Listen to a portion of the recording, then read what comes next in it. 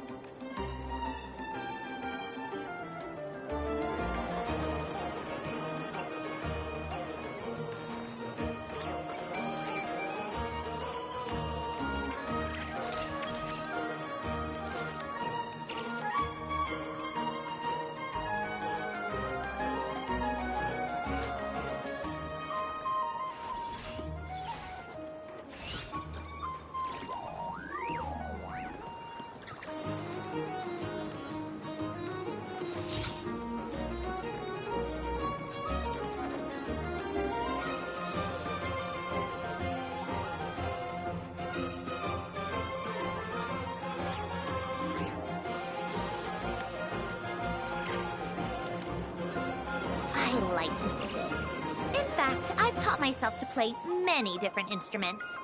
You don't believe me? Find me a piano, and I'll show you a thing or two.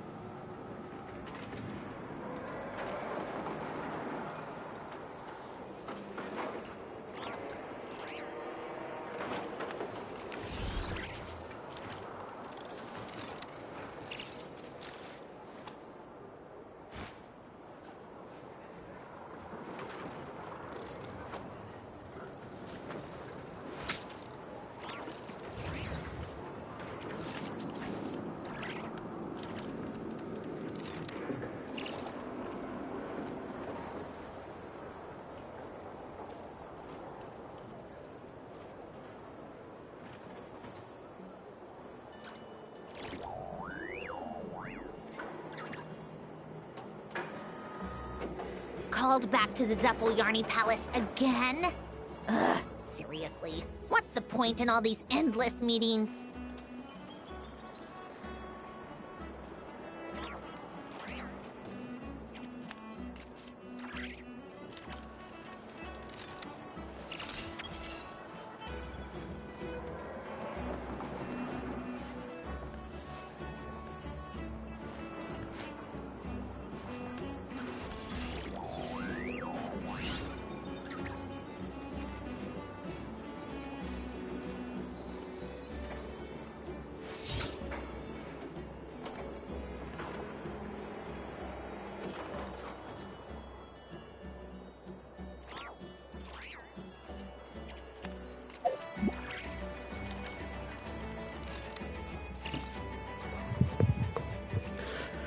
Testing, testing, can you hear your beautiful voice? Testing, testing. Testing, testing, can you hear your beautiful voice? Testing, testing. Okay, I am audible. I like music. In fact, I've taught myself to play many different instruments. You don't believe me? Find me a piano, and I'll show you a thing or two. It feels so nice getting to hear your voice, Sandrone. What's up, Twitch? It's your Lord and Savior, King D353 of Nubs of Let's Play Genshin Impact. In the last episode, I couldn't finish the stream because I can't hear audio on my computer, apparently. I have no clue what's up with that. I'm gonna have to try to get some new headphones, maybe. I really do wish headphones would just work. It makes no sense that I can hear my PS5, but on my computer, suddenly voices don't want a voice. In today's episode, we finally do what we were meant to do, and that is enter Snezniya. But first, as per usual, we're going to do our character tutorials. Sure, we'll go tutorials because I want to give time for people to come in. Rain outlines your fate.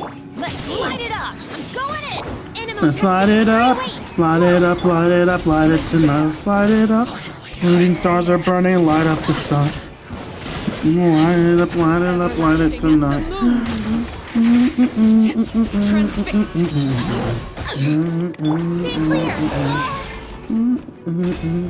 Rain outlines your fate. Rain cutter. Everybody stand back. Enhanced animal module 70. Witness my eyes.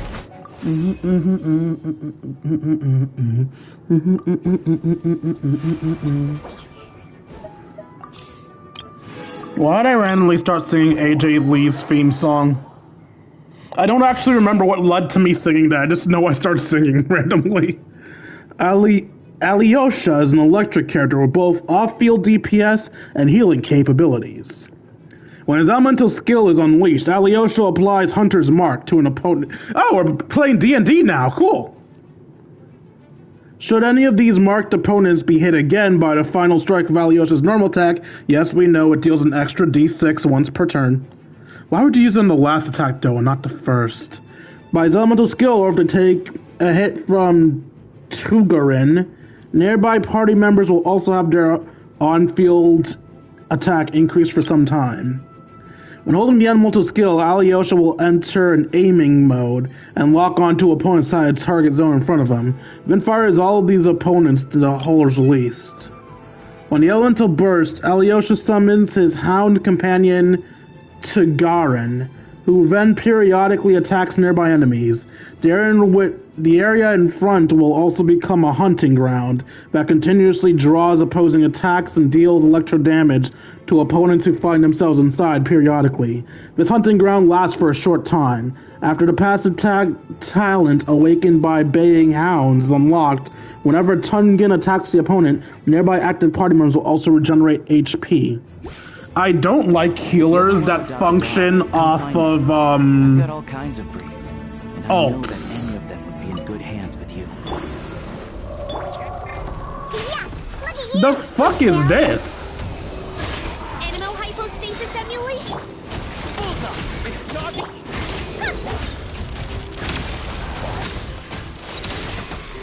How tiresome.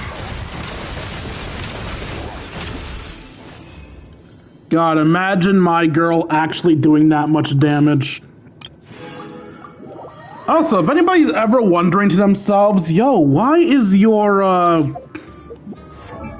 Sandrone so weak? I can't fucking see her pick up materials. I had to pay to get them last time. The only reason I'm not paying to get the last few is because I've learned that apparently they've added the ability for people to give items to each other.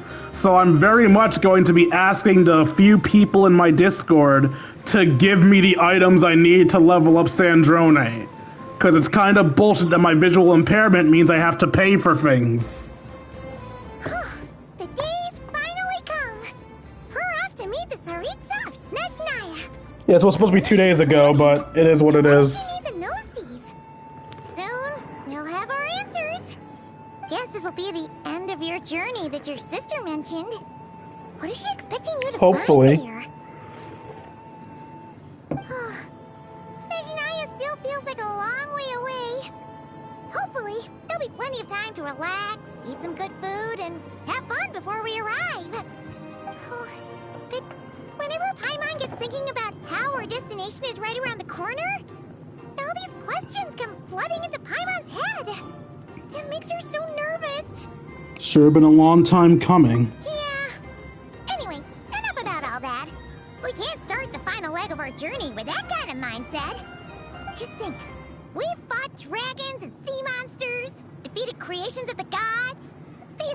fuck you mean we? And the threat of the abyss.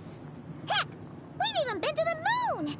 With all that experience under our belts, how could we be any more prepared?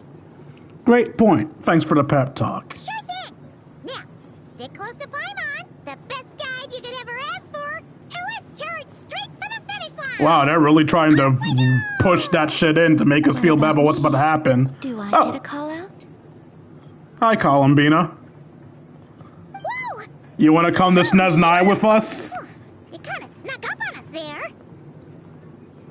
How did you know I was here? I don't recall telling anyone. Don't look at Paimon. Paimon didn't sell you out this time. This time? Oh, so it was you. All right, guess there's no hiding it now. All your friends have gathered at the flagship to see you off. I invited Sandrone, too, but she said she had to go back to Snezniya. She must be busy. She had some nasty things to say about you before leaving. Would you like to hear them? Actually, yes. She hasn't changed a bit. All right, let's hear it. If they're heading to Snezniya, I'll bet it's to cause trouble for Her Majesty the Tsaritsa. Attending a farewell party for people like that would not be a good look for me right now. Also, please tell them not to count on getting help from a Fatui Harbinger in Snezniya. Our time working together was not terrible, precisely, but we're on different sides. So when you get there, don't do anything to make life difficult for both of us. Oh, we just got a thing on the Fatui. Because clearly we didn't know who the Fatui were. What? Oh, right. It says they're all new because I had to re-download the game. And if you guys are wondering, wait, why do you have to re-download the game? I deleted it because I didn't have the space on my PS5 to update it. I literally had to delete damn near all my games to fit it. Well, that definitely sounds on brand for her. The attitude, the reasoning.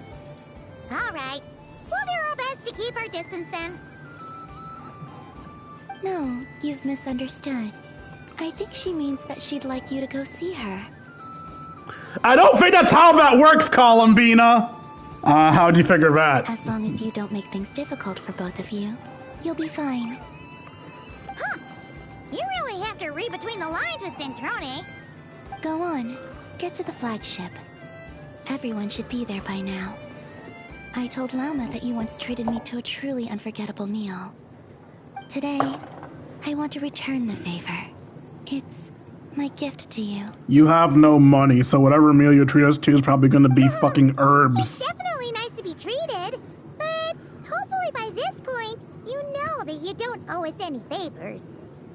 Yeah, friends don't keep score. If they did, I'd be in a lot of trouble. I don't tend to be the friend without money. I'll come back to visit, or I'll take you with me. Come with me! The moon of Nodcry will always give you a warm welcome. Time flies when you're having fun, enjoying delicious food with friends, and reminiscing about your adventures.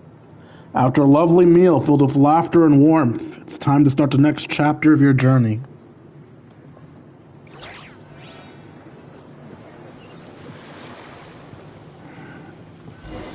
Where the fuck am I? Did this teleport us to Snezniya? Wow! Pure white as far as the eye can see. Yeah, they just teleported us to Snezniya.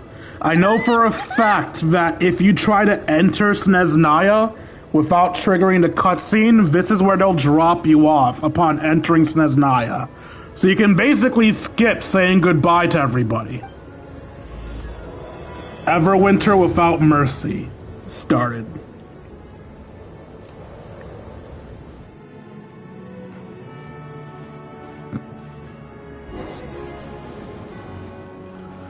Only the traveler, eh? Yo, Paimon, slow down. Ooh, squirrel. Look! They look similar to the ones in Nodcry. You know, just minus the effects of Kulaki. That's a sure sign that we're officially in Snezniya now. It's a very fast squirrel.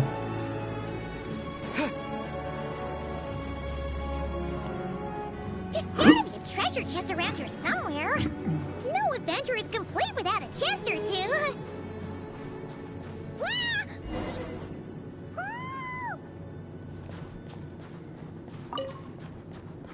Bye, Paimon.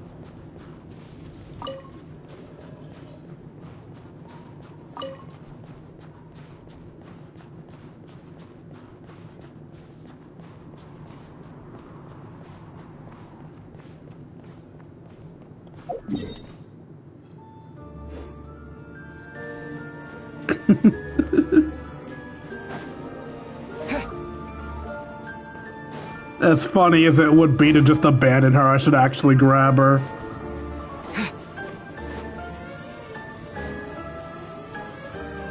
First I have to fight, though. You guys gonna leave? Yeah, they're leaving.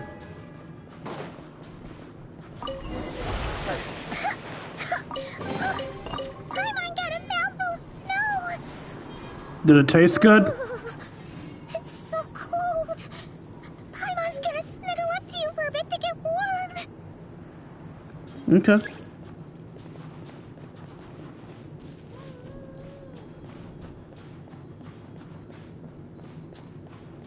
I wonder, if I wanted to be a dick, how much could I do in Snezniya without picking up Paimon?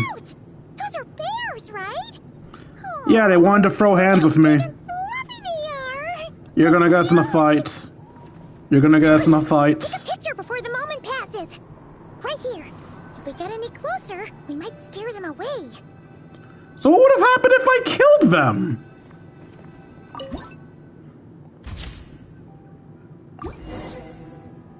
Let's see how your camera skills are these days.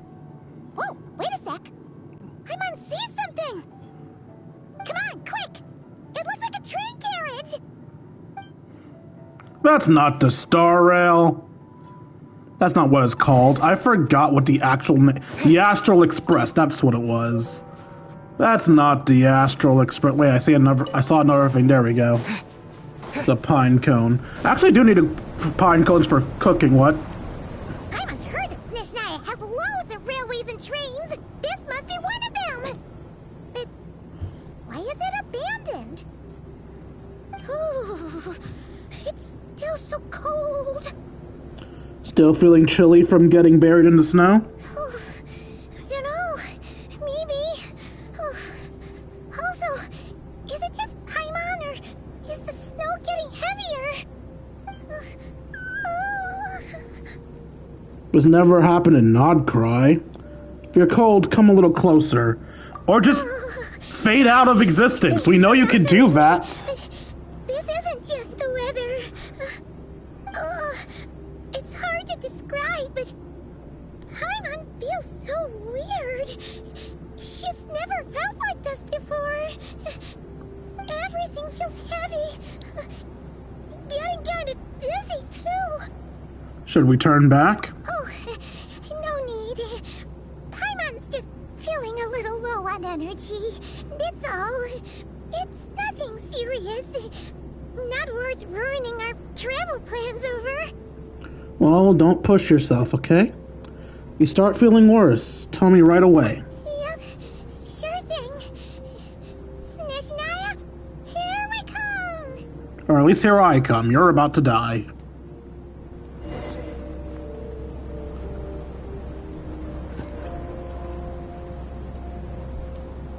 Am I gonna freeze during the cutscene? Okay, where's the train remnants? I want those pine cones. I need them for cooking. Seems like the snowstorm is getting worse by the minute. Paimon can barely fly. At least they've decreased the bitter cold thing.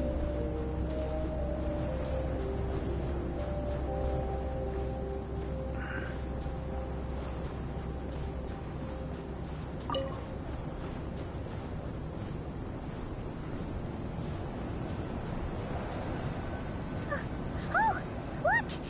There's a cabin over there. Phew. Let's get out of this storm.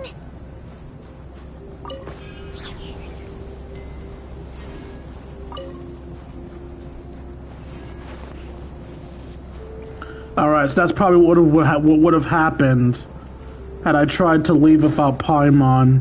I would have been stopped by a border.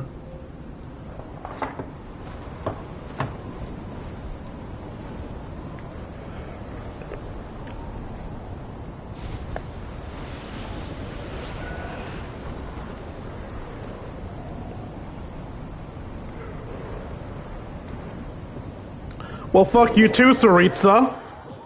I assume that's you. Why don't fake nature can kick our ass? What is this place? Where's Paimon? I need to find her fast. Paimon! Don't die yet, it's too early. Paimon! Paimon! Paimon! Paimon! Press X to Paimon.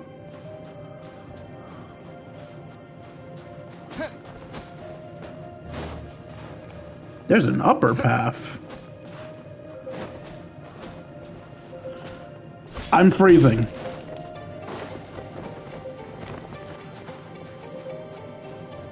That's strange. Where could she be? I think the upper path made me freeze faster. Hang in there, Paimon.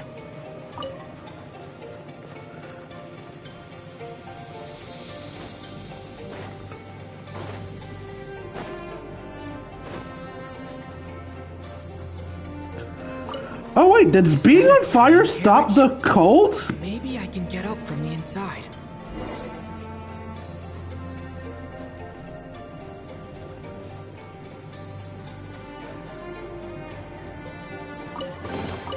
I'll keep this close.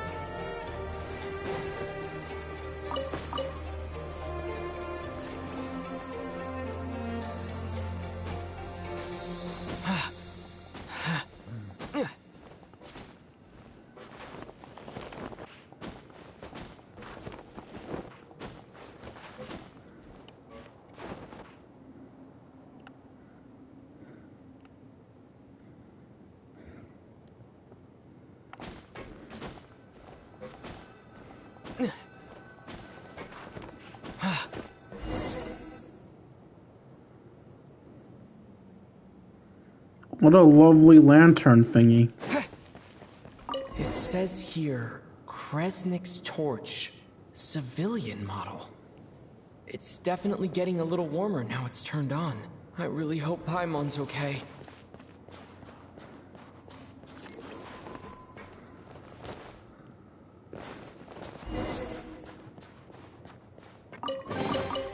Is this an answer from this world? Seeing as the current question is where's Paimon, no. Strange sound. No, it's I not. can't tell if... Paimon? Paimon, is that you? You'd know if it was Paimon. She never shuts up. You think Paimon will resist answering you? Incoming entity detected. Authorization granted. Initiating original. Hello, Descender, who's reached the eve of tomorrow. Eye of Grey at your service. Time since last activation. Time measurement unavailable due to the influence of... Anyway, it must have been a very long time. Sorry this is rude or racist or whatever, but what are you? I am... I was born to fulfill a mission. To reach tomorrow. To this end, I must... Strange. What was it? Wait, my body? Huh? Why is my body like this? Oh, so you weren't born like this? I have been like this since I was created. And yet, I also have memories and an awareness of a physical form that I once had. But this contradicts my current status. Anyway, I was created so that humanity could reach tomorrow. But I am unable to load further details at this moment. Nevertheless, serving humanity remains my primary objective. I have detected a drop in your surface body temperature. You cannot remain active in this state for much longer. In accordance with my preset programming, upon reactivation, I must ask the one who awakened me the following question. Will you accept me, Transcender? I will assist you, protect you, and fulfill my mission until we reach tomorrow. Yeah, sure.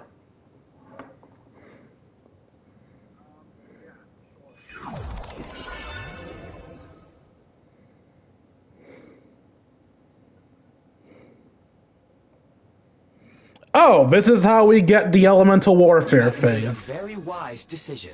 And yes, I'm convinced the gunship's based on elemental warfare. Presumably that of your missing companion? The name was Paimon.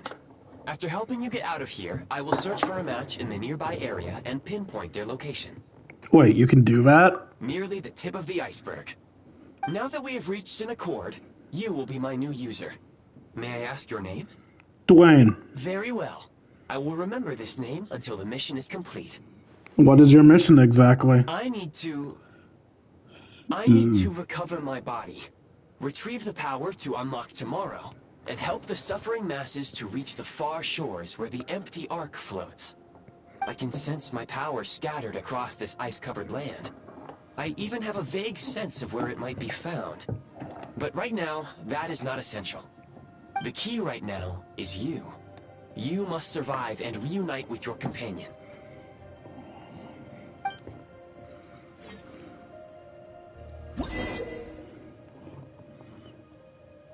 Tap on Fab Vision to enter Build Prime Ice mode.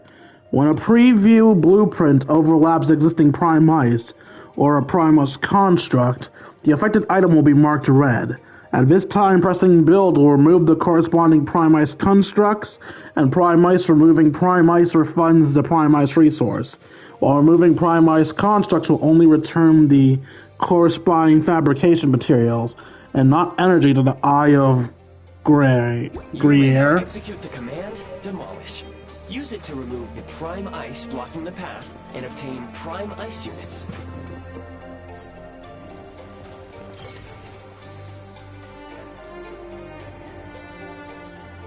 How do I demolish?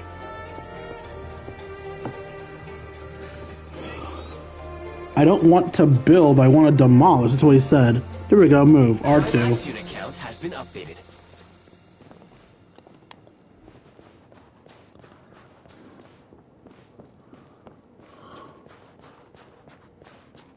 Where am I supposed to be going? Outside. Is there a path that leads outside?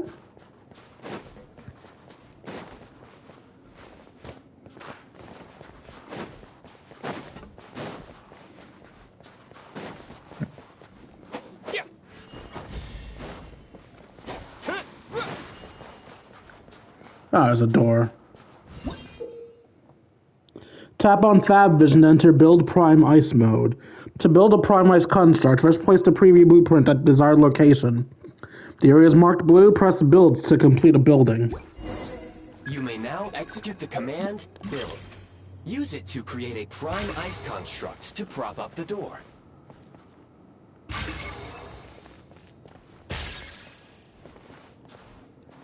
Anything else to remove and get points from? Nope. Okay.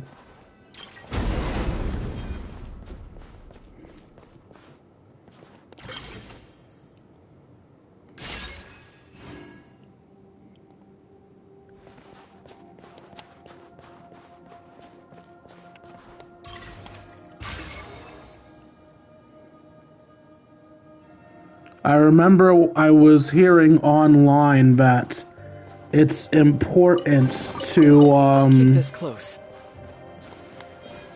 save up as much of this ice material as possible because it's an important resource early Scanning on. local environment. Exit has been sealed off with ice. Maybe we can use pyro. That would not be an efficient approach. One moment. Usable construct blueprint detected nearby. You can use this to clear the solid ice ahead of you more quickly.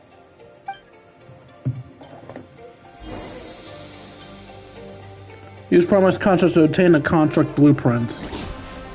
Sorry, not what I meant to do.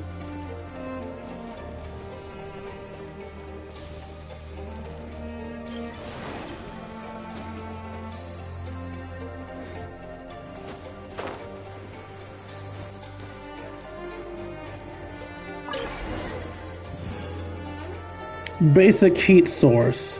The heat source constructed out of prime ice that generates an easy-to-use warming flame. When within range of a heat source, you will no longer need to draw energy from the eye of grease to keep warm. The flame can follow you around within a certain area. However, do not want to stray out too far from the pedestal. The flame will return automatically to its base. Construct blueprint added to records. You may now execute the command, build heat source. Generate a temporary heat source to rapidly melt the solid ice. How do I switch my things? Ah, that's how. Let's,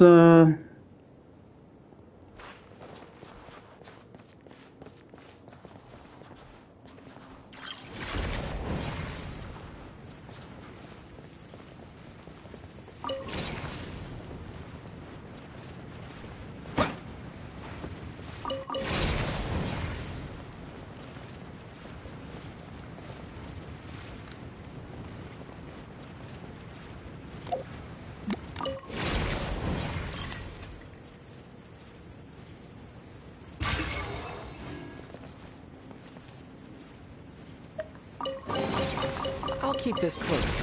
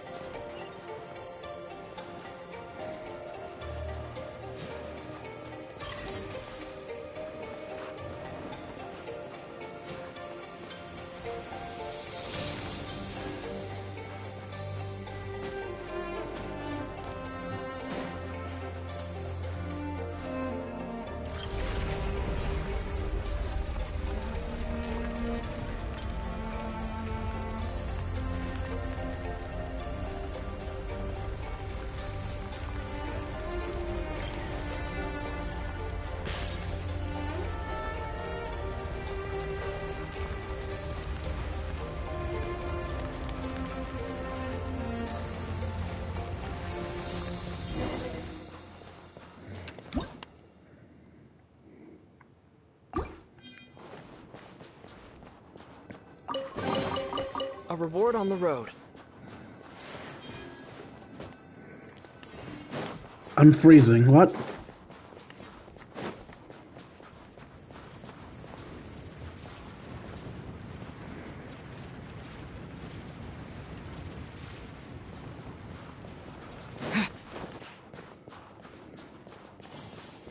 Is this a proper heat source? It isn't.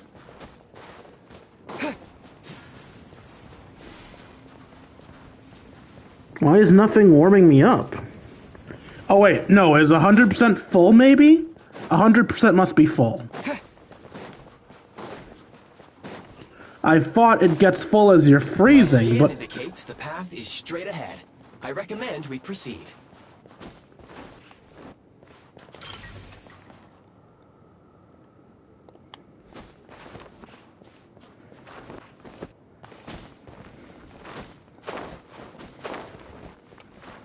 They probably expected me to build a construct there, but if I can save energy, I will.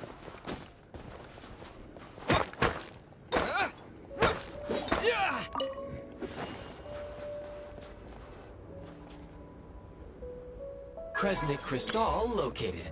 Please collect at your earliest convenience. The recent construct you built provides highly efficient heating by utilizing the unique properties of Kresnik Crystal. Unfortunately, prime ice constructs have a very short lifespan and cannot be stabilized during the development period. Hence, the authorization to use Kresnik Crystal was granted. That said, I have already forgotten what warmth feels like. Maybe when we get your body back. Yes. Perhaps then, we can warm ourselves by the fireside together. But for now, all you need to remember is this. If you collect Kresnik Crystal, I can extract the energy within and use it to maintain your body's surface temperature.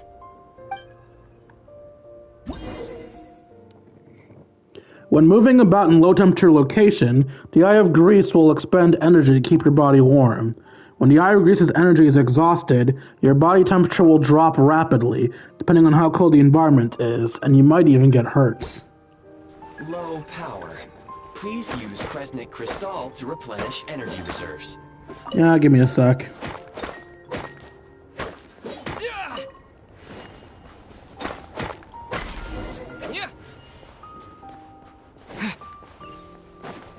Signs of physiological activity detected in the distance. It is highly likely to be your travel companion, Paimon. Go. Go now. Be reunited and sing together. May all the people be united as one. May all of life rejoice in unison. Is the singing required? I mean, I'll do it. I love to sing. Just asking. Approaching the target location. Scanning for signs of life. Life forms detected. 2. Does that mean someone else is there besides Paimon? Probably the 4-star. Affirmative. However, that is not the reason for my confusion. According to my database, this location is a train station, meaning the number of life forms is unusually low. Real-time environmental data suggests that the train station may no longer be in use. But whatever the situation, please exercise caution. Let's head inside and take it from there.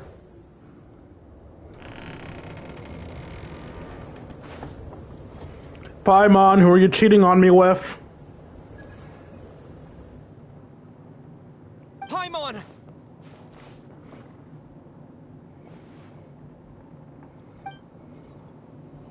She eepy.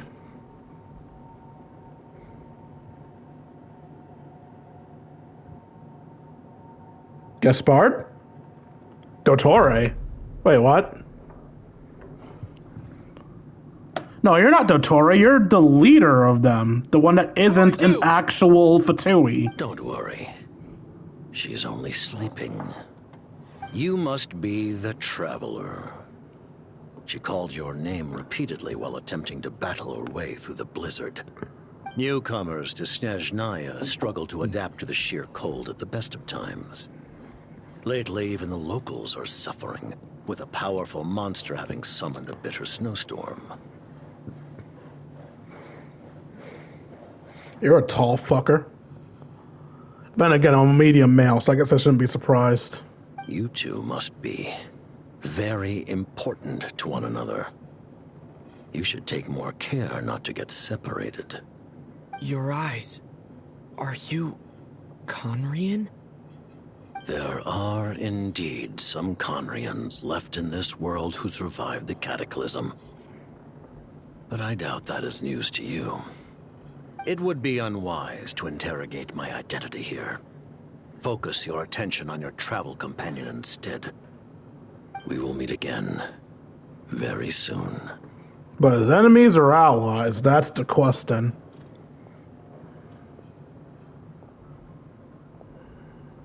The unidentified subject has now left the area. He appears to be an individual of great significance, but my search has yielded no relevant data. I will try searching the database again.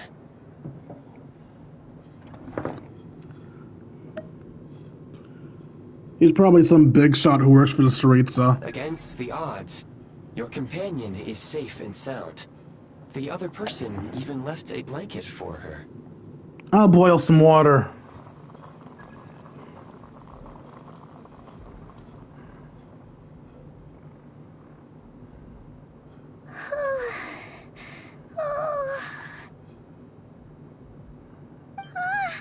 Traveler! Oh, thank goodness you're okay.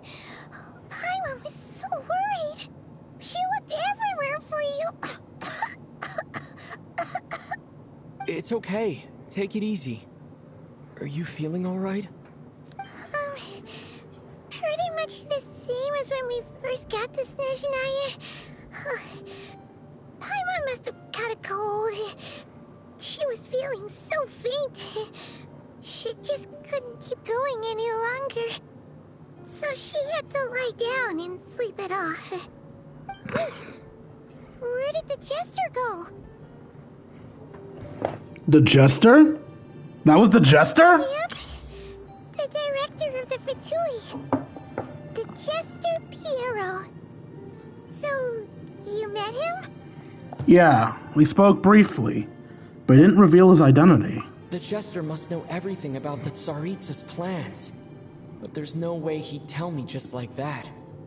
We might well have ended up clashing. Well, he was right about one thing. Right now, the most important thing for me is to take care of Paimon while she's unwell. He had no intention of explaining his motives, and he left in something of a hurry. Hey! What the? Who is that? Your replacement. Oh, I found this in an ice cave. I almost said an ice cream. It looks like half a pair of goggles. How amazing! A self-aware, talking pair of goggles. What kind of fucking goggles do y'all have? Of the Fae. There are many ancient creations here that I'm sure would broaden your mind further still. Mind you, my database is also expanding as we speak. You must be a Excuse rare me? creature yourself. The Eye of Gruyere helped me find you. That's how I got safely out of the cave. Oh, wow! Well, thank you so much. You've earned yourself some of Paimon's favorite candy. Oh, but by the looks of it, you probably can't eat that, can you? Goodwill detected. Instead of candy, perhaps I can suggest my preferred strategy. Please clean me regularly to keep me operating at peak efficiency. Oh, that makes sense. Every pair of goggles needs wiping clean once in a while. Sure thing, mister. Anyway... Did they go on their way to make Paimon sound cuter? Paimon's still confused about something. When he first showed up, he already knew Paimon's name. And he acted like he expected Paimon to know who he was, too. Paimon could tell that he was Conrian from his eyes. And he definitely seemed like someone pretty important. But beyond that, Paimon didn't know anything about him. It was only later, after he rescued Paimon from the snow, that he properly introduced himself. That's the only reason Paimon knows he was the Jester. So he knows you? Is that why he was here? So he came looking for you? Oh, seems unlikely. He ran into the snow following the sound of Paimon's voice, with a really anxious expression on his face. He didn't act like someone who knew she would be here in advance. And after bringing Paimon here, he just stared out at the snow. He didn't do anything to Paimon at all. In fact, he barely said anything. Wouldn't even answer any of Paimon's questions either. Paimon didn't feel unsafe around him, and he didn't seem to have any ulterior motives. For all we know, he might have just ignored Paimon's questions so she'd give up and go to sleep. Please allow me to interrupt. Fatui and director are unfamiliar terms. May I ask for clarification? Wait, you've seriously never heard of the Fatui? Oh, they're like the Tsaritsa's inner circle. Really powerful people. And the director is their boss. Understood. Since they hold elite positions and serve their god directly, it stands to reason that they would conduct themselves with due decorum. I am inclined to agree with your assessment, Miss Paimon. I did not detect any ill will from the gentleman in question. I see what you mean. We'll remember to thank him next time we see him. Sorry, I shouldn't have encouraged you to talk so much. Paimon, new plan. Let's get out of Snezniya for now. We can come back after the weather clears up and you're all better. The Jester mentioned that this snowstorm, being the work of a monster, is worse than most. Even if we made it to Snezhnigrad, we'd still have to wait out the storm before we could do any exploring. Oh, well, it's really nice of you to look out for Paimon, but she doesn't want to hold you back. We were really psyched up for this journey when we first set off. Just think of all the burning questions we have. If we turn back now, who knows how long it'll take before we finally get answers. We took our sweet time before. We can wait longer. Regarding the monster situation. But objectively speaking, there is another more pressing issue at hand. What's At that? this point, we have traveled a significant distance into the blizzard. Were we to turn back now, the road would be extremely treacherous, especially since we would need to travel on foot. If, however, we continue onward, there may be a better solution. Do you remember what I said as we neared this location? I told you that this is a train station. While it has evidently fallen into disuse for unknown reasons, the tracks remain intact. We can break through the blizzard and forge ahead by driving a train. That is the Snezhniyan way. There is a small town up ahead, which would be the perfect place for Miss Paimon to rest and recover. Paimon thinks Goggles here makes a great point. So are we gonna make a train? Are you sure you're up for this? No, I don't want you to push yourself. Oh, come on. Don't worry. Think of all the traveling we've done so far. When has Paimon ever gotten sick before? Practically never. 'Cause she's in great shape. Sure, she's a little tired right now, but it's sure to clear up on its own. Fair enough. We'll stay in the night in town, then take it from there. Affirmative. Should you ever need my assistance during your future adventures, please call for the Eye of Grey whenever you wish. Otherwise, Oh, I it's will remain Grey. silent to avoid causing any unnecessary distraction. Now, please follow me to the train tracks. To the Star Rail we go. I'll keep this close. That was a lame-ass chest.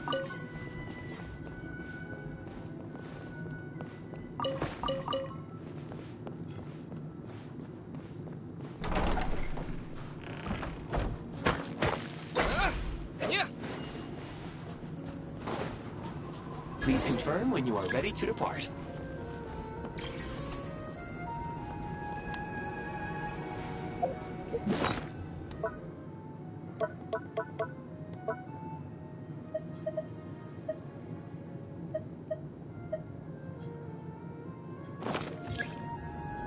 Okay, we're going over the treasure compass.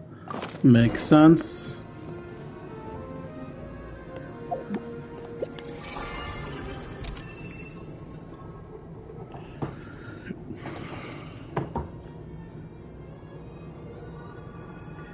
Call train, message from the Eye of Gruyere, Prime Ice Construct Archive.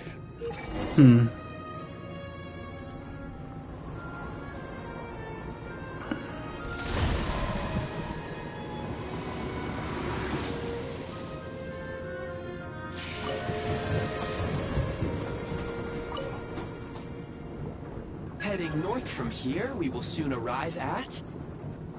Wait, there's an error message.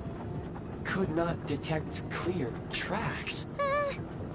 What exactly does clear mean? Brace for impact, friends! Preparing to enter impromptu flight mode. What? You can fly?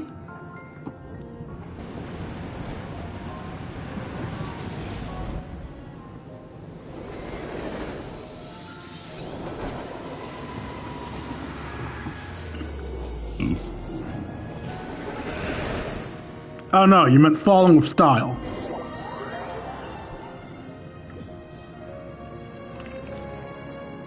How strange. Not only was the station's status different from my records, but even the railroads and the terrain itself have changed substantially. Paimon, are you okay? Yeah. Thanks to your quick reflexes. My sincere apologies for putting you in danger. I'm afraid I'm as confused by all this as you are.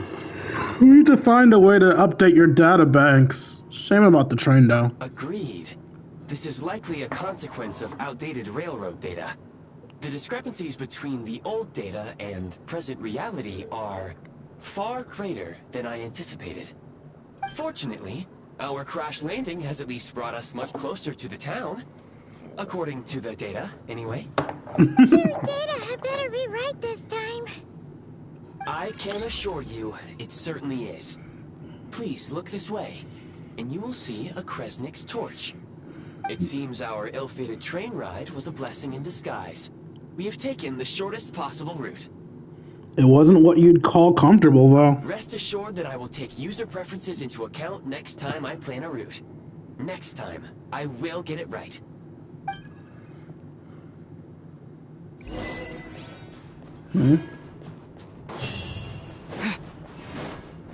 Hello, Statue of the Seven. Give me the power of ice far earlier than I have any right to get it. The world beside those fair hearts. So it looks like there's 1, 2, 3, 4, 5 statues of the Seven in Snezniya. I forgot what it feels like to resonate with an element the first time you come somewhere.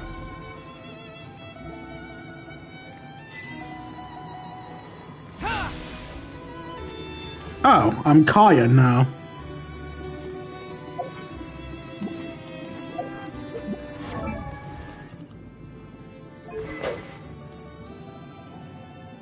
I forgot I was using Finality of the Deep. I mean, it makes sense. I was a... Wait, no it doesn't. Have I never changed your weapon since I was a Hydro character?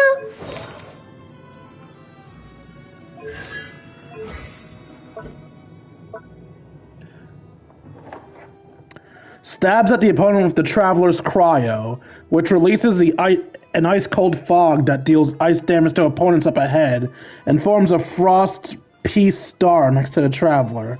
Frost Peace Star follows your own party members around the field and periodically fires ice crystals at nearby opponents doing cryo damage. So I'm a sub-DPS now.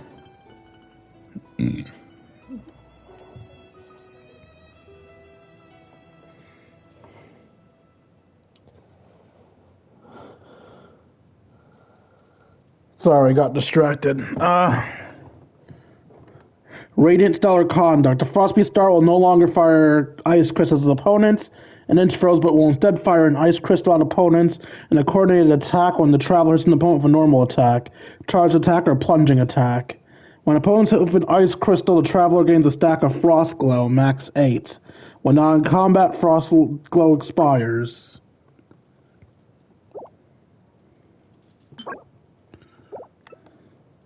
Frost Glow. The following effect is granted when an ice crystal from Frost Glow Star generated by a Traveler hits an opponent, or when the Traveler releases a charged attack. Attack, freezing ice. After unlocking talent Frost Glow Permafrost, max 8 stats. Unleashing Elemental Burst, Frostbound Javelin consumes all of Traveler's Frost Glow stacks to increase the damage dealt by the current Elemental Burst. If 8 stacks are concluded, the number of strikes in the Elemental Burst also increased. Generates an ice javelin with the power of cryo and directs it at enemies to deal multiple instances of cryo damage. When casted, he does that. Frost Piece on the field, damage from the non-attack, and plunging attacks are converted to cryo damage. So yeah, you're what Alloy was supposed to be. You're Ayaka. This cannot be overridden by other stuff. Mastery is increased by 8% of their attack up to 180. Draws in strength and power from their past travels. Every elemental type Traveler has... Oh, that's the buff thing.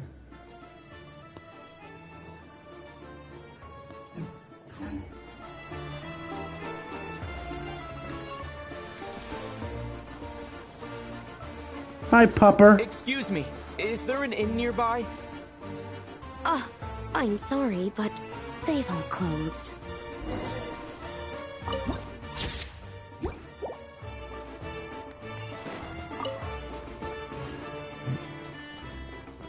Sorry to interrupt. We're looking for a place to stay. I can't even afford to warm my own house, let alone run a business.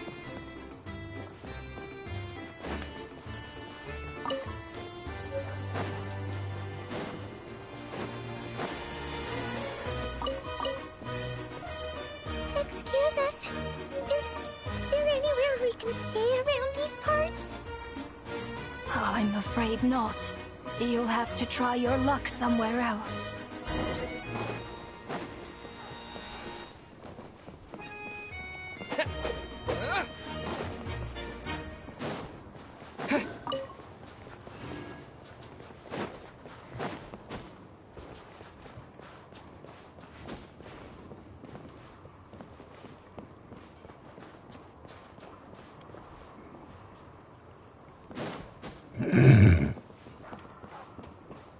All we can do is wait for the next shipment of Kresnik Crystal to get here.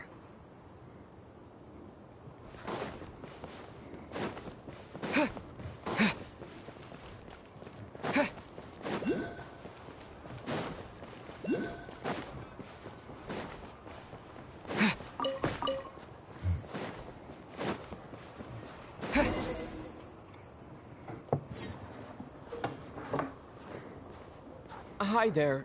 Do you know if there are any inns still taking guests in this town? Doubt it. They're probably all closed. No one has enough Kresnik Crystal to heat their own homes, let alone a business. Oh, what a bummer. I clocked you a while back. You adventurers or something? We don't get many tourists in inland Snezniya these days. Why is that? Because of the snowstorm? In part. But the bigger reason's Project Stuzha. Since it's Her Majesty's will, we have to put up with it whether we like it or not. I don't really know what Project Stuzha is. Oh, sorry. I assumed it was common knowledge by now. Basically, the Tsaritsa is planning something big. Something that requires an enormous amount of energy. Even if they used all the surplus Kresnik Crystal in Snezniya, it still wouldn't be enough to meet demand. So, the Vecha passed a resolution requiring all factories and households to reduce their energy consumption. The policy has thus been charmingly named Project Stuzha, meaning bitter cold. Bitter cold? So, like, it's gonna be a cold winter, folks? You're all gonna have to find a way to get through it? That kind of idea? Pretty much. When you're broke, you scrimp and save. When it's cold, you huddle together for warmth. There's always a way to stretch things out to make ends meet. Trouble is, if you stretch someone out like an elastic band for too long, who knows if they can ever bounce back. You know what? Come with me and see for yourself. I'd rather not.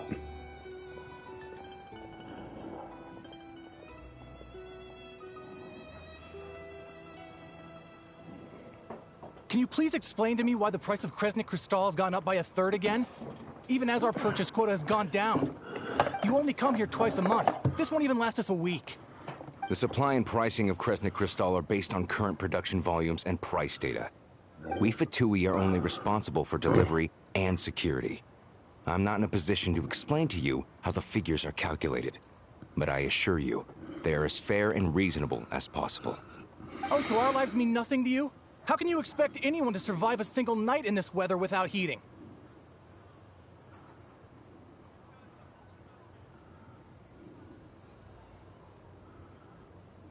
Since you insist on making me repeat myself every single visit, I will remind you again. There is no monopoly on the trade of Kresnik Crystal. That's a blatant You're free lie. to purchase the shortfall from elsewhere on the market. What market? Nobody else is selling.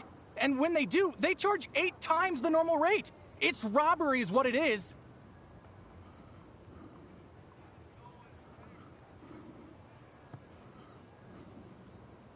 Which is why the Snezhnigrad Veche passed a resolution to support border communities. without which you wouldn't even be able to buy Crystal from us to begin with. So if you're here just to argue, move aside and let the next person in line come forward. Everyone's feeling the cold here. You... All right, everyone, let's calm down for a second. A few words, if I may.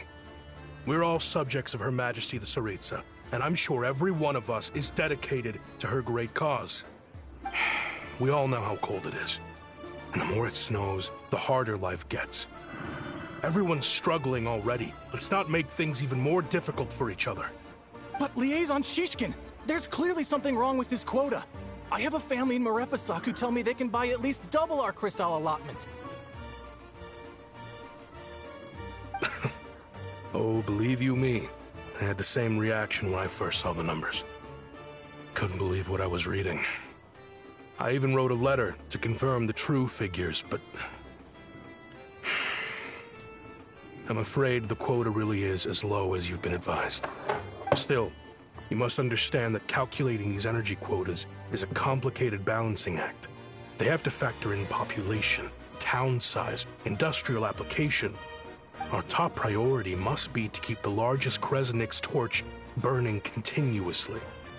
Only then can we sell the remaining crystal for household use, and in doing so, we must make sure that everyone is treated fairly. As our Fatui comrades said, they are only responsible for delivering the goods. They need to keep accurate records, and they do not have any authority to modify the rates or quotas. That's right. Our duty is to do things by the book. Tell you what, listen. I know how anxious and upset everyone is. As a matter of fact, I was just discussing it with the mayor. What we can do is open the lower combustion chamber of the Kresnik's torch to the public. You can come to me directly to register, and I will allocate time slots accordingly. I can't guarantee there'll be ample energy for household use.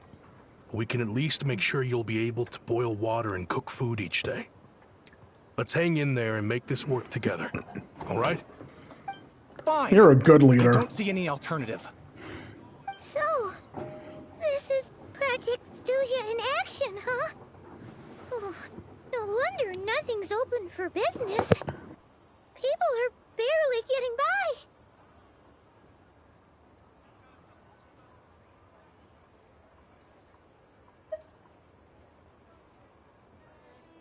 You were looking for an inn, right? For your, Fae friend? Oh, Paimon's not a Fae. Just Paimon. She must have caught a cold or something. We only just got to Snezniya, and we're still getting used to the climate. I have a small place in Stratomaros. I don't stay there very often, though, so it's pretty basic. But if you're not picky, you're welcome to rest there for now. It's not much, but I've got blankets and a warm fire. Are you sure? Oh, that's really kind of you.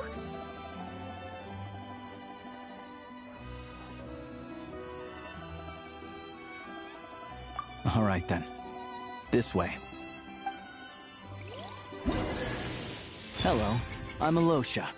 I'm a hunter. Though, if you've talked to any highwaymen, you might have heard a different side to my story. But anyway, let's keep that between us for now.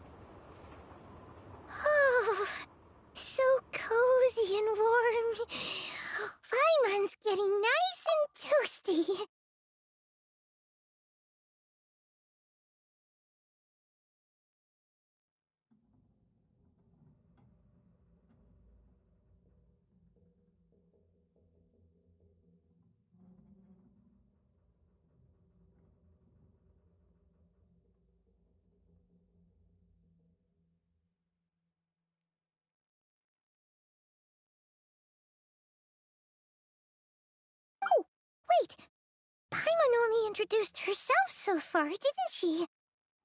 This is Paimon's best friend, the Traveler. Good to meet you. I'm Alosha. Most travelers find the Snezniyan climate to be a shock to the system at first. But as long as you keep yourself warm, you should be fine. Still, you should keep an eye on your condition. When people are too quick to dismiss a cold, it can easily end up turning into something more serious. Don't say that! Paimon's too young for chronic health issues.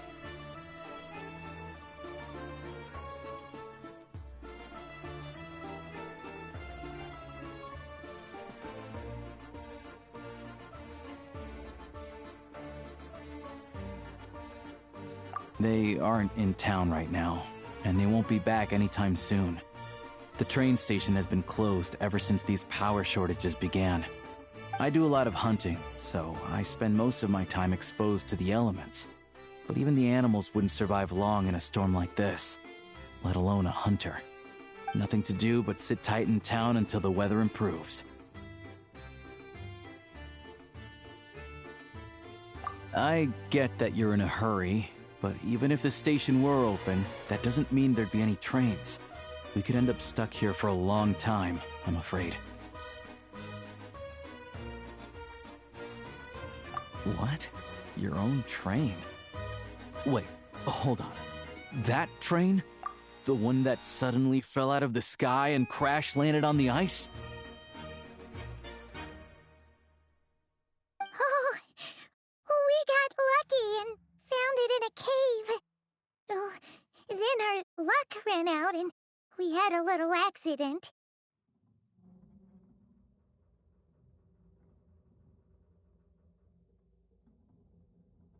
Pretty crazy for a random find in the mountains.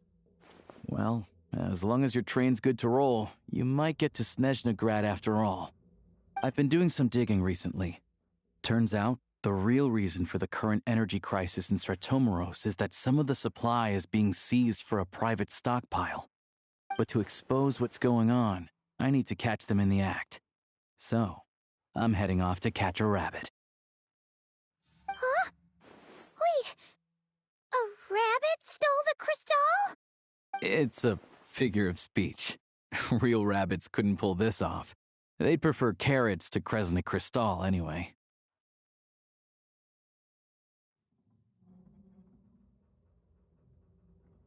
Shishkin, Mr. Positive Attitude, let's all get along now, shall we? Him? Really? Paimon never would have guessed.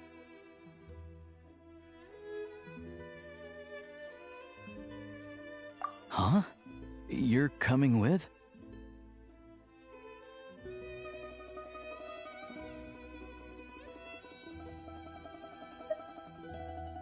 Huh. Oh, okay then. Just give Paimon a second to get ready. Alright. Guess there's no point pushing myself. Paimon will stay here and hold the fort then. Be careful, you two. Oh yeah, there's one more introduction to do. Tagarin, get in here. Oh, a doggy. Oh,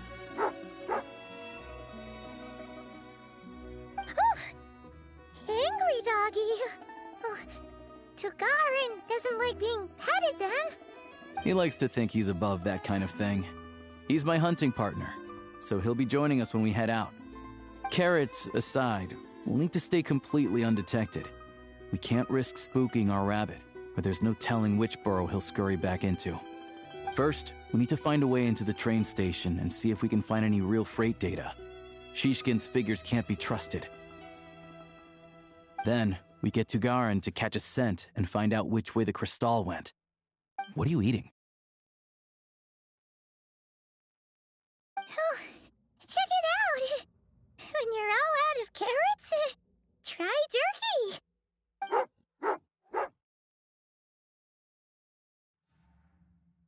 Good doggy! Good doggy! A fellow dog lover, huh? renowned rabbit lover. Carrots are great too, you know. Good to know.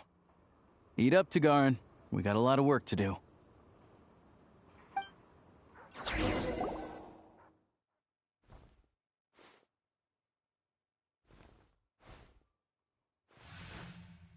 Paimon's just gonna stay here and get some good rest. You guys, be careful out there.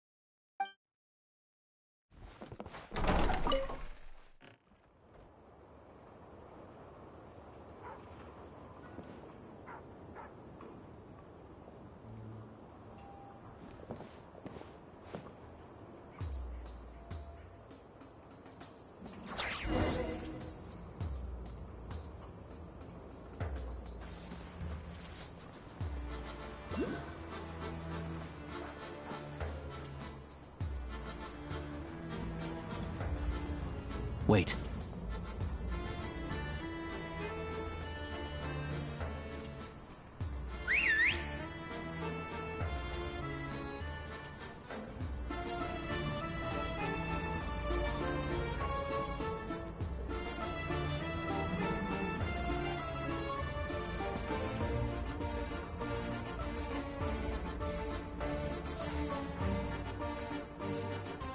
Nice work, Tagarin. Come on, we'll go around.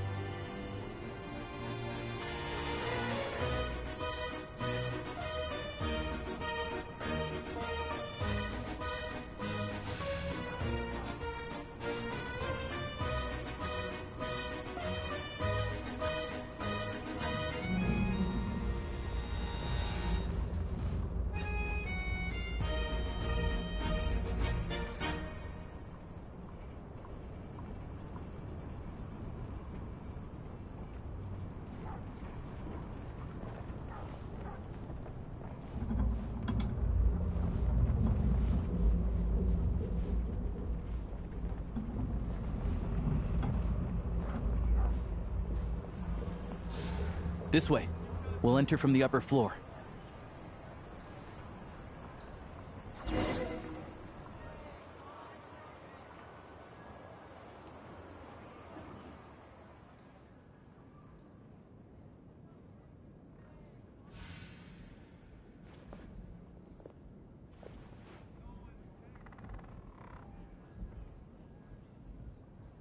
There we go. A freight list. Straight from the Fatui. So Shishkin won't have had the chance to doctor the figures. Looks as new as the day it was printed. I guess no one bothers reading these unless they have ulterior motives. Yeah, this is all we need. Come on, let's get out of here. Then go track down the Crystal. Tagarin's a keen hunter, and catching rabbits is his specialty.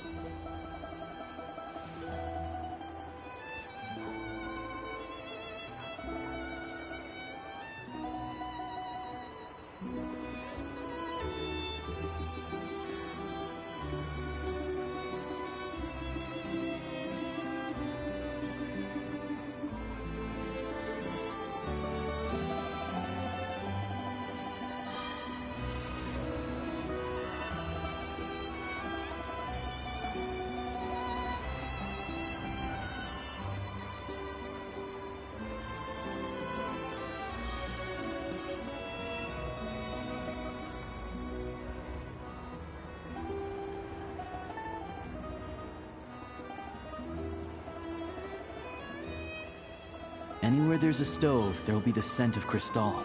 That's normal.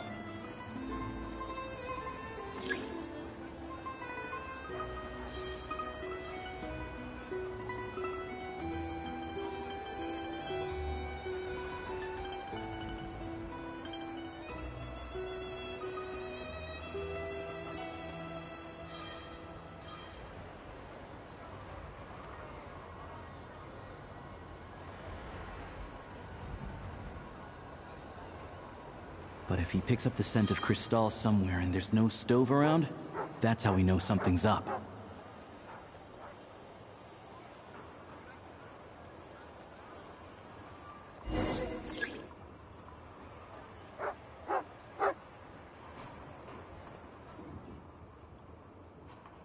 This must be the rabbit's warren. Good job, boy. Sure enough, there's a tunnel. You stay here and keep watch. I'm gonna take a look inside.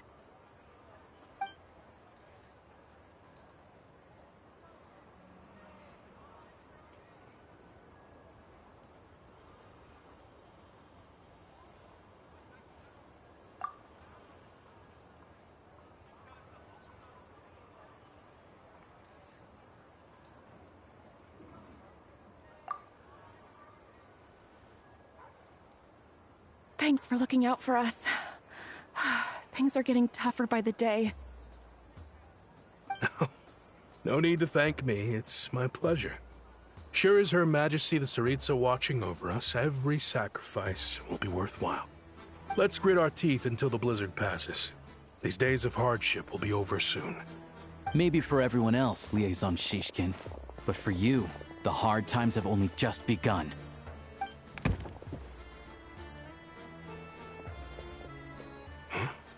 Who are you? What's the matter?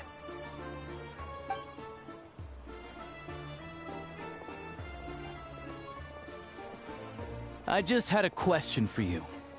Why, when times are as tough as this, would someone hoard more Kresnik Crystal than they could ever use? All the crates here are from the most recent shipment, but they weren't brought here for sale. Instead, they were secretly stashed away. Would you be able to shed any light on the situation, Mr. Shishkin? Me? Why, I have no idea. But look at how much there is. It's quite a godsend. Now there will be plenty to go around. This godsend was found in a cellar adjacent to your residence following a tip from Mr. Alosha. And this is only a fraction of what we found down there. We're still taking a full inventory. The official figures will be finalized shortly. I've always been grateful for your efforts to mediate between us and the townspeople of Sretomaros. But now, Mr. Shishkin, it appears you were the source of the conflict all along. How could you do this to us? We trusted you to have our backs. You've been lying to us this whole time? Hey,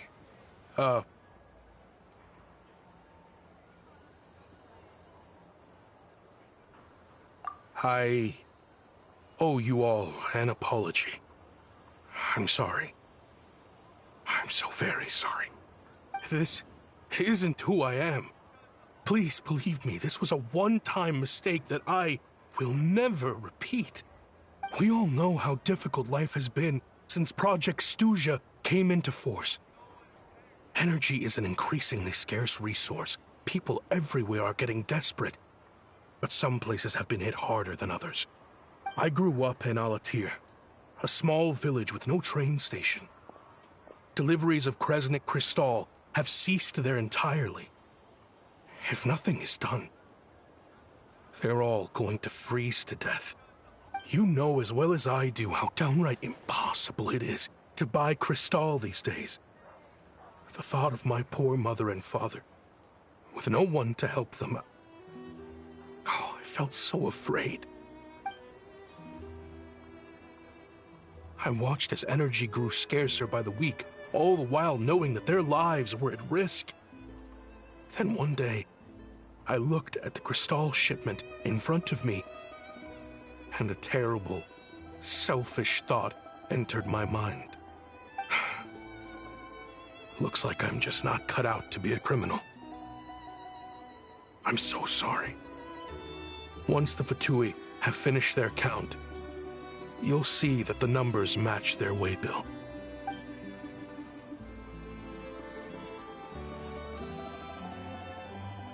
I have the official Snezniyan quotas here. Anyone who has already purchased energy, please make your way over here to correct your transactions.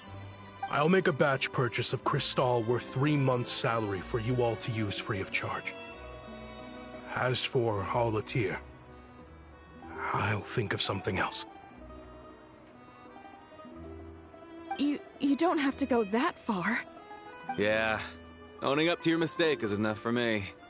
You've done plenty of good for the community in the past. I'm not looking for a handout. Drop the act. You claim this was a one-time mistake, but the real reason there's only one shipment's worth of stolen crystal in your basement is that you have an accomplice. Reporting in, sir. We've conducted a full search of the mayor's house. As expected, we found many crates full of crystal, half of which were still in their original shipping containers. This wasn't your first time at all. You've been colluding with the mayor of Stratomeros for a long time now. The train station's currently out of service, but it does open for a short window every time there's an energy delivery. And every time a train pulls in, you're there on site to take inventory and oversee the workers unloading the cargo. The mayor handpicks said workers. Per his instructions, they transport the crystal by tunnel at night to the mayor's house, and he sells it out of town. But since he can't get the goods out of town by train, he had to arrange an alternative method of transportation. This meant slower sales, which gave me plenty of opportunity to catch him in the act. Wait, the mayor's involved in this too? Preposterous. What proof do you have of any of this?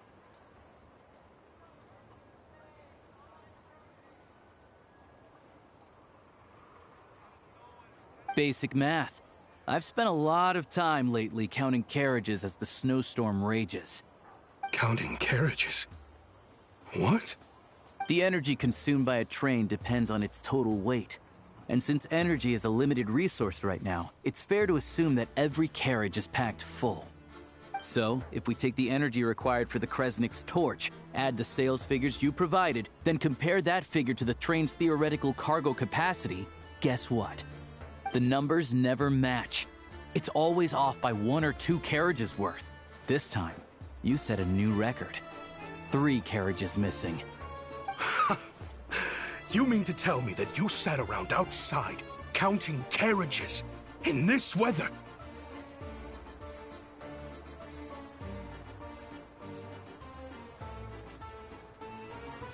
I'm a hunter. I have 2 options. Hunt or starve. Well, I've heard enough. The evidence speaks for itself. Take Shishkin and the mayor into custody and escort them back to Snezniya.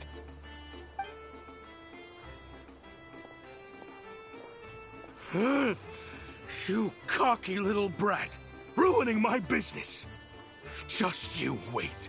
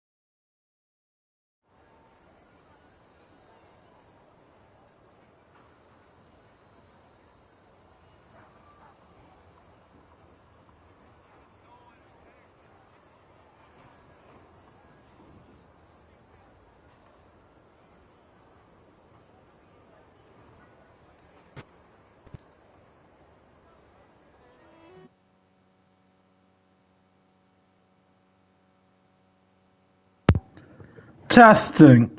Alright, I'm back. I don't know what happened. Alright, I'm back.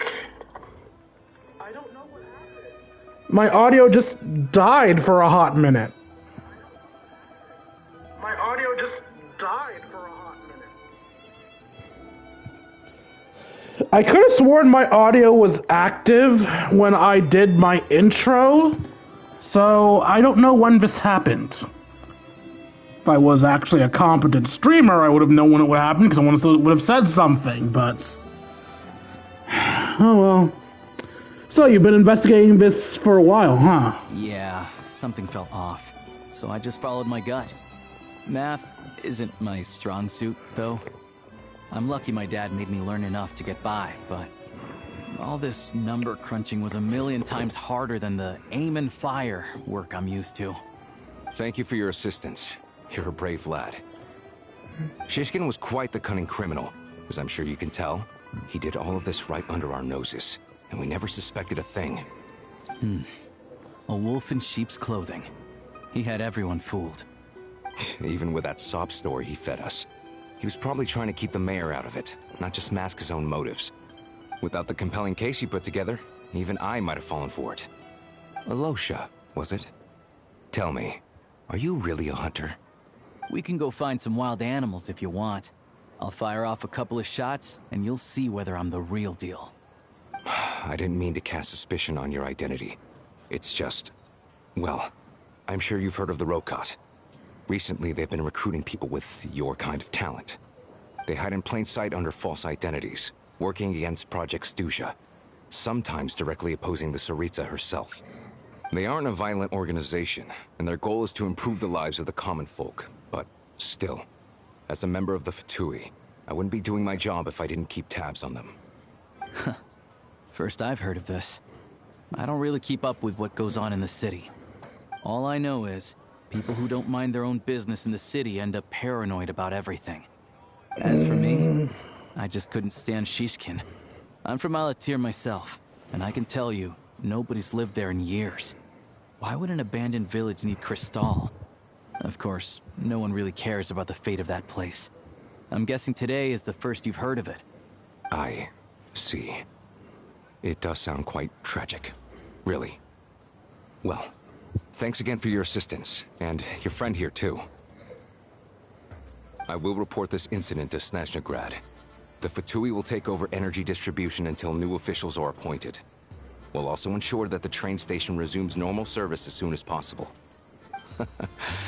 Looks like it's my turn to brush up on math now. I never liked it as a kid either. Excuse me?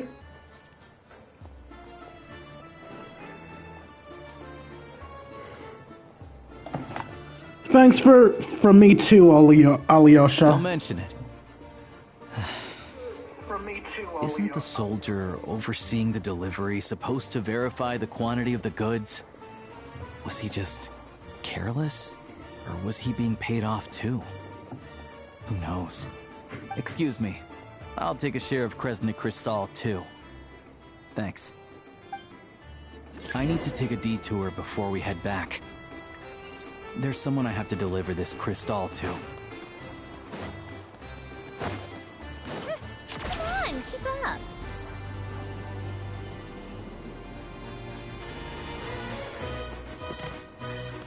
Take a break.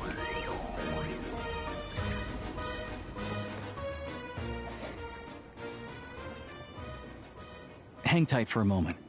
This old lady, she doesn't really know who's who anymore.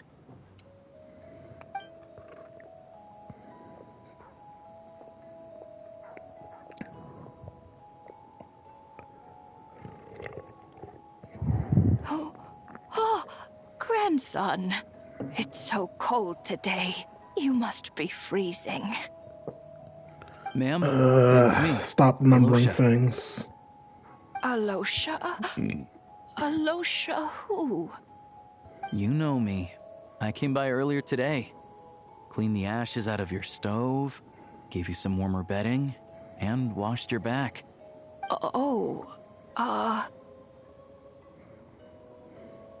I'm sorry, I don't remember.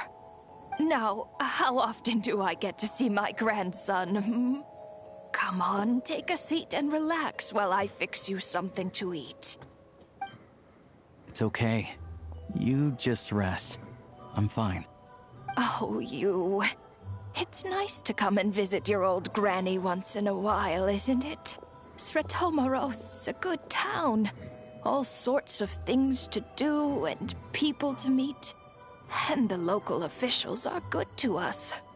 Sit down, come on, take a seat. I still have some fruit left. Let me get it for you. I'm pathetic. Please Stop don't remembering get up on my things. account. You need to rest. Where's the fruit? Right under the basket by the door. Or maybe it was on the bedside cabinet.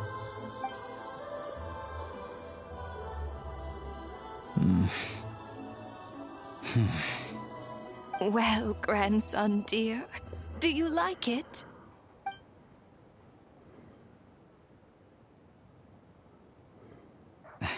Very much, ma'am. It's delicious. Good, good. Wonderful. You don't need to save any more for me next time, all right? Fresh fruit is hard to come by at the moment. You should eat it as soon as you get it. Oh, I don't need it. I'm fine. But if you like it, come back for some more soon. After a long chat, Alyosha tidies up and fucks off. Some kind soul must have given these to her. But she always saves the nicer things for special occasions.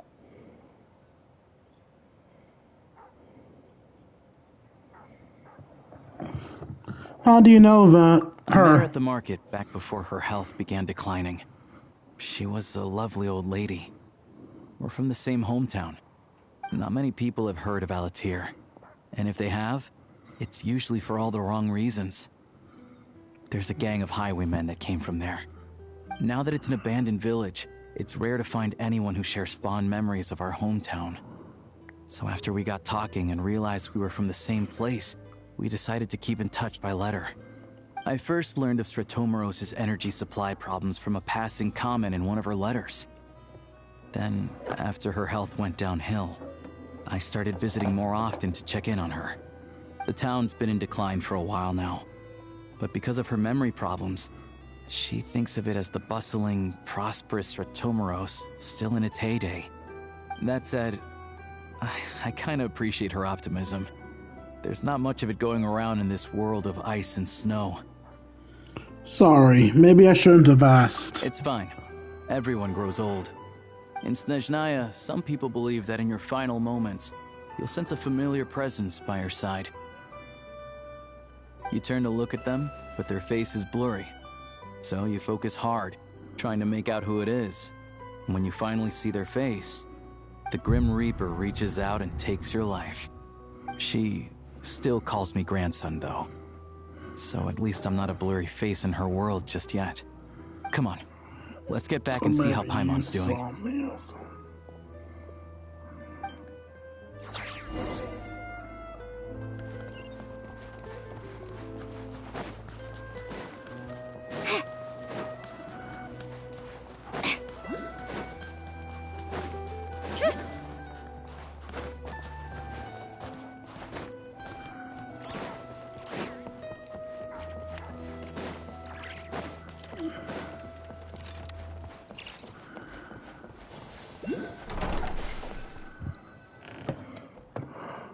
Paimon, we're back.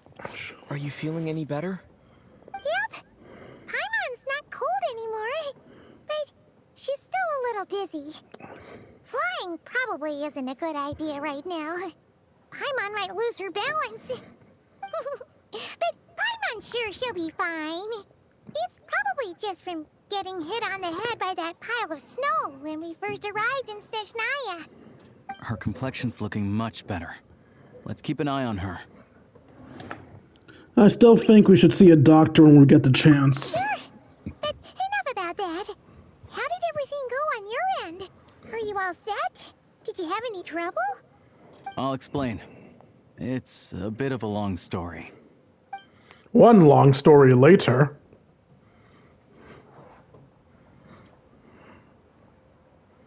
I feel required to do occasional checks now. You guys got pretty busy. Sounds like the liaison officer and the mayor were running quite an operation. Good riddance to both of them. It's a good thing you managed to catch them. So, you said the train station will open again soon, right? Oops. And everyone has enough crystal now? Yeah. Well, enough to survive at least. Project Snezniya isn't going away anytime soon. People still have to scrimp and save to make ends meet. Paranoia's heading? Okay, good. I've been meaning to ask, what exactly is the Tsaritsa trying to achieve? Don't know. The goal of Project Snezniya is to gather energy for the Tsaritsa, but no one knows where that energy's going. It's never been made public. The thing is, we were told that the project would only last for 6 months, but time and time again, they keep extending it. Extending it? Does that mean the Tsaritsa's plan isn't going very smoothly? That's what everyone suspects. In principle, any proposed extension needs to pass by majority vote in the Snezniya Veche. But even though opposition has been growing, any detractors end up caving into political pressure from the rooster, Pulcinella. He's the chair of the Snezniya Veche and a key figure in the voting process. He has the backing of many powerful and influential people.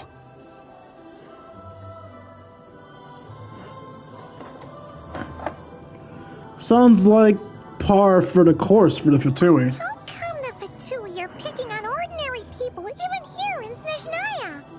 I don't see it like that. Fundamentally, the Fatui will always think and act in the Tsaritsa's interests. But that doesn't mean they don't care about the plight of the common folk. The only reason Sratomro still receives crystal shipments is because of a relief proposal put forward by the rooster himself. Then there's the Fatui soldiers providing support in every corner of the nation. Even the Northland Bank provided some mora for disaster relief, and they're as conservative and indifferent as they come. It's just that the rich and powerful in their fancy palaces live in a completely different world from us. There's always gonna be some conflict when those worlds collide. I'm reminded something that the Fatui officer mentioned. The rockets. Yeah, well, even though we all believe in Her Majesty the Tsaritsa, there are still many differences of opinion on how best to tackle the big issues of the day.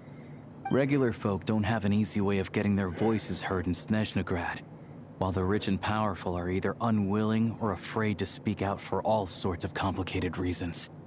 The Rokad provides the disaffected with false identities and an outlet to vent their frustrations. Of course, an organization like that exists in a gray area. The moment the Veche think they've crossed a line, there's sure to be a crackdown. But so far, they've been doing their best to help the common folk. They sound a lot like you. Like us, don't you mean? You didn't hesitate to join in. You're not new to this, I can tell. That's because we're adventurers. It's our job to help people out with commissions and get to the bottom of things. It's less about the money and more about the adventure itself. Sounds like we're going to get along. So, what's your business in Snezniya? Aside from taking your friend to see a doctor, of course. I want to meet the Tsaritsa. It's complicated. I've had run-ins with many of the Harbingers along the way, and I really need to know what the Tsaritsa is up to. Her ultimate goal? What the no-sees mean in all of this? Since I've made it this far in my journey, I have to find the truth, whatever it takes. Wait, so... no way. Are you who I think you are? Sounds like you've heard of us then. We're getting more famous by the day.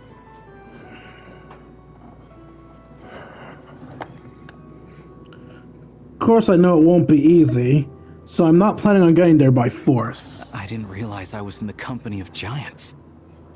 Honestly, we're all as curious as you are about what the Tsaritsa's planning, and why it has to involve us freezing to death in the snow.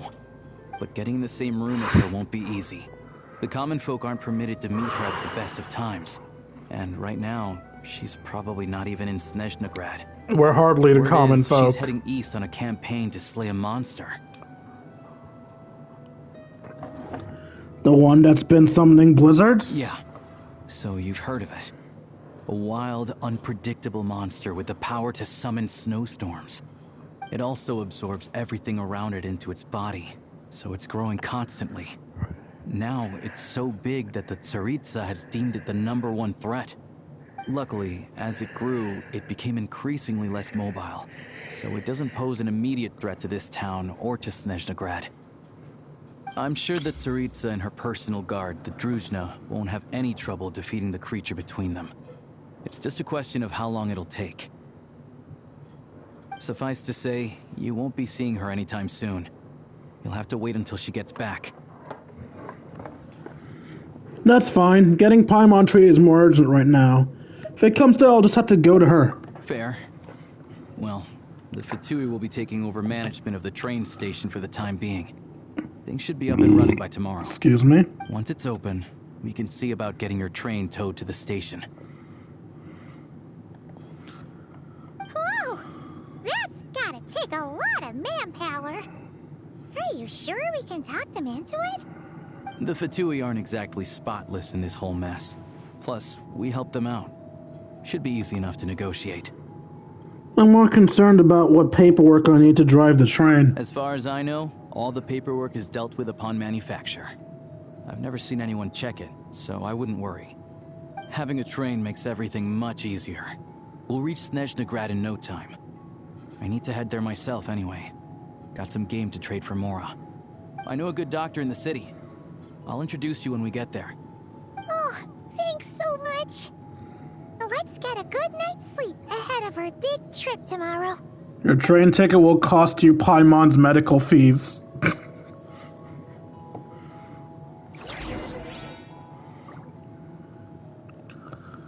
I'm paranoid because of earlier, so let me just check again. Okay, yes. It's in theory it's working. At the very least, the PS5 is claiming it is. We had to go outside. Is it the next day already?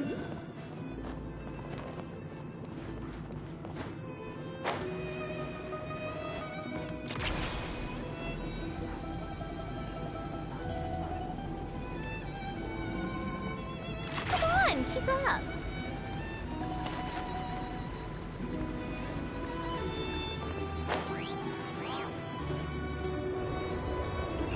After explaining the situation to the three soldiers, they readily agree to help. Drive carefully, all right? You don't want to end up in this situation again. Also, I don't think I've seen a train like this before. Is it a new model or something? Yeah, I guess. Not a fan of small talk, are you? Anyway, take this. It's an up-to-date map of the Snezniya rail network. Thank you. All the track switching is automated. So, as long as the train's moving, you don't need to worry about collisions or anything. We'll leave you to examine the train's conditions yourselves.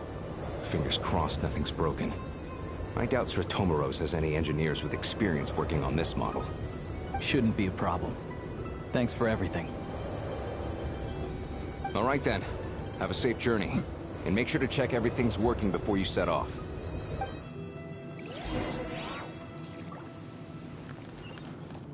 Where's the door?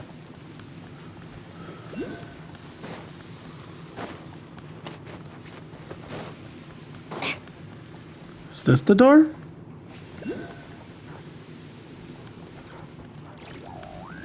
Oh, did we just jump on? We jump on.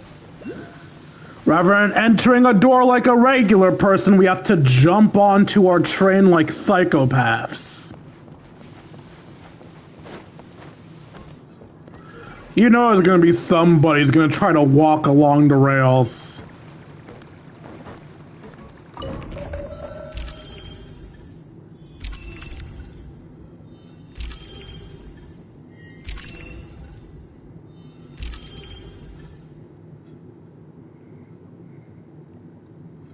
So we're currently at Sretsamamamamamamama, Desvedavadakada, Renova Iziora, Moriskopk, and Snezniya.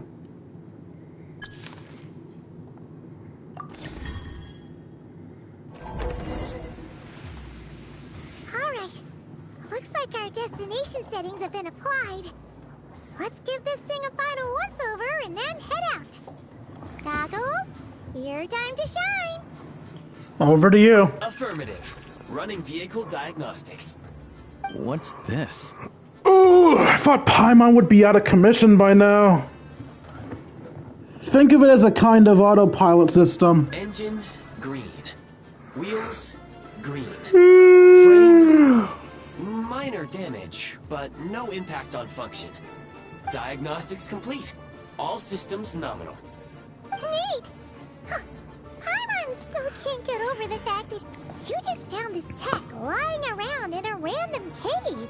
Yeah, I definitely lucked out there. I've lived in Snezniya my whole life, and I've never heard of an interactive, talking train autopilot. Strictly speaking, I wasn't designed purely to drive trains, though I doubt you have any interest in navigating the practically unreadable operator's manual yourself. All configurations are complete. Should you require any further assistance, please call for the Eye of Grey. Thanks.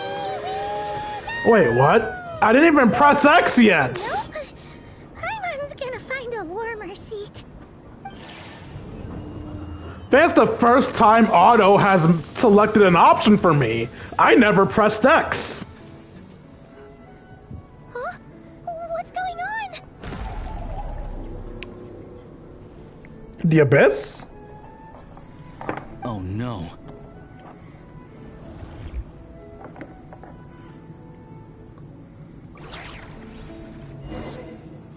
Is that the Abyss? What do you mean unequipped? What is this place? Traveler, are you okay? I'm alright. Are you okay, Paimon? Why am I in my old outfit? Are you okay, Paimon? Paimon's still airborne, but it feels like swimming through thick, gloopy water. Was I always in my old outfit? Just our luck. Of all the things that could have gone wrong. Halosha, you're Snezniyan, right? Any idea what the heck this place is? Or why I've changed outfits? The Shadow Realm. A place where no wind The blows, Shadow no Realm? light shines, and Guess no we're in elemental Yu-Gi-Oh energy now. flows. Even time itself doesn't exist here. It's a world where everything seems to come to a standstill. I've only seen it a few times before, and this is my first time inside. It's a dangerous place. Most people who get sucked into the Shadow Realm are never seen again. And the few who do make it back, they're never quite the same. Nah, people are rescued from Shadow all the time. This guy beat the big bat in a children's card game. Goggles know something. Goggles? I don't see it anywhere. Great. Now we're done for. Hold it together. Let's not get ahead of ourselves. I heard a story once about the world of shadows. If it's true, there's a way to escape. We just need to find the exit. Come on, let's explore.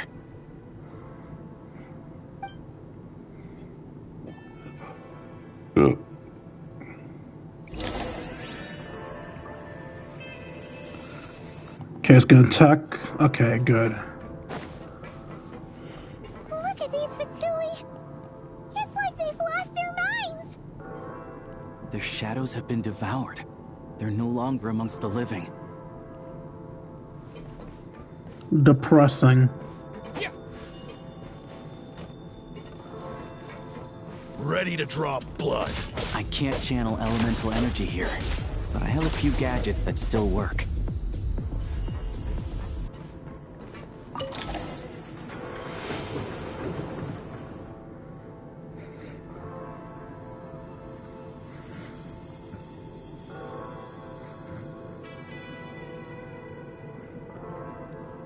Wait, what's that blue thing?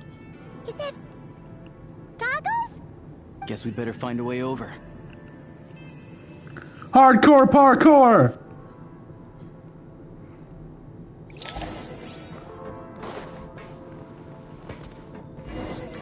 I was gonna... Oh, no, I can jump. Why wasn't I able to jump back there?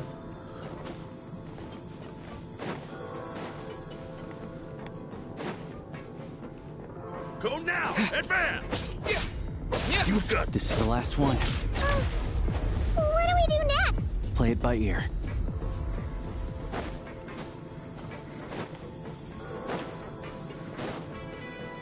Have you guys played the parkour stages in Millie Astral Wonderland?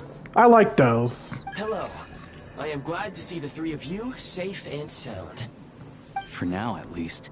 But things aren't looking too good. Correct. We are now inside what is known as the Shadow Realm, the darkest space in the shell, where even the Most High is loath to cast its gaze. Time and space hold no meaning here. It intersects with the world of the Light Realm only rarely, like an air bubble that rises to the water's surface. We must leave this place before it sinks back down into the depths once more. Sounds like you have a plan. Yes. In fact, the very purpose of my creation was likely to... from the Shadow Realm. It appears that key data is currently inaccessible, but now is not the time to resolve that problem. I have marked the exit to the Shadow Realm for your convenience. In addition, I have prepared some equipment to aid you as you traverse the Shadow Realm, Traveler. There's specialist equipment for this? How do you have that ready? It may well be one of my core functions. Scan complete. Construction in progress. Activation code? We once peered into the past from the ruins of the Shadows. This is what remains of the Golden City, Hyperborea.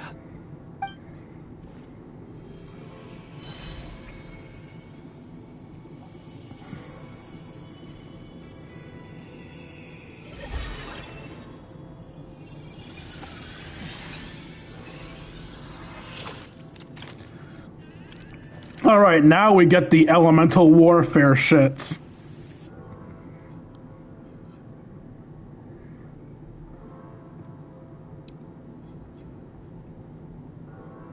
Whoa! Now go. Arm yourselves with weapons of the spirit. Bring down the walls of the stronghold, and extinguish the flaming arrows of the wicked. Is this a gun? Yep. In the Shadow Realm, where humans cannot channel the elements, there once was one who, after much research and many attempts, found this to be the most effective means of attack. Let's go. We don't have much time.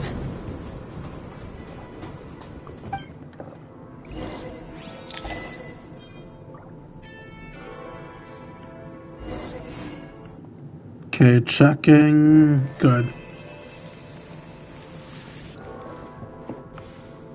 Sprint, aim mode, jump, vault, and take cover.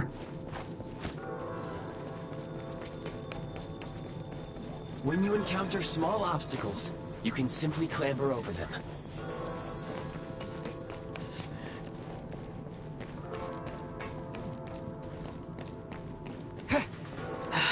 You can slide to navigate through low, narrow tunnels.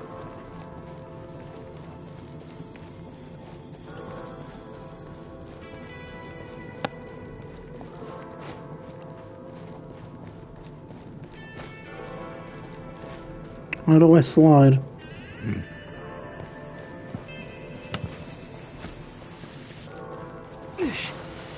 Oh. Obstruction ahead. You may be able to use the explosives nearby. Shoot the explosives to detonate them and clear the path.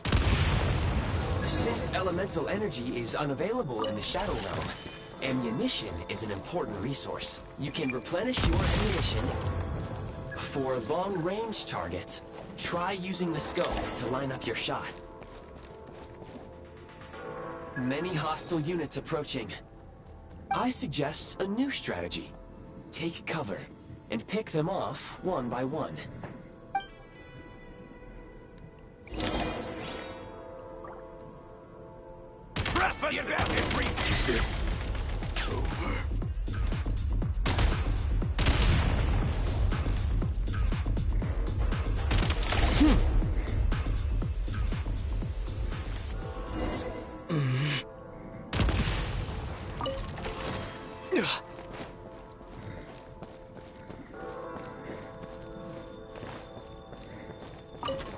More enemies detected. Try attacking with the newly unlocked Assault.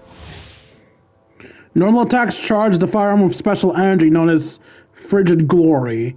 Once sufficient energy has been stored, press the simulated elemental skill button to switch to breakthrough mode. In breakthrough mode, firearm consumes frigid glory to launch high-powered ray spears, coursing through opponents in their path, dealing cryo damage.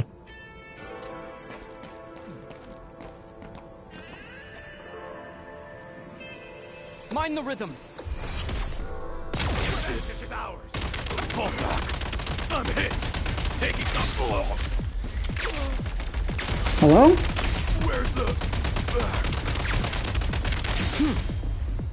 Back in business.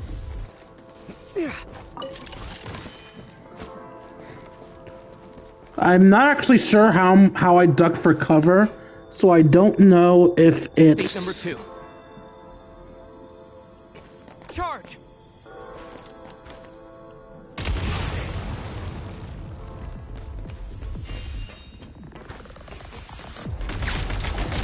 Where's the back?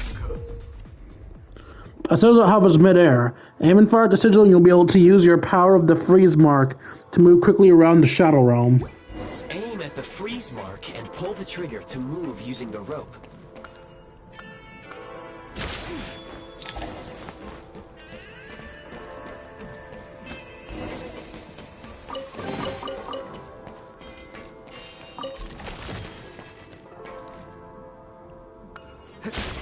The advantage is ours!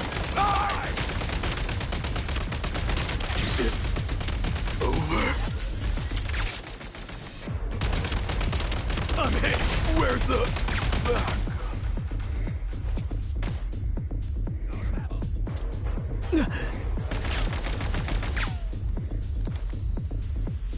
Mind the rhythm.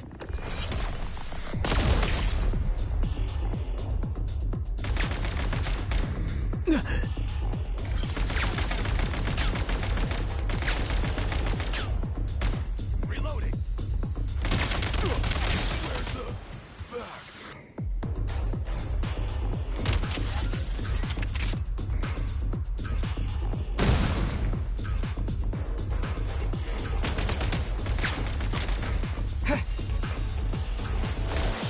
Time to catch my breath. Some supply points can restore a small amount of stamina. Press on.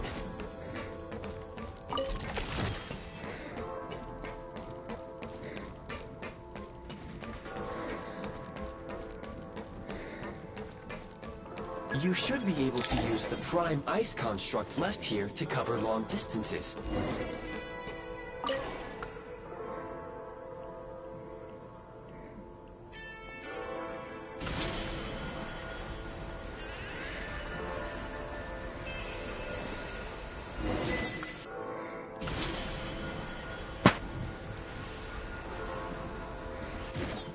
I bumped my mic. Let me make sure it's still working. Test. Okay.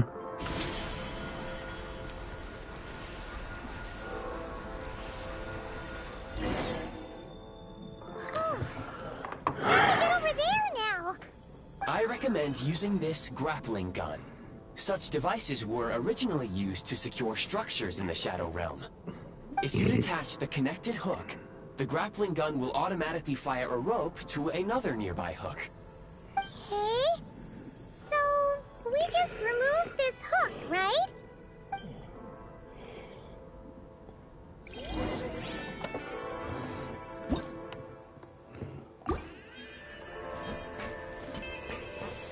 How do I remove the hook?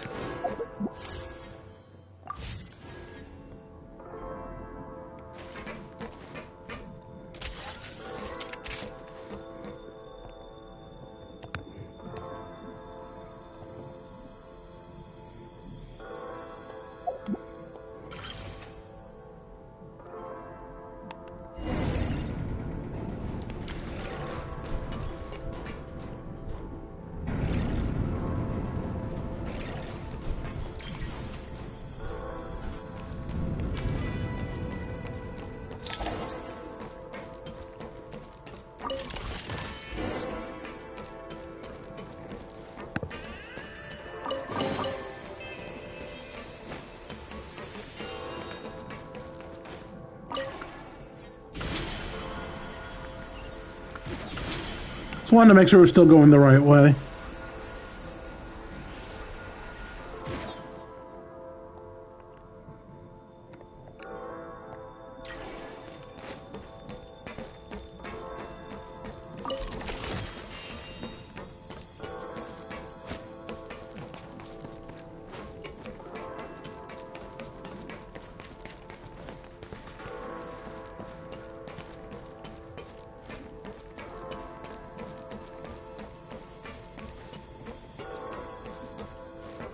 I could just go down there and fight them, or I could say fuck that and just walk up top. Sprint at the prime ice launcher to reach high places with ease. Switch mode!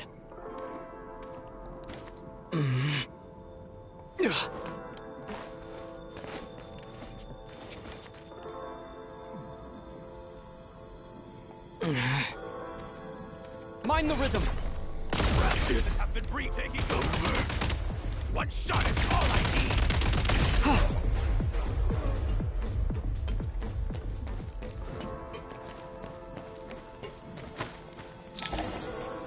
need. Usable munitions detected. Frag crystal.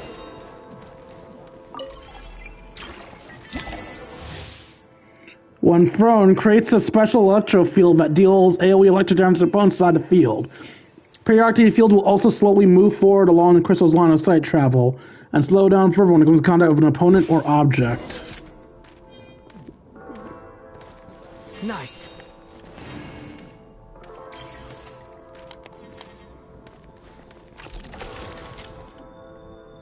Frag out! The advantage is ours! Taking cover! Where's the... How do I switch back to my gun? Up.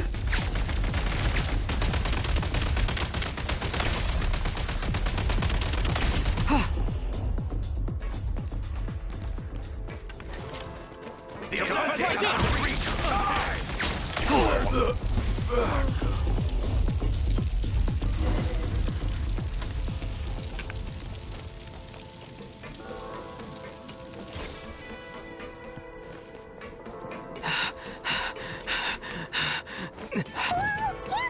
Shift your center of gravity and slide down.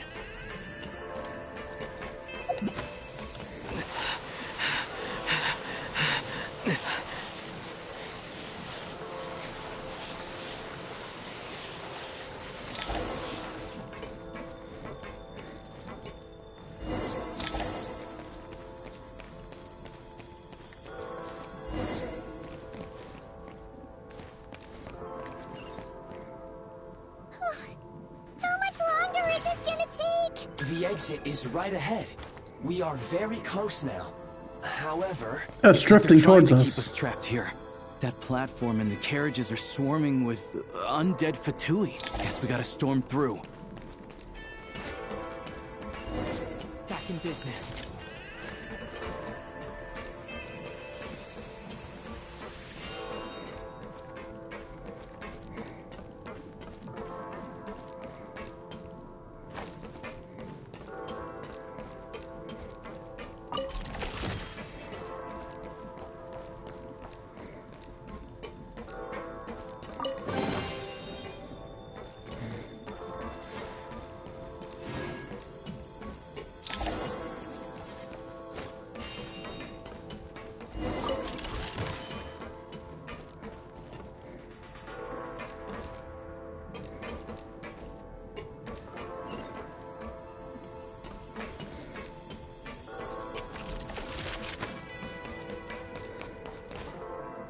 Time to catch my breath. How am I supposed to get up there?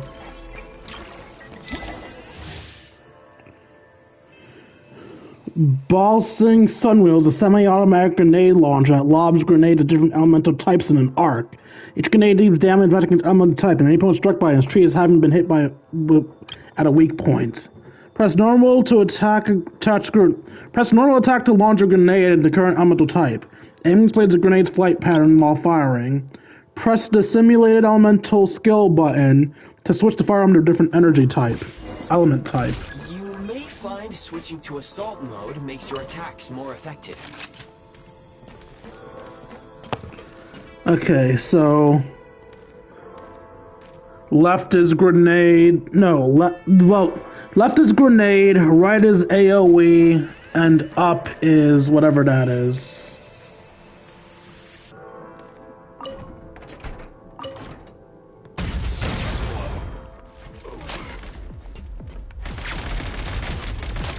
Demolition time!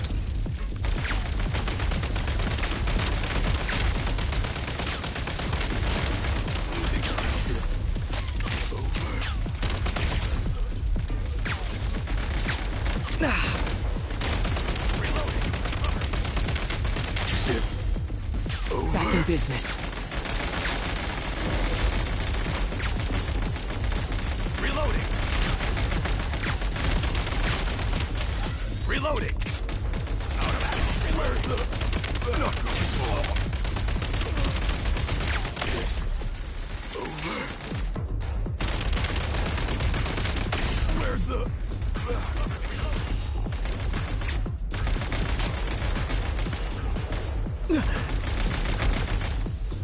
Where's the bullets coming from? Cover me!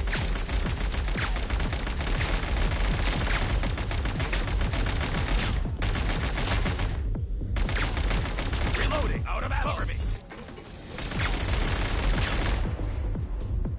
Try this! Out of ammo! Over.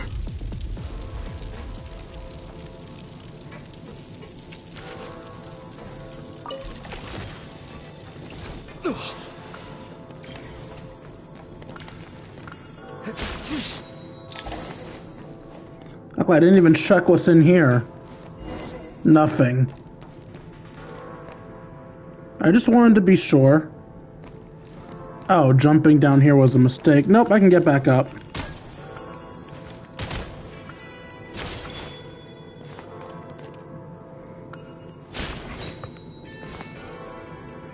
I have 21 active bullets on this gun. Nice. There's a boss.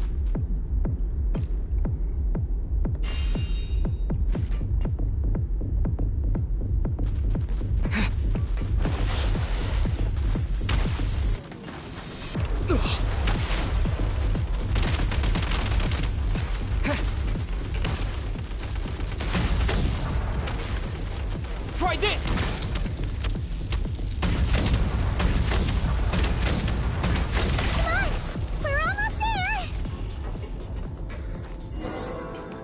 There was a healing item back here I didn't use.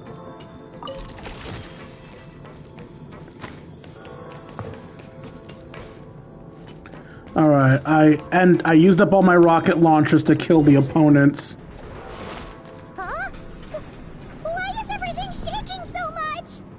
Looks like the Shadow Realm is about to sink back down into the depths. The exit is right here. You mean this weird bubble thing? Wait, how exactly do we... No time to think. We just gotta go for it.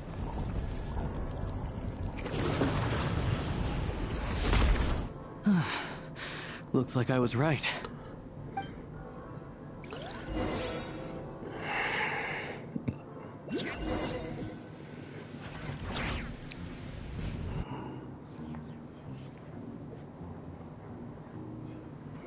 I can't believe the Shadow Realm manifested right on the railroad tracks.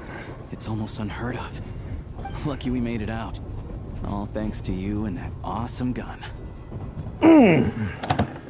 While we were in there, you mentioned Hyperborea. Ah, so you have heard of the Golden City before? Yeah, it came up a whole bunch in Nokrai. You're a pretty neat surprise in that sense, aren't you, Goggles? Wait, I want no to. idea they left cool gadgets like you behind. I want to make sure my audio's working again. All right, thanks for saving us again. I have Gree. Make no mistake, it was a team effort. For a first-time firearm user, your performance was quite outstanding. No, it wasn't. I was mediocre as shit. As Alosha said, It is highly unusual for the Shadow Realm to manifest It's in a not place unusual like this, to but we have should still fun watch with out for similar everyone. dangers ahead. Let's hope not. If anything else goes wrong with this trip, Paimon's gonna have train trauma for life. The Shadow Realm can appear anywhere, not just on the railroad. I am simply advising that we take sensible precautions. Now, if you wish to further calibrate and upgrade your firearm, you may do so over there, provided you have the necessary components. Please take a moment to catch your breath while I repair the body of the train. Amongst other things, this will ensure Paimon is a little warmer while on board. Oh, thanks, Goggles. You're a trusty train conductor. Well, maybe trusty isn't quite the right word, considering... Better than Paimon. Anyway, at least you get the job done. Did I say better than Paimon? I must say better than Pom Pom. I didn't even mean to give strays to Paimon, yet I did. So the gun can be upgraded? Yes, of course.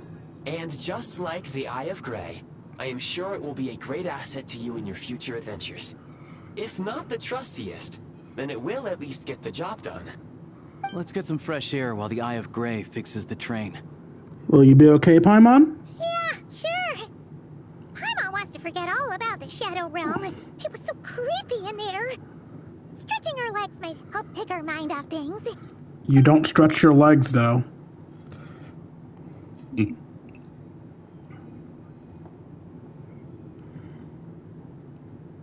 Yeah, I'm just gonna ignore that teleportation waypoint, I guess. It's so quiet here for a train station. Not a person in sight. Just abandoned houses.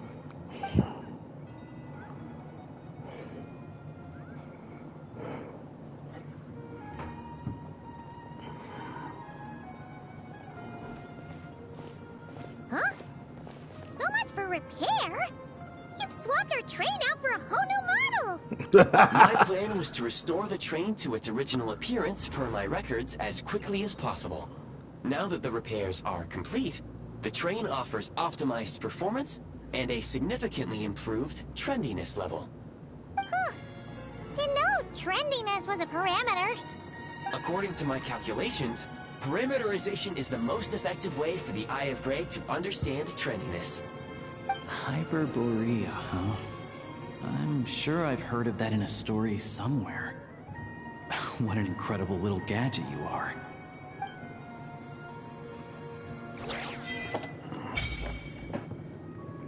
Snezniya Adventure Journal. Snezniya Adventure Journal is now available. In the Snezniya Adventure Journal, you can view your ongoing and available quest in Snezniya.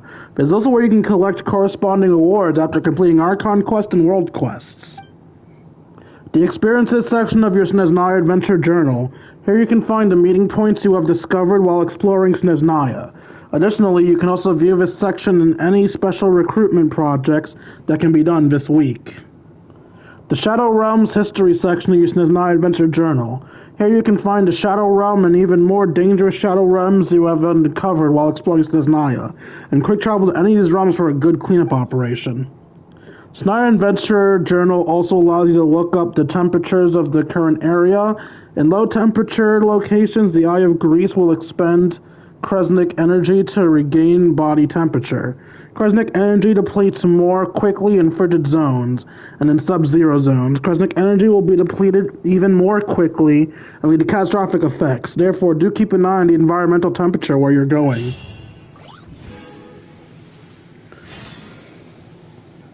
A grappling device.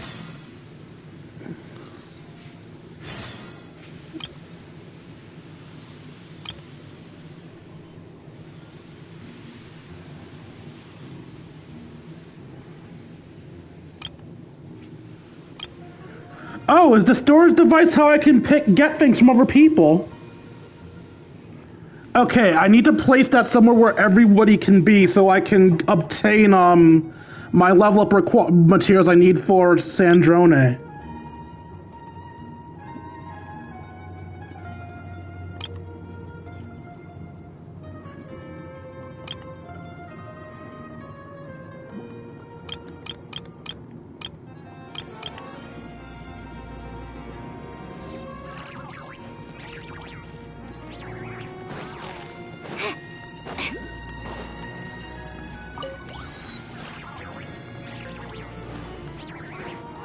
There's an oculi this way.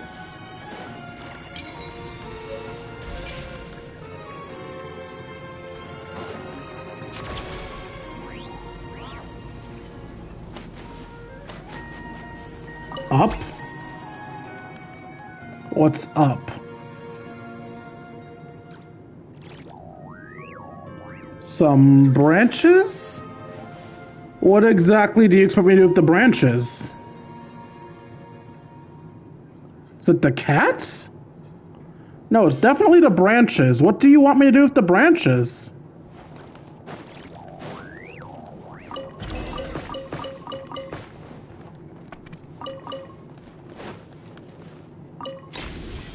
What the fuck?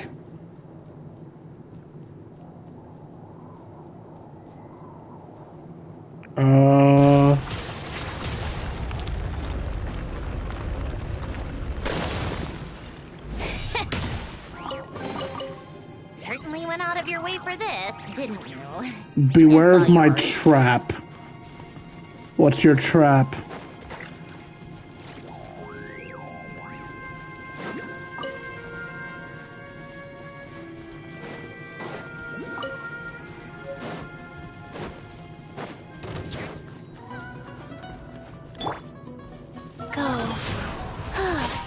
Unleash! Manifest! By royal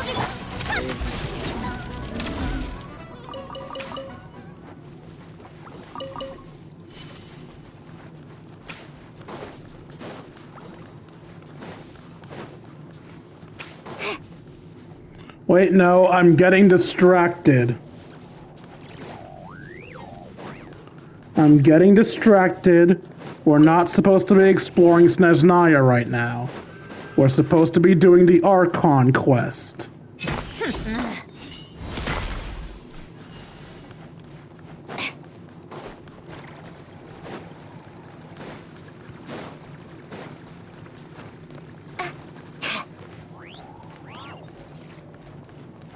We're going over there. A message? Try using the snowball launcher. Well, I already did that for the treasure, but thank you.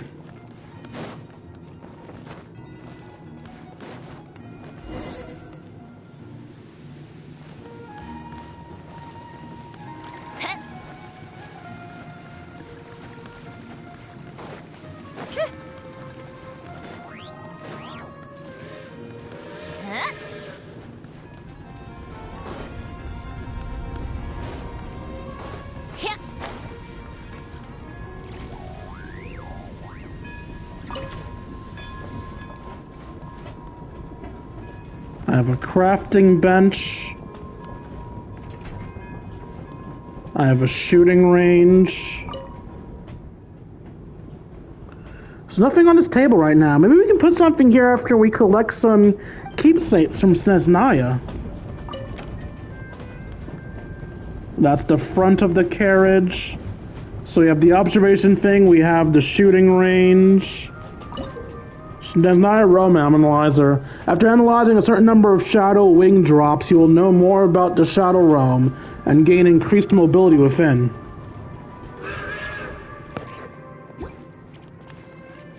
Okay. What else can we get in here? There's a bar, there's a bunch of chairs. Then we can just leave the train.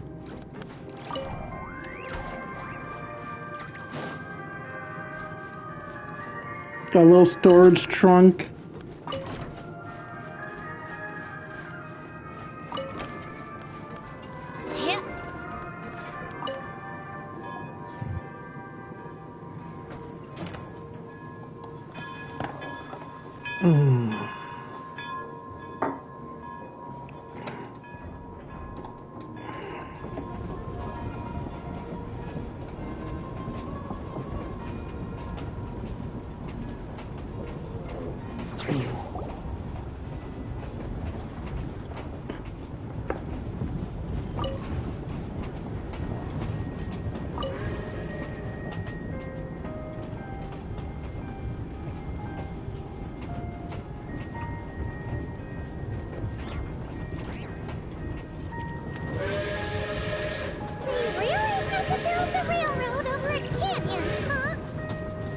You might want to avoid looking down if you're afraid of heights. No, it's not that. Paimon's just praying that we don't have yet another accident. Oh, we got some primary stress resource for some reason.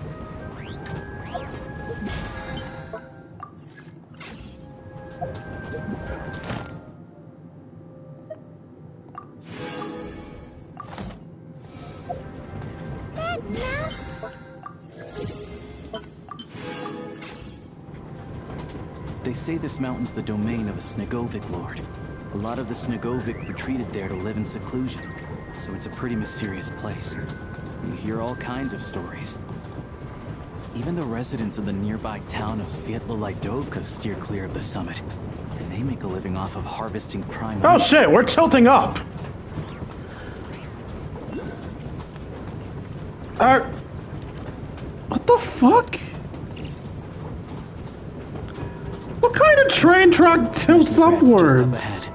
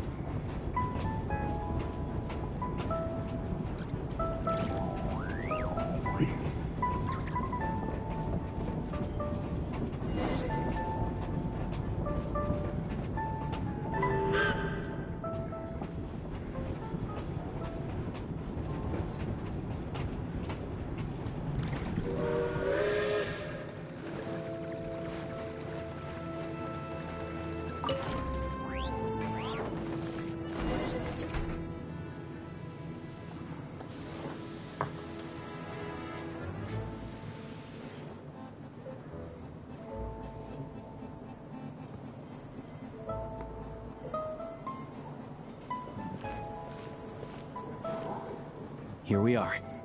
Welcome to Snezniya train station, the biggest transport hub in the nation. Wow! It's so majestic! Just flying from one side to the other would probably leave Paimon out of breath! It's built for maximum efficiency, but yes, transferring trains here can be a little tiring. In the future, you can use this train station to travel anywhere you want in Snezniya. For now, though, come with me. Let's get Paimon checked out. This way. There's a lift car that goes straight to Sapoliarni.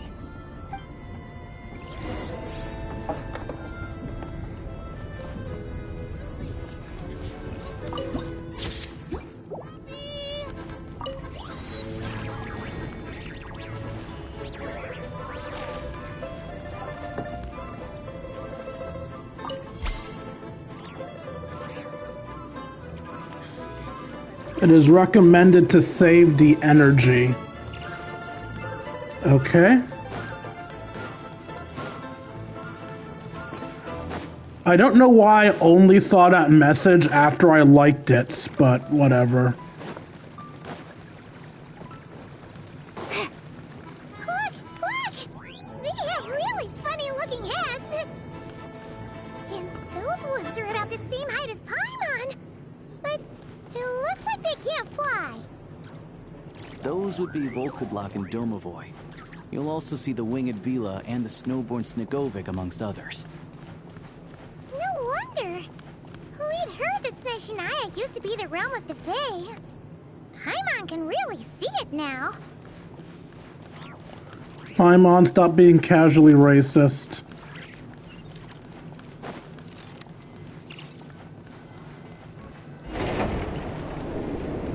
I didn't even press anything.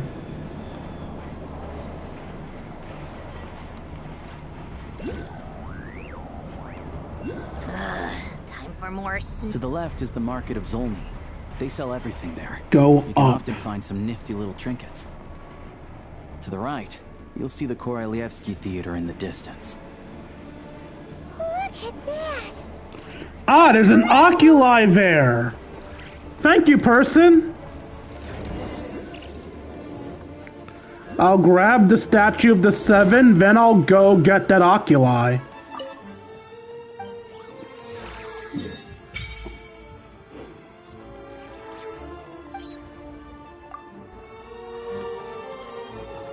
a break?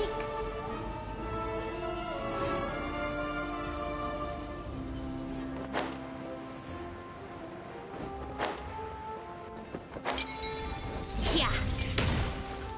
People said that these things are like trolls and unhelpful. Nah, these are helpful. I'm sure some people suck, but some people genuinely are just great. How tiresome.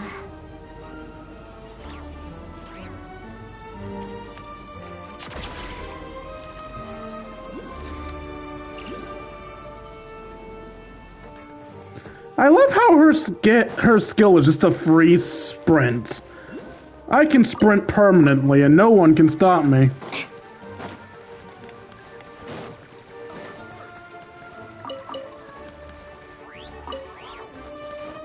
Should I really come with you? Are our lovers gonna run away together?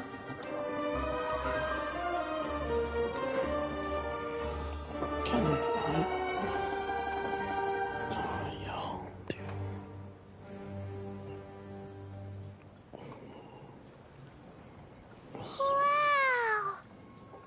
Snezniya is stunning! Seeing it with her own eyes makes all the trouble we went through to get here worth it! I found it pretty stunning when I first came here too. But I soon found out that stunningly beautiful means stunningly expensive. The prices here are crazy. I'm just a small-time hunter, so Zolny is where I spend most of my time. This way will take us to Podvorier restaurant. They offer food and lodging there, so you can get settled in while I fetch the doctor. Is that gonna be stunningly expensive too? Don't you worry about that. Keeping you warm and comfortable is all that matters. Yeah, I mean, there are places to stay in Zolny, but I highly doubt they'd meet your standards. Most of the stoves are out of crystal, the windows are drafty, and at night, four-legged roommates come out to play, sharpening their claws on the roof beams and floorboards. Yep, no way. Not a chance Paimon's staying anywhere like that. What happened to Maybe we can split the cost of the room between us? What happened to Still have some savings left. What happened to sponging off me? Come on, it's tradition. Fine then. It's your treat. Paimon will save her money for buying a nice little cake. Don't worry, you'll get some too. I'm glad to see you've perked up. If you find yourselves in the mood for some sightseeing later, there's a few places around here worth seeing. This way leads to Zapoliarny Palace, which serves as the Tsaritsa's audience chamber and also her personal quarters. The adjacent block is kind of a city in its own right. That's Glupov, the headquarters of the Fatui. Inside, there's a munitions factory known as the Armory Palace, producing a constant supply of all kinds of equipment for the Fatui. A lot of important research happens there too. And over there is the Snezniya Vecha, where all the big shots meet regularly to make policy decisions. These places are best admired from a distance. I'm sure I don't need to explain why. Yeah, they probably have super strict security. We're not looking for trouble right now. The downtown area is near the center of Zapoliarny. That's where you'll find the restaurants, bookstores, and gift shops. Another place of interest is the Northland Bank, which is over this way. Oh, and I'm sure you'll want to make contact with the Adventurers Guild at some point, right? Yep. That's right here. Ooh, speaking of adventuring, we use alchemy quite a lot. Do you know where we can find a crafting bench? You have one in the train! No one practices alchemy in Snezniya, I'm afraid. Apparently there's some historical reason for it. Oh. We'll just have to use the one on the train then. Yeah, that's weird. Maybe we... Inconvenient. Wait. How come there's one on the train if that's Snezniyan too? Yeah, that's weird. Maybe we can look into the historical reason later. Yeah, I don't know. Not my area of expertise. Still, I wouldn't say the absence of alchemy makes life here any less convenient. Anyway... Finally, there's Zolny in that direction. It's mostly residential buildings and factories, but there's a few shops too. Worth a look around if you're interested. That's about it. You guys go ahead and get checked in while I track down my doctor friend. Sounds good. Thanks for all the recommendations. It'll be good to get out of the cold wind. I'm starting to feel another headache coming on. Let's get you inside. Podvorie restaurant is right this way. Noted.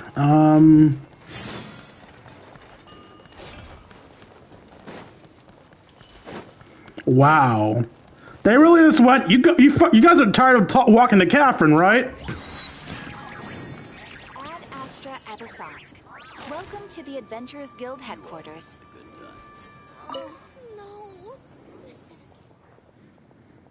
I love how they just canceled out the special one for her because of this being the first time I'm here.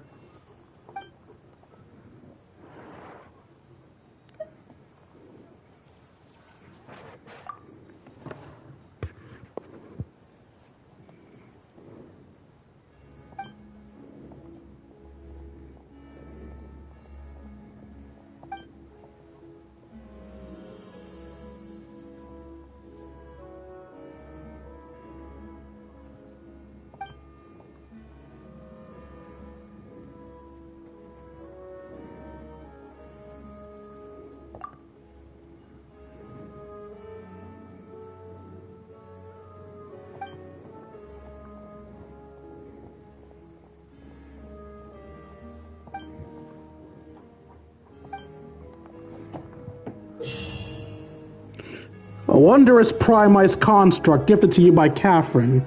It appears to be based on a blueprint of recent provenance that has yet to become popular or common in Snezniya. Now, with this construct, you can get in touch with the Adventurers Guild headquarters in Snezniya and talk to Catherine even when you're on a train. Use this to turn in your quest and collect your rewards anytime, anywhere. Welcome to the Adventurers Guild, my lady. Is there something I can help you with? Farewell, my lady. And thank you for supporting the Adventurers Guild.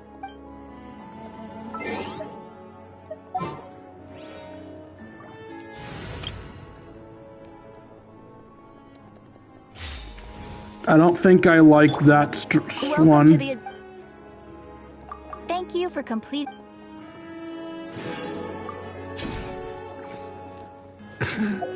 Sorry, Catherine. Alright, so that should be gone now. What's here that you have me looking at? Why are you red? Oh, because I can change my stuff to, Snezniya now. They're all lit up because, again, I've only just been...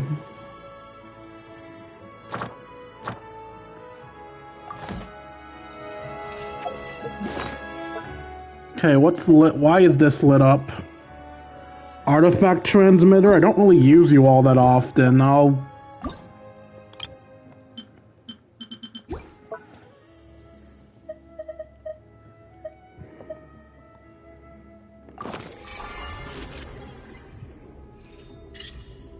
Oh, I unlocked something. Oh, I unlocked my gun.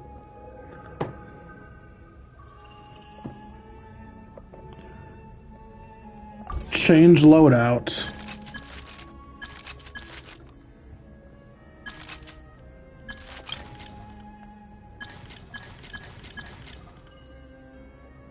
So you have cryo bombs, hydro bombs, fire bombs, and electro bombs. Our strongest bomb is our cryo bomb, but since our gun deals ice damage, using the cryo gun doesn't make sense. Unless we can change our gun's element?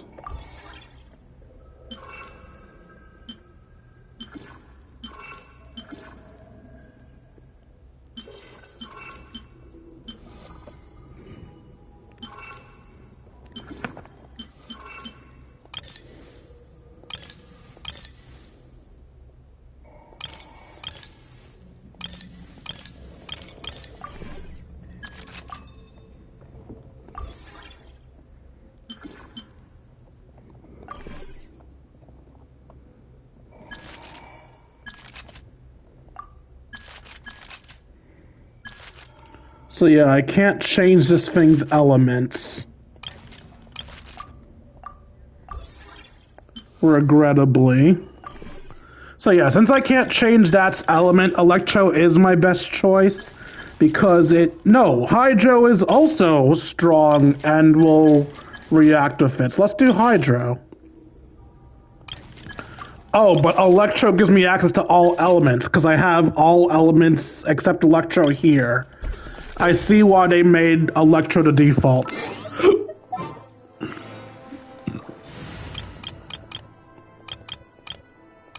You know what? Fuck it. I'm gonna use the non-cry team because I want to be Columbina. If I get punished for not using a polar field, then so be it.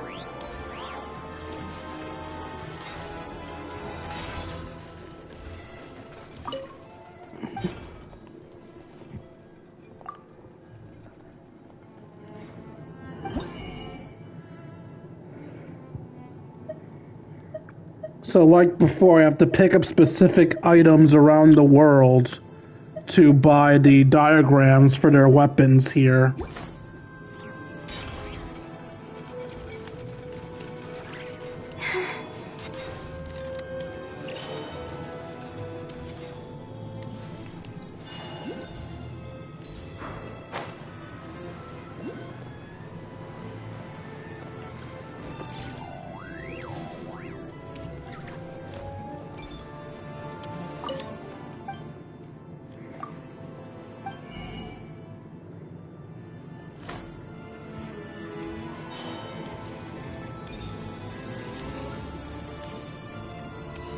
I want to buy recipes and the like.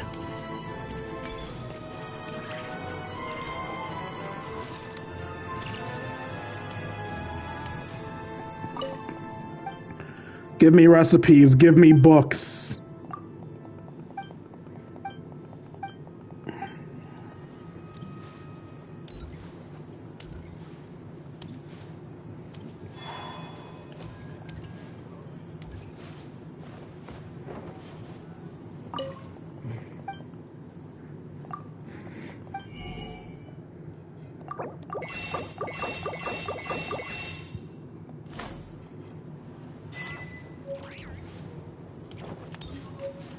Any other stores I'm missing? You look like you might sell things. Never mind, you're just an unimportant NPC. Lulu, skip to Maloo. Lulu, skip to Maloo. Lulu, skip to Maloo. Skip to Maloo, my darlings.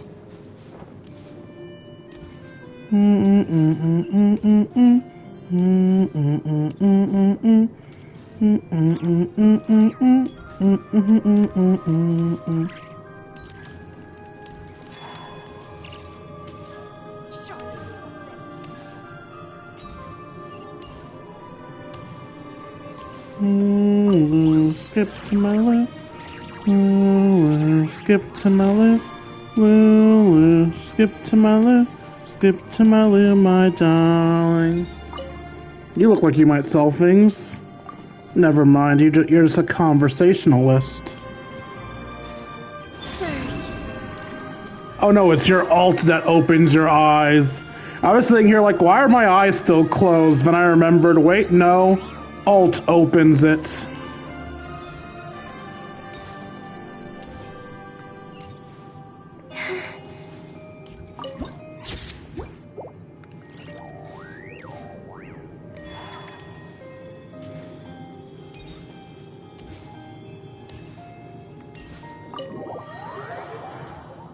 I was getting ready to climb the fucking wall again.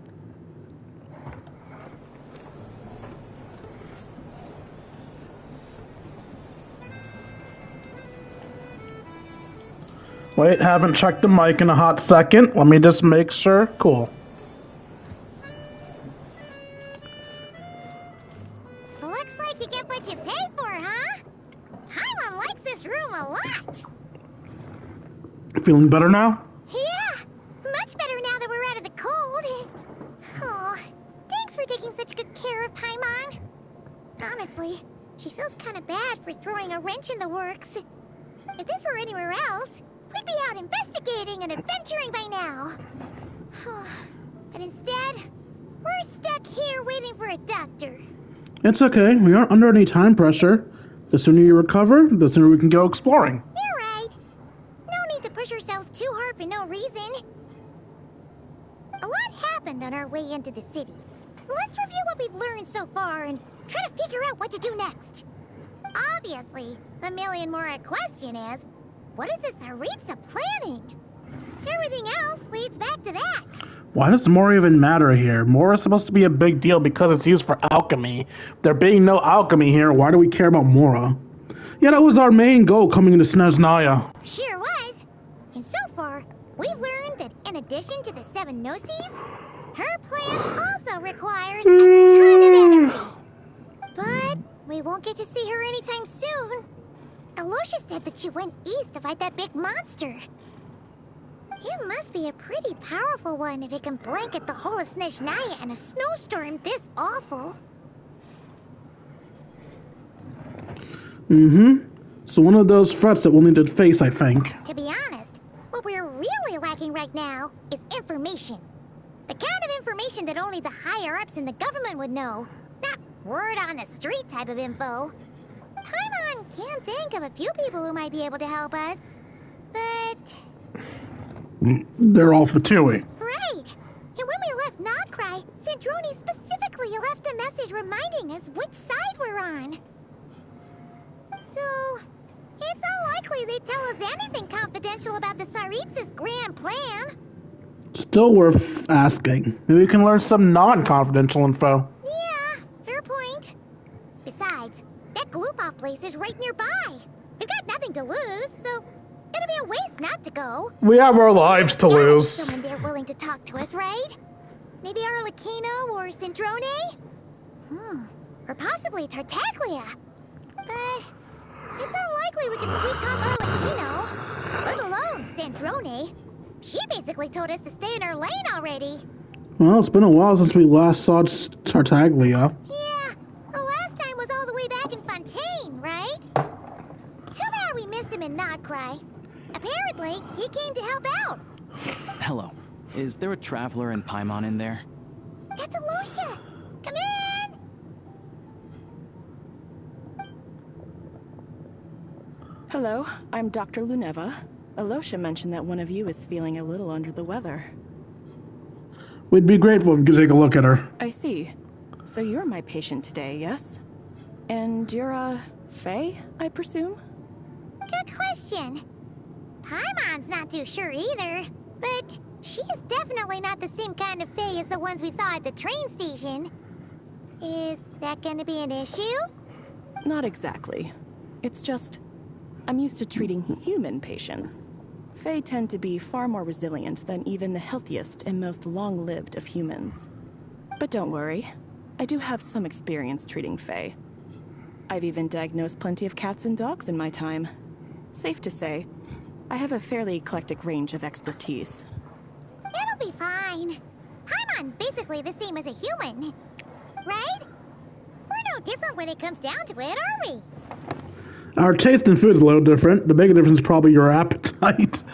Also the fact you can fucking fly! More like you don't eat enough. The more talking you do, the more you need to eat. I'm not convinced by that logic. Now, please take a seat.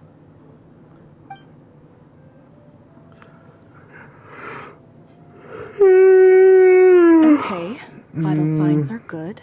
Test results are all within normal ranges. I don't think it's anything serious.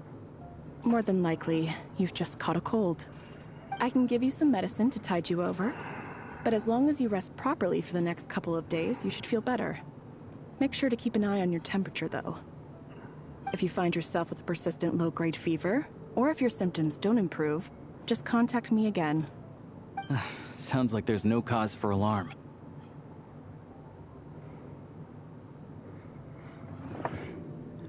Yeah, let's see how it goes over the next few days. Thank you, Doctor.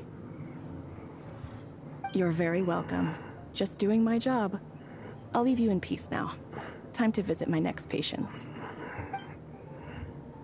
Take care. You heard the doctor. Best you rest up here for a couple days. No sightseeing for the time being. I'll stick to the local area then. Don't you worry about that. Alright then. Guess we've got no choice. Let's just treat it as a short vacation. I have to get back to it. If you need anything else from the doctor or me, go to the Hunter Trade Station in Zolny. The boss there knows how to reach me. Thanks for everything. Hey, no big deal. You saved my life in the Shadow Realm. This is the least I could do. See you around.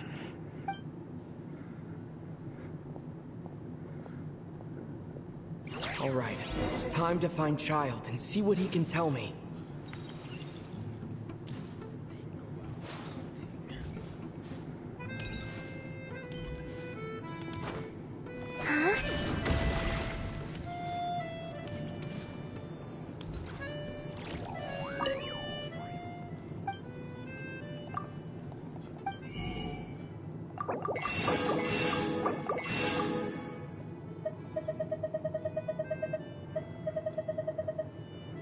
Oh, there's no Snezniya specific ingredients?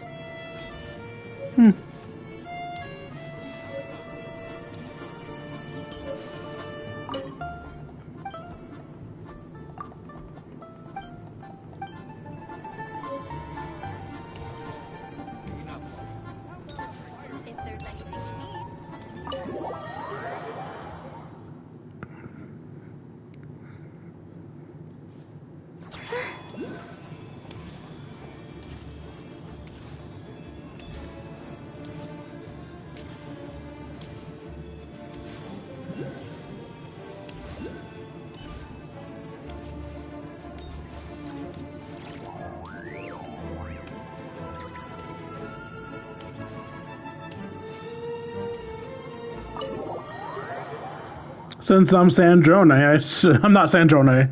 Since I'm Colin Bean, I should definitely be allowed in here, right? Oh wait, this isn't the right building.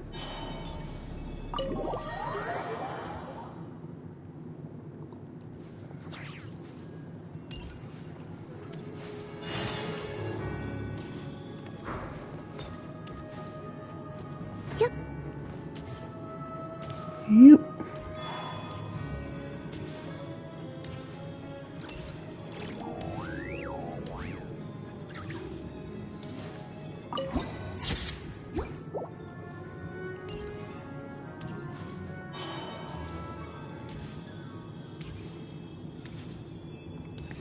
It definitely feels like we're moving faster when we're column being about. I don't know if we actually are or not. Hold on. Please display your invitation letter or permit. I'm looking for someone. Can you pass along a message? Lupov does not accept meeting requests without a prior appointment. You'll have to apply per the advertised booking process and wait until your invitation letter is issued. But we're old friends. Might I ask who you're hoping to visit? Harbinger Child, Tartaglia. Another one who thinks the rules don't apply to them.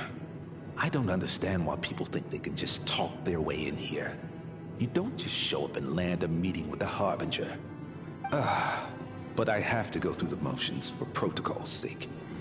Honestly, it's such a waste of time asking when I already know what the answer's gonna be. Wait a moment. I'll pass on your message. If Child is unavailable, you'll have to go through the proper procedure.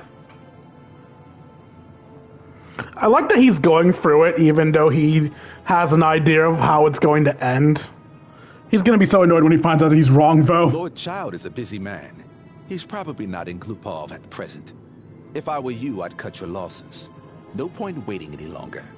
Guess I picked a bad time. Even if you two are old friends, as you claim, please understand that the Fatui Harbingers are often busy with their official duties. They tend not to stay in Glupov for extended periods. Next time, stick to the rules. You'll make life easier for both of us, You're not the one we summoned. Sandrone? I'll take care of our guest here. It's his first time in Snezniya, so it's no surprise that he doesn't know the rules yet. I trust no choice words have been exchanged. No misunderstandings I should be aware of. No, we haven't picked any fights. No incidents to report. Whew. That was a close call. Good thing I played it cool. I'm the one who showed up unannounced. This gentleman's been very accommodating. Is that right? Good to know. Wait, where's Paimon? She's a little under the weather, so she's recovering at Podorve restaurant. Under the weather? That's hard to imagine. She's always buzzing with energy. Why are there gears in your eyes? Happens to a lot of people. It's even colder here than in Nodcry. Has she seen a doctor? I can get you one if you need.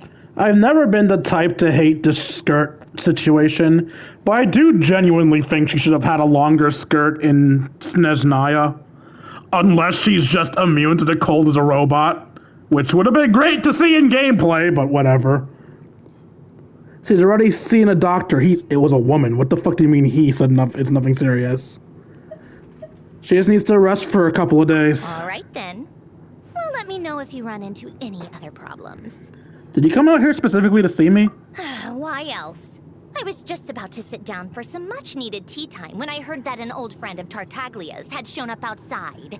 No appointment, nothing.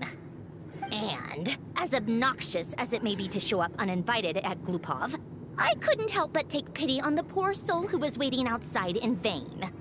So I had no choice but to abandon my freshly brewed piping hot tea and come to see this mystery guest for myself. You already guessed it was me, didn't you? Well, I felt our time working together in Nodcry warranted some courtesy. I couldn't exactly let you freeze to death out here in the wind. Unfortunately, I can't invite you inside either. The rules of Glupov wouldn't allow it, and as a harbinger, I have to lead by example. On the plus side, Snezhnograd actually has some class, unlike Nasha Town. Torchlight Books has a very nice selection of teas and cakes, so we can catch up there. Your treat, of course. What? Why? Because I already wasted one perfectly good cup of tea today. That's why. God, I just love being forced to pay for people's shit. So are they gonna stop me from walking in here? No, they aren't gonna stop shit.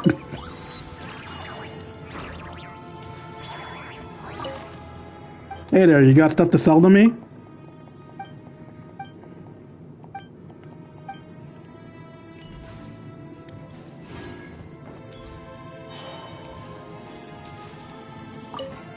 Hey, sell me recipes.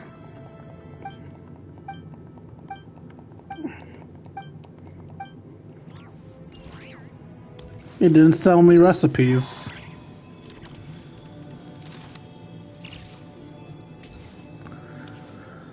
I would say it's hilarious to just let me skip around out here, but I am technically a harbinger. Bye. Okay, there is a limit. I can't just enter the fucking base.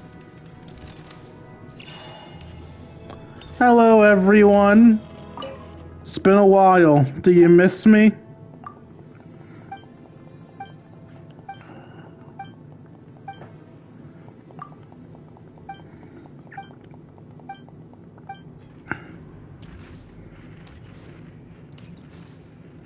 I really do wish we could have seen Columbina's minions.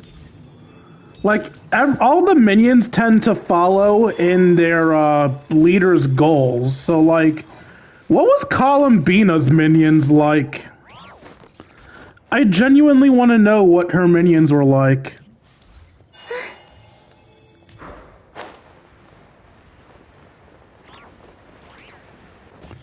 You know, it's funny. I realized I should switch Columbina's wings, but at the same time, when you remember that Columbina's all about Kuhinki and nature and shit, it kind of makes you feel like you shouldn't switch her stuff, because she'd probably want to have the natural wings, right? Columbina wouldn't want wings of unnatural dye colors. She would want the natural wings. Which is why I keep them on, despite the fact that I don't like keeping them. What do we have here? Beware of the cold weather. Thank you, Abby. I don't know what cold weather is nearby, but I'll take it into consideration.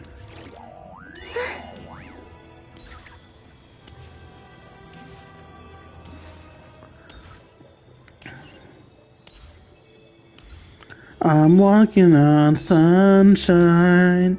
Oh, I'm walking on sunshine. Why is that there? Is that because I'm using a Fatui?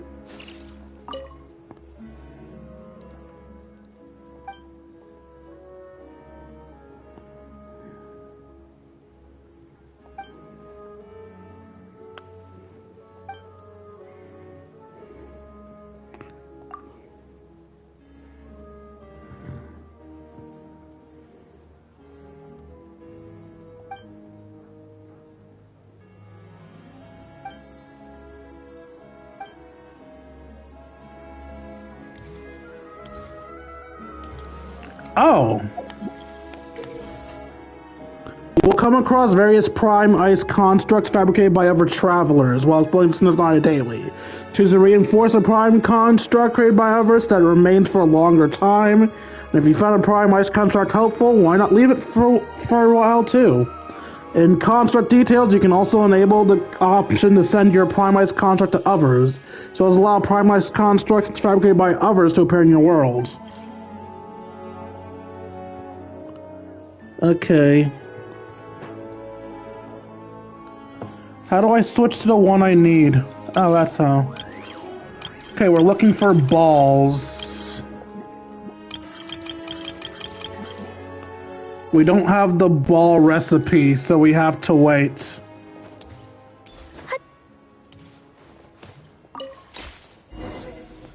Oh, there is no ball recipe. We just have to...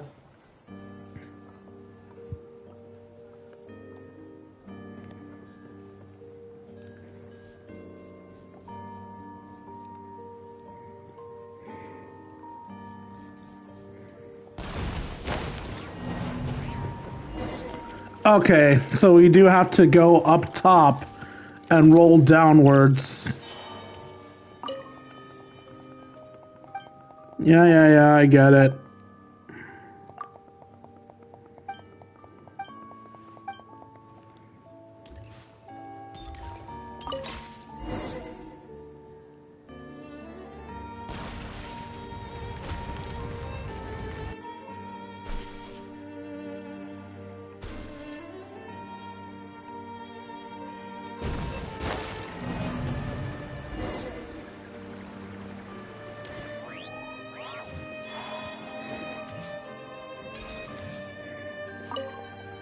We need to gather as much snow as we can, then roll down. It does let us go sideways, but I'm wondering how much sideways we can go. Like, how much can we do to keep making more snow?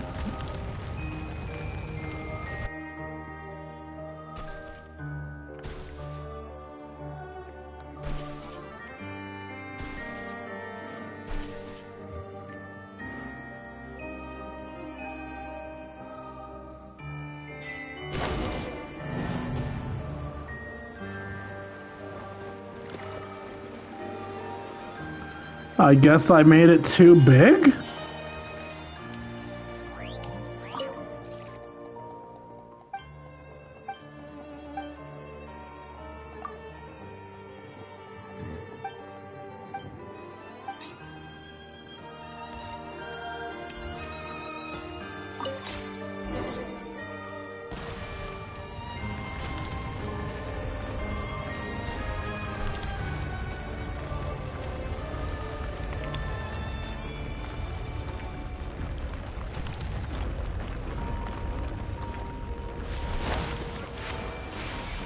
Alright, we got it.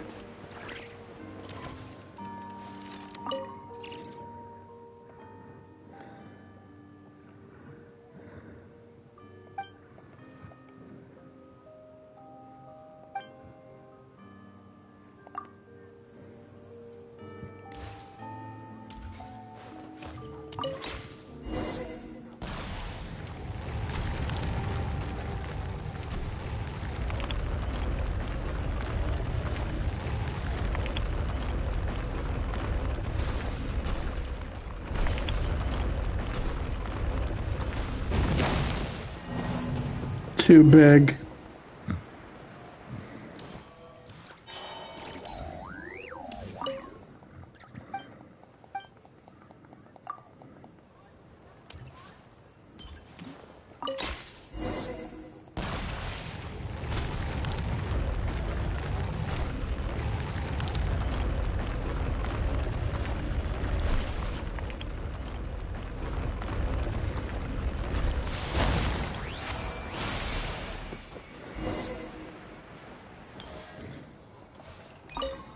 One more now?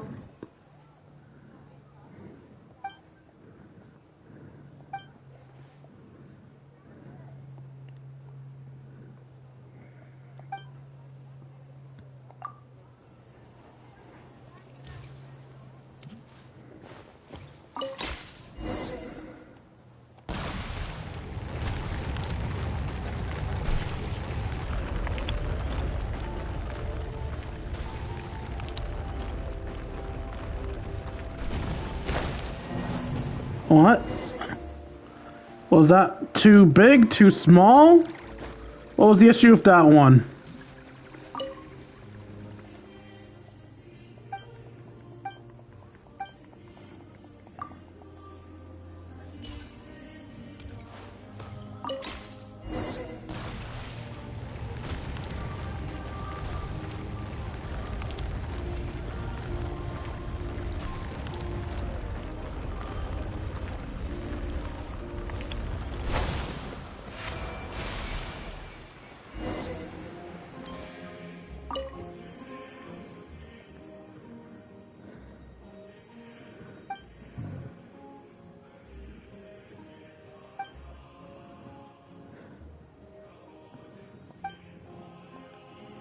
Paimon can join you. Won't be the first group of children she's joined. They call this a pleasant surprise, right?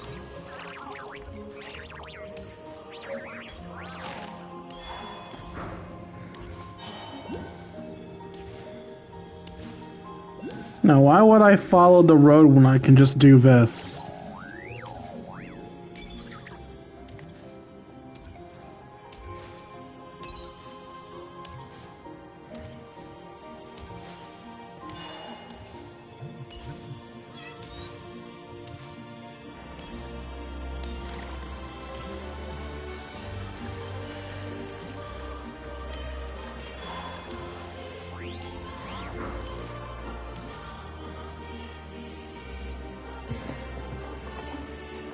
I've ordered for the both of us. No objections, I assume. Of course I fucking object. Do you have taste? No problem. So I'm sure you've ordered for yourself. Okay, let's get down to business. I'm guessing you don't actually have any urgent business with Tartaglia, per se. You just want information, right? Yep, you got it, but how's he doing anyway? What's he been up to lately? Wanna take a guess? He's been picking fights again? Of course you'd say that. You shouldn't underestimate Counselor Tartaglia, you know. Counselor? That's right. I'm sure you've heard of the Snezniya Vetcha by now. Well, he's busy preparing some paperwork for their next meeting. They'll be discussing yet another extension to Project Stuzia. It's basically all anyone cares about in the Vetcha these days. Tartaglia. Counselor. Sorry, it's just a little hard to imagine. Doesn't exactly strike me as a pencil pusher. Yeah, he's more of the shoot first, ask questions later sort, isn't he? It all started with a very detailed letter that Capitano left for the jester, Piero, before leaving for Natlan. In that letter, he detailed the future arrangements for his subordinates. All of his key people were reassigned to Tartaglia.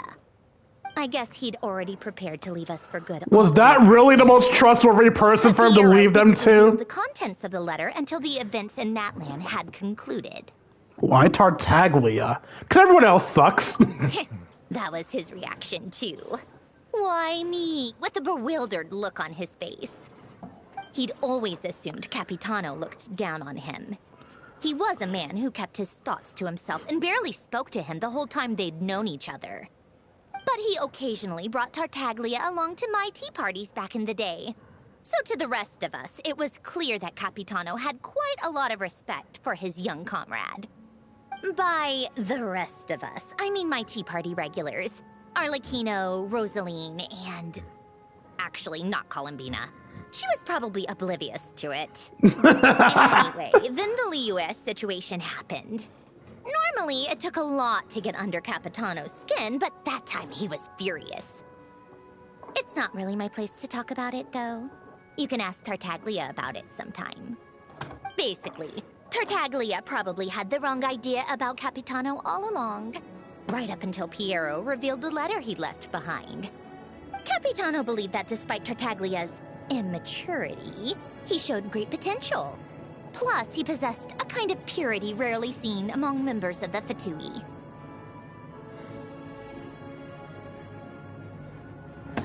That makes sense. Yeah, it's one of the few things that I'd agree those two have in common.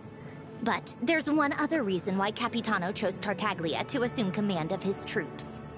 He knew that after he was gone, several of the others would swoop in on his army like vultures. With the ones who stood to benefit the most being the Rooster, Pulcinella, and Regrator, Pantalone. Once they divided Capitano's troops between them, they'd be more powerful than ever. No one would be able to stop them. So, you can see why Capitano chose to hand that letter to Piero, right? Because the Jester needs to maintain a balance of power? Exactly. Piero also needed to back a Harbinger as soon as possible. And, all things considered, Tartaglia was the best choice. Even though Tartaglia has had the support of Northland Bank for a long time, he and Pantalone are ultimately not cut from the same cloth. I'd say Capitano made a good judgment call. Anyone else caught in this situation would probably feel like they'd been hung out to dry.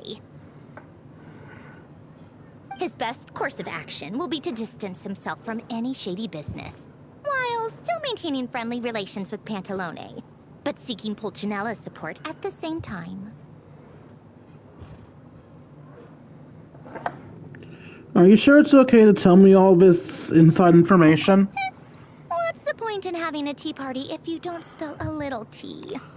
Besides, none of this is confidential anyway. Ask any journalist out there. They'll give you all the lurid details. You'll see it firsthand if you ever sit in on a session of the Snezniya Vecha. All the factional strife, whether open or unspoken, it plays out for all to see in that one little room. Having a voice in the Vecha is the only way to steer policies in your favor. So, every person in that room represents a particular interest group. Pantalone, for instance, represents the financial sector, and Tartaglia represents the Fatui soldiers. Personally, I have no interest in political jousting, but since I have a number of engineers and researchers under my command, I have to make their voices heard. Then there's Pulcinella, the linchpin of the Vecha. He represents politics itself. Everything involves him, so nothing can bypass him. Any issue that comes up, he knows how to mediate. That's what the Tsaritsa values most about him. This explains a lot, is what I would say if I didn't zone the fuck out. What are we talking about?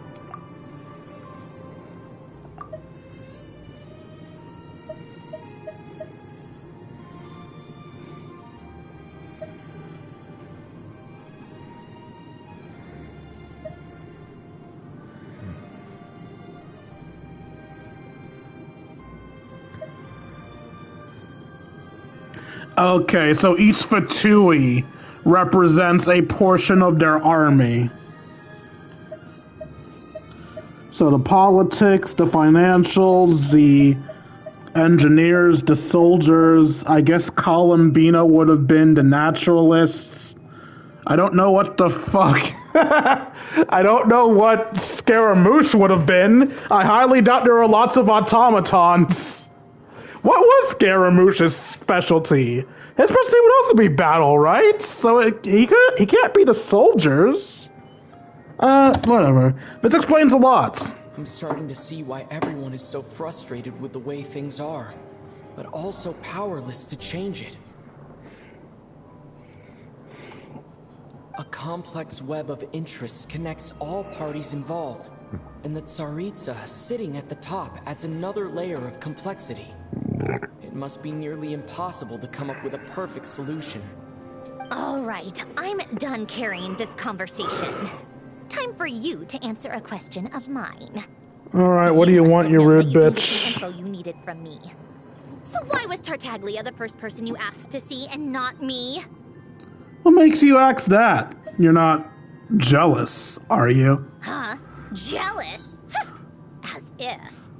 Your student rightness does not hide your emotions. Oh, I think I know what it is. Columbina passed on my message to you before you left Not Cry, right? I only meant you should be mindful of which side you're on. Is that actually why you didn't ask for me? Because you took that to heart? I guess that was part of the reason. I just wanted to make sure I wasn't being disrespectful. You... fair enough. Why are you annoyed by that? I blame all these politicians I've been hanging around with lately. Always beating about the bush when they talk. I guess it must have rubbed off on me. Anyway, just ask for my help next time, okay? Little things like this are no problem. Lady Marionette. What now? God damn. I'm on my break. Whatever it is, just leave it on my desk. I'll look at it later. Sorry to disturb you during your break, ma'am, but I'm afraid it's an emergency. Isn't it always? I've told you before, fixing the tracks and transporting ice blocks does not constitute an emergency. The equipment in Svietlo-Lightovka is in urgent need of maintenance. With how the weather's been recently, we suspect that the cause is a buildup of snow, exceeding the maximum weight limit. The supports on one of the machines broke and fell, awakening a dormant beast and leaving many of the ice miners trapped in a nearby ice cave. Luckily, Odette's team was nearby and launched a rescue operation. But we're still facing a severe manpower So shortage Odette is a rescue Fatui. and engineering teams. I guess that's it then. Our tea party will have to end here. I'm the only engineer you'll need. I kind of want to go with you, but I promised Paimon I wouldn't go too far. Do you actually want to come with, or are you just saying that? I owe you for the tea you shared with me. Can't just stand by when people are in danger. Nice of you to return the favor. I'll have a couple of people look after Paimon. They can let her know that you had to step out for a while. Given how urgent this is, I'm sure she'll understand. And honestly, I'd rather have your help than anyone else's. Between your skills and experience, you'd be reliable help.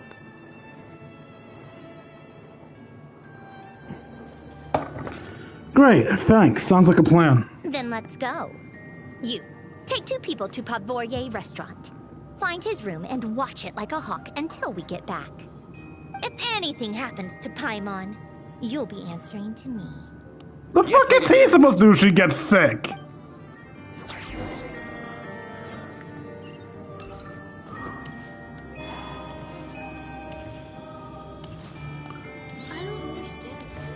That looks like it's gonna be a long-ass walk. Can I just teleport there?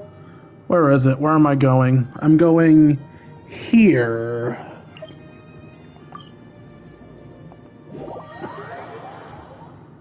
It looks like I can train there.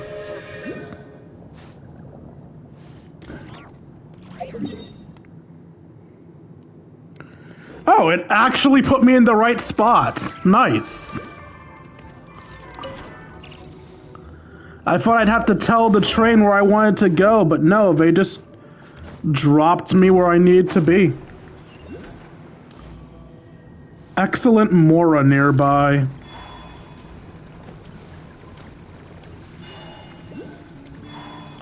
Is that the mission path, or is that the Mora thing? That's the mission path.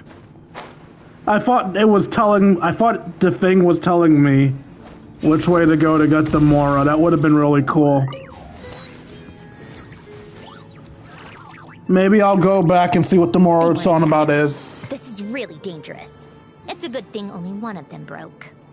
From what I've been told, most of the trapped miners are over in that direction.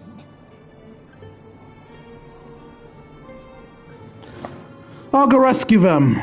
Also, I haven't checked the audio in a while, so let me make sure it's still working. Test. Okay. I'll go rescue them. Yeah, you do that while I check the rest of the equipment. I'll evacuate the people around here as I go. Meet me back here as soon as you're done.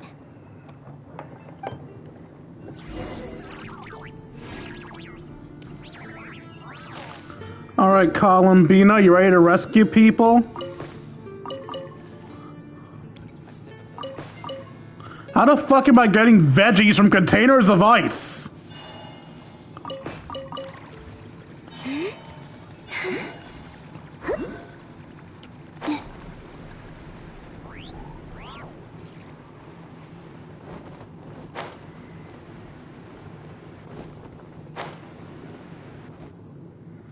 I expected to start losing some percentage once I got down here. Close.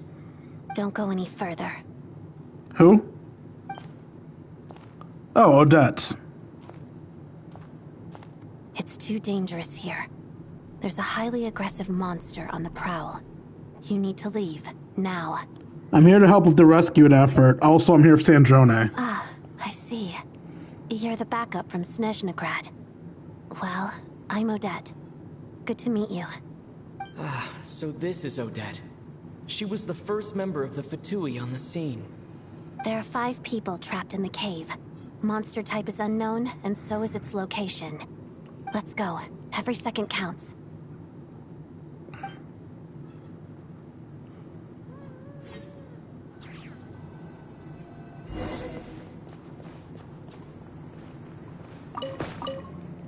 I've been switched to Electro Traveler so I can work with Odette. I believe Electro Traveler's a main DPS, so I'll have Odette out so she can... Something's moving. Actually, there is something I wanted to check. Can I don't think I can. No. I was thinking, is it possible to switch to my gun on the fly? Because the Traveler would actually be useful if you could swap to his gun, but... No, I don't think that's an option. This must be the monster's shadow. Looks like a tough opponent. Yeah, real tough. Pirouette.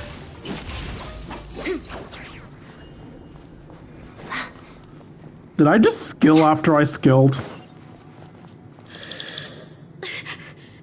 Stay back! Can we move, please?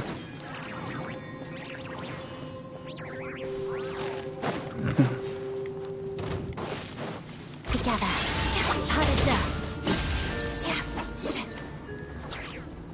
Well, that was fast.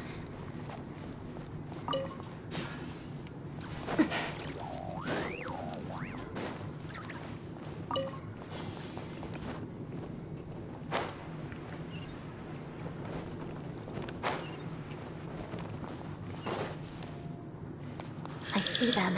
They're right behind the monster. The monster seems very agitated. It could attack at any moment. Let's make the first move. The monster looks adorable. Thunderclap! Lightning flash!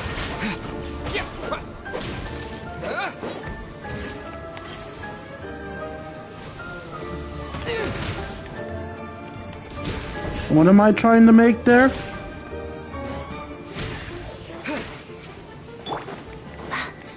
Together. Crystalline Adagio. Pirouette.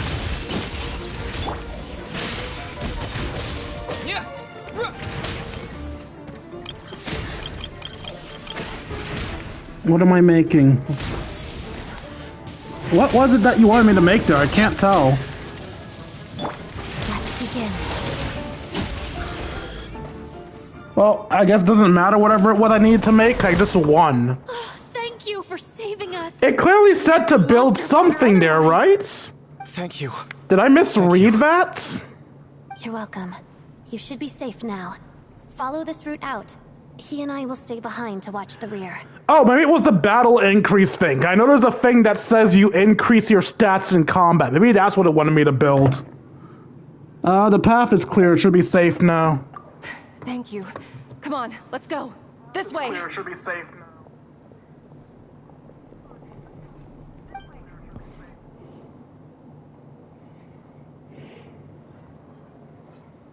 I've searched the area. Pretty sure the monster made a tactical retreat. Was this its lair? Yeah, but with us here, it won't be coming back anytime soon. It may be small, but don't be fooled. It's a ferocious beast. People are just food in its eyes. It's lucky we got here when we did. The trapped miners have been successfully evacuated. Time for us to leave. Wait, this place. There's something unusual about it.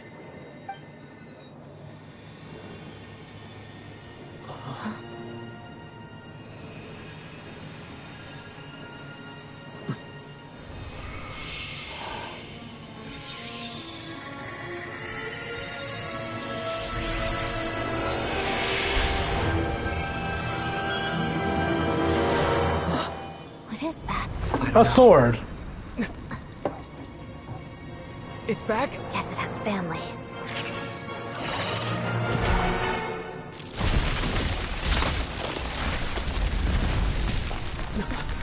This way. Run! Run away, baby, before I put my spell on you.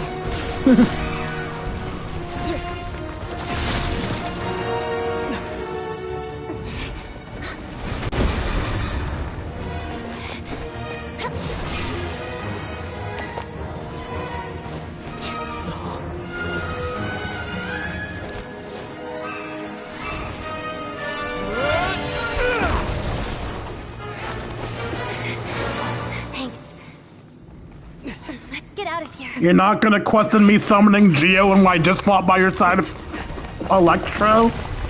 Also, I swapped to Ice immediately after. I have learned to swap so quickly.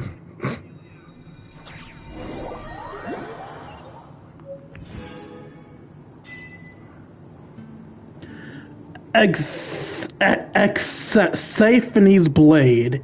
Team special weapon Xaphani's Blade, deep from the cave. Its origin remain mystery. Further details may be uncovered through further adventures. Oh shit, it's a 5-star weapon, Traveler's Path. When a traveler equips this, their attack will be increased by 16% for 6 seconds after they hit an opponent. At the same time, they will regenerate free elemental energy. This effect can trigger once every 5 seconds. It can be triggered even if the character is not on the field. Alright, let's give them that sword because their current sword is ass.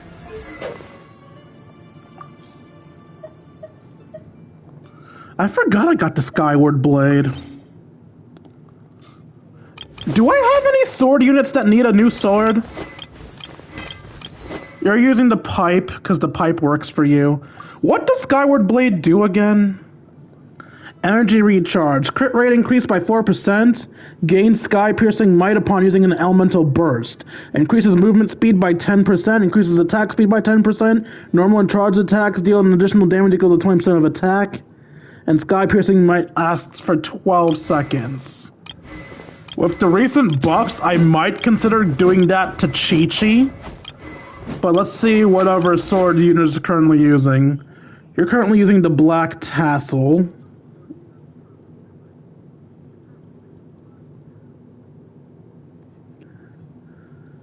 Increased damage dealt in normal charge by 40%. Additionally, regenerates 100% attack as HP when normal charge attacks score a critical hit. I never realized I gave you a healing sword. Although that's hardly a bad thing. I could give the black sword to Chi-Chi so that the ocean-hued clam triggers more often. What is the set I have on Chi-Chi, actually? I don't know.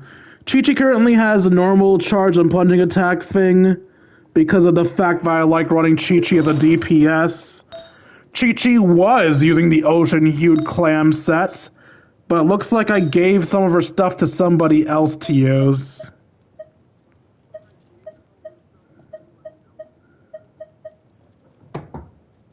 I gave it to Prune. But yeah, she's running the ocean-hued clam set, so arguably I could give Chi-Chi what I gave you, and I can give you the Skyward Blade, and then I can give the black sword to... No, but I can give Chi-Chi's sword to any sword user that needs more DPS stuff. Mist Splitter is literally your weapon of choice.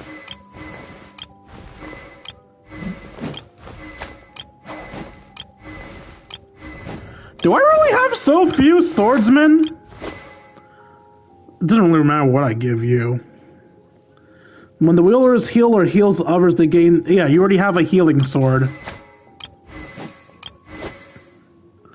I don't use you often. And your thing just increases elemental skill damage. It's a defense thing. It makes sense that you have that. You, of course, have the sacrificial. Makes sense. And now we're entering characters I don't use. To welcome our clients, of course. You are not the person I'm playing as.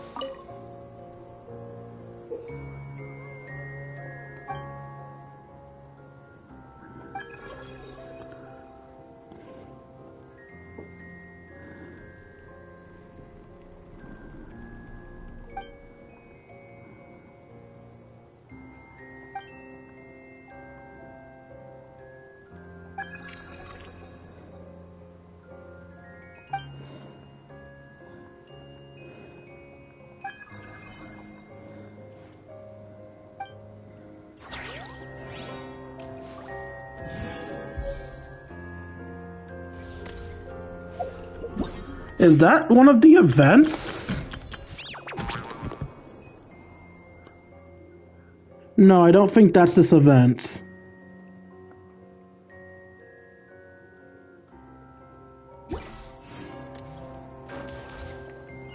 Whatever.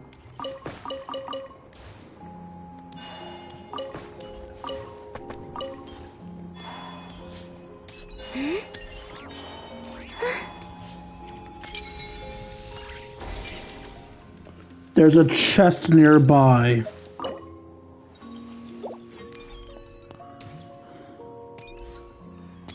So I'm guessing the chest nearby is past that. But I first need to find the items to get it.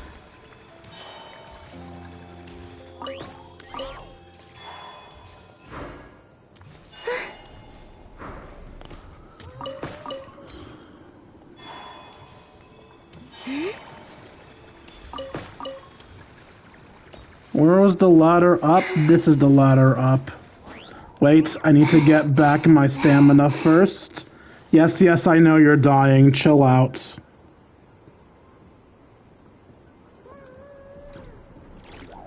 This is a cold area.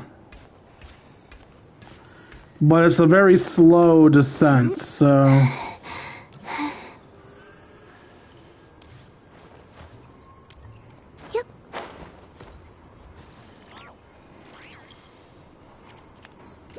Can I just teleport up there? I can. I don't know if there's supposed to be a way to climb up there, but I don't have the patience to find it. Everyone's accounted for. We managed to rescue them all. We also placed a sign at the entrance to the cave, warning people to stay away. You really held your own today. I still don't know your name. It's Dwayne. I'm an adventurer. Don't think I've seen you before. I'll remember the name. All right then. See you around. Hello, Lady Marionette. I hear the rescue operation was a great success. Oh, there's a treasure chest. I could count on you. I don't think it's the one they were talking about, though. Odette. Here for a performance. No, a Fatui mission. I happened to be nearby and heard the crash.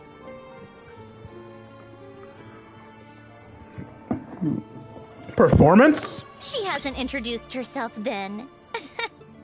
Odette is the prima ballerina of Snezniya. She's quite the celebrity.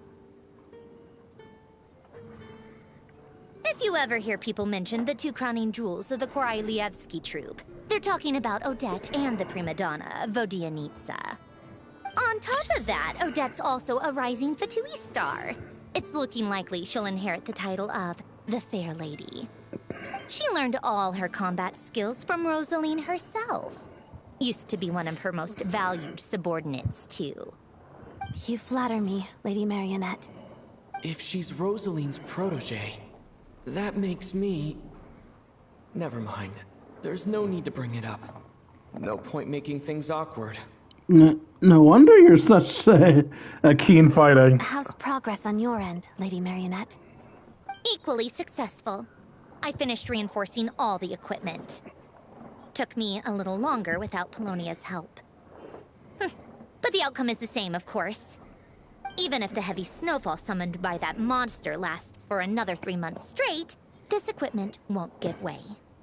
All right, now that we're done here, it's time to get out of this blizzard. That's it? Isn't there more work to be done here? Sure, but Snezniya will send someone to investigate and draw up a relief plan. And I guess I'll have to write the incident report myself this time, since it involves a mechanical malfunction. First, Pantalone needs to approve the budget, then Pulcinella has to sign off on the plan. Once they've argued it out and reached a compromise, we can move forward. That's the rough process anyway. Could take anywhere from a couple of weeks to a couple of months, depending on how smoothly it goes. And in the meantime, the people here just have to wait? Yup, nothing we can do about it. There's a whole stack of incident reports like this back at the office. The snow has eased a little for now, but there's no telling when that will change with that monster still at large. Fuel for heating is in short supply, and relief is weeks away. There's no immediate threat to life, but still, it just feels like there should be a better way. Hey, quit daydreaming. Let's get back to Snezhnograd. When did you get a new sword? I found it in a cave. It handles pretty nicely. You have a strange affinity for second. I didn't think that would trigger something.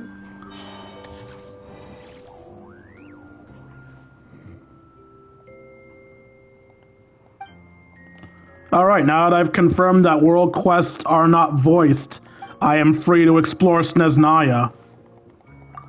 Yeah, that's right, I don't actually read the world quest anymore. I used to, but they've become too long now, so I don't read them anymore. I'm perfectly fine just hearing about what happened in the future. The last one I'm going to read is The Golden Slumber because I've already started reading it, so like, that one, it makes no sense not to finish reading. Yeah, I don't care about you, I just want the treasure chest. Is the treasure chest linked to this puzzle? Look up.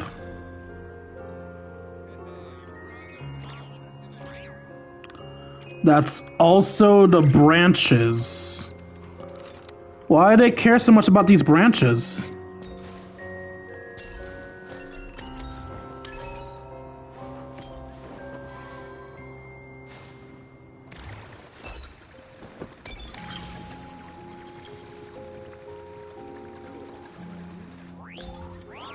Cube. Are you telling me to place a cube here?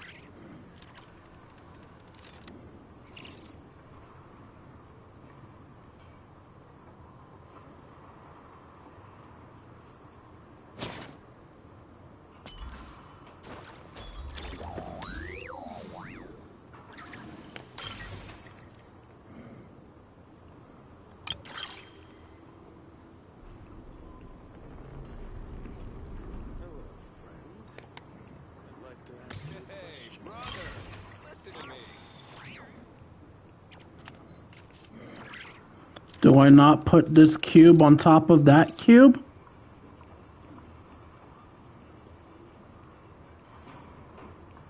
Why can't I place this cube on top of that cube? Okay, whatever. I've given up on this.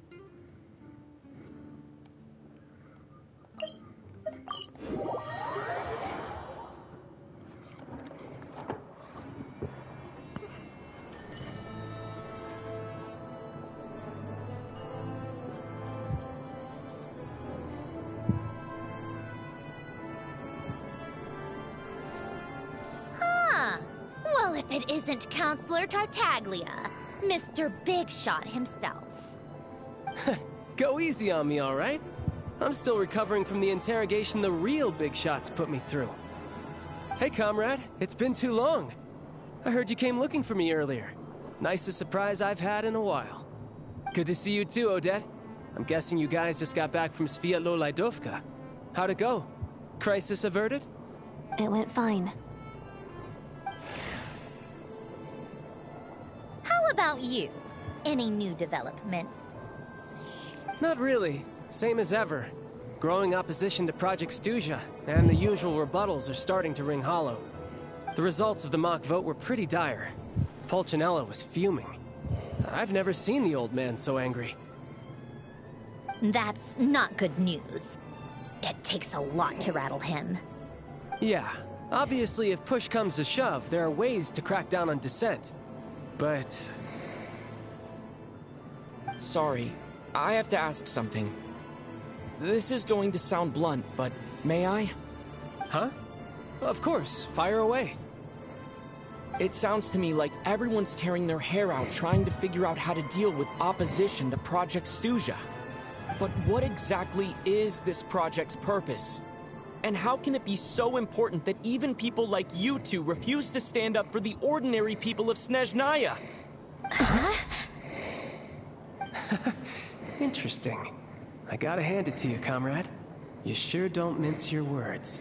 I mean, I said I was gonna be blunt. What does he mean, refuse to stand up for ordinary people? Oh my gosh. How does he dare speak to the Harbingers like that? Are you interrogating us now? It's okay, Sandrone. Let me explain. I think I understand where he's coming from. If I could, I'd take your side right now. In fact, my position's very similar to yours. I've only held back on casting a dissenting vote in the Vecha because the Tsaritsa would never let me get away with it. Still, I have a responsibility to the Fatui armed forces, so I do what I can to make their voices heard. Most of them are just regular folks from small towns far from the capital. I'm sure you've seen how much those kinds of places are struggling right now. Oh, and for what it's worth, I'm from Arepasak myself. Things aren't going so swell there either. Right, so this affects you directly. Hence my question. The Tsaritsa wants to create a better, safer future for the people of Snezniya, but she's thinking long-term. I don't doubt that from where you're standing, Project Snezniya seems to be creating all sorts of issues for everyone. But considering the Tsaritsa's vision for the future, these are sacrifices worth making. Sounds cold, I know, but I promise it's not as black and white as it seems. Maybe Sandrone and I can't oppose Project Snezniya outright, but we're constantly raising our concerns in Vecha meetings. And even though we can't put an end to it, there are plenty of other ways to make a difference. We're trying everything we can think of, and so is Pulcinella. I respect Her Majesty, the Tsaritsa, and trust her decisions. But at the end of the day, I'm still just a normal guy who cares deeply about my homeland. And my family, who all live here. There's no way I would ever abandon them. As contentious as things can get within the Vecha, there's no selfishness or malice behind it. Everyone wants to get through this period as smoothly as possible. The issue is that there's no way of pleasing everyone under the present circumstances. Most of the time, we're trying to decide on the lesser of two evils, which obviously isn't a great look. But that is not the same thing as being blindly loyal to the Tsaritsa. No one's got their head in the sand here. We're all well aware of the way things are. We're just doing our best to make it work. In fairness to Sandrone, she rushed to Svietlo Lidovka's aid the moment she heard that people were in danger. And even Tartaglia, who used to only care about the thrill of the fight, is clearly doing his best to rise to the demands of his new role as counselor. Sorry, maybe my question was a bit rude. No, it wasn't. But I still want to know what exactly the Tsaritsa's up to. Hey, come on. There's only so much we can say, so don't press us too hard. Look, I know how untenable the Tsaritsa's position looks if you don't understand her motives. Maybe you've heard already, but she's currently leading her army on a campaign to the east to defeat the monster that's been causing these brutal blizzards. Striking that monster down will be a significant step in dealing with the present energy crisis. As laser-focused as she is on realizing her lifelong ambitions, she's still putting time and energy into taking down this powerful monster. To me, that says a lot. If she thought Snezniya and its people didn't matter in the grand scheme of things, why would she waste her time on something like this? You become quite the smooth talker. Thanks. I meant every word I said, though. I wasn't just trying to placate you. I've already done more than enough diplomacy for one day. I still think this adventurer raises a very important point. Our two Harbingers have made their positions very clear. But there are many others in the Vecha who must feel trapped and forced to vote against their conscience. I think it's a very valuable quality to be willing to speak one's mind, despite the risk of offending powerful figures. Yeah, the fact that Tartaglia literally said he didn't vote that way because the Tsaritsa wouldn't let him get away with it, is a massive red flag. It's mostly because we know each other quite well. You can say that again. I highly doubt we'd feel the need to explain ourselves so much if we didn't know you so well. Forgive me, adventurer, but might I be so bold as to ask about your background? How is it that you can converse so openly with two harbingers? I beat one's ass in a fight and fought alongside the Haven't you other. been properly introduced? Easier said than done. I like to think I'm not the kind of person who goes around busting open people's old wounds. I've only learned his name so far, and no details of his experiences. Is something wrong? Uh-oh. Is there no avoiding the subject of Rosaline? Yeah, I murdered your teacher. All right. I guess there's no getting around it. This is the world-renowned traveler who helped resolve the storm terror threat in Mondstadt, cleaned up after the mess I made in Liyue, and then went to Inazuma, where there was a duel before the throne in which the traveler defeated Rosaline. Oh. I'm sorry. I didn't think you two would be seeing much of each other, so I figured it wasn't worth bringing up. Please. Please let her hate us.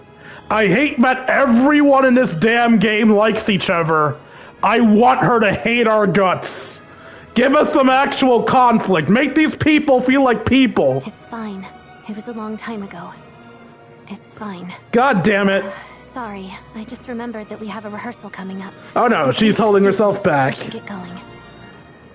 Bye, hope you hate me forever.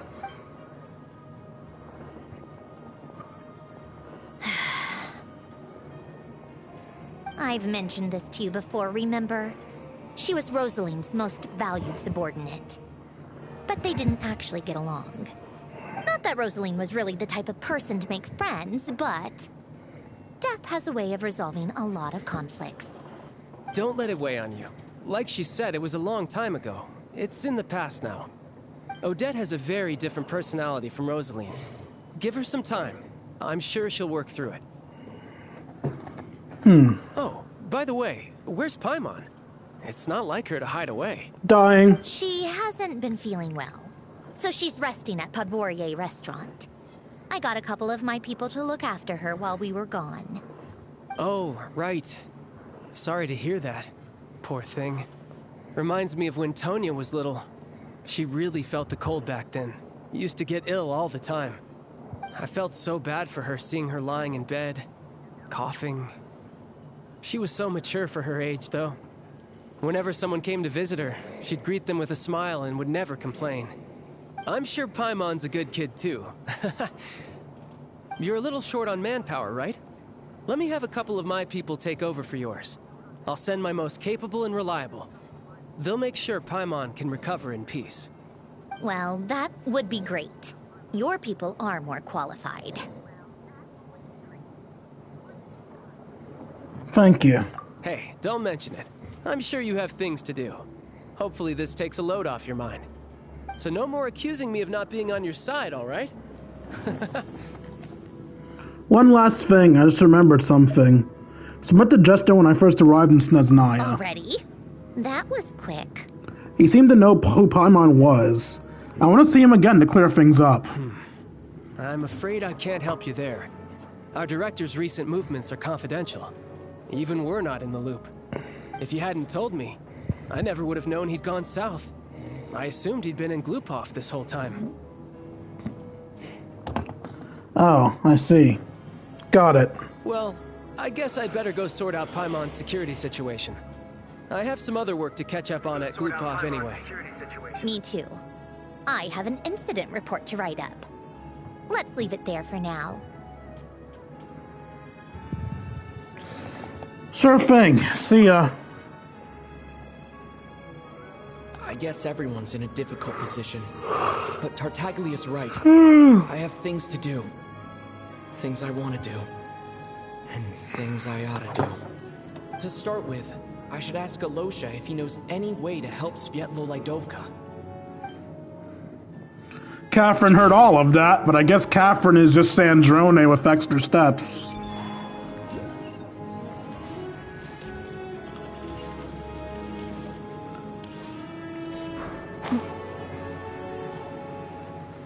As you're walking down the street, everybody that you meet has an original point of view. What a wonderful guy of the day. How strange. This sword seems to be vibrating of its own accord. It's a very faint vibration, but it's getting stronger as I get closer to the statue of the Seven. Does this sword have some connection to the statue? But all it does is vibrate, even when I touch it. That place I got this sword from was definitely out of the ordinary. Maybe I should try channeling the power of cryo. And Kate! It worked. There really is something special about this sword. How is it that people on YouTube are making a big deal about this interaction when the story fucking shows you it?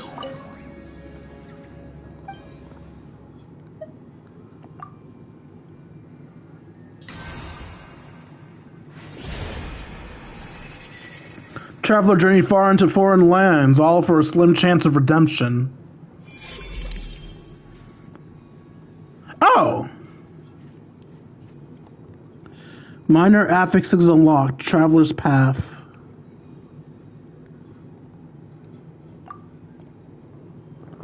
Awaken statue to 7 Snezniya and cryo to enhance. I don't really understand what just happened, but I'm pretty sure this sword just got a little more powerful.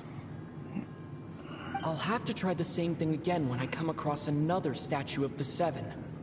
In the meantime, I'd better go find Alosha.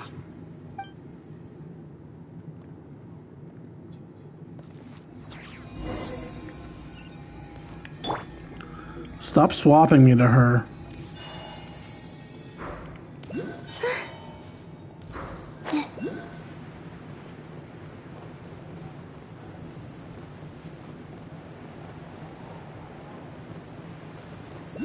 I wanna fly so I can reach the highest of all of the heavens. Somebody will be waiting for me, so I've gotta fly high. Gotta keep going. Everything is a great challenge for me. Will believe in myself. This is the only spot for me. A mini game?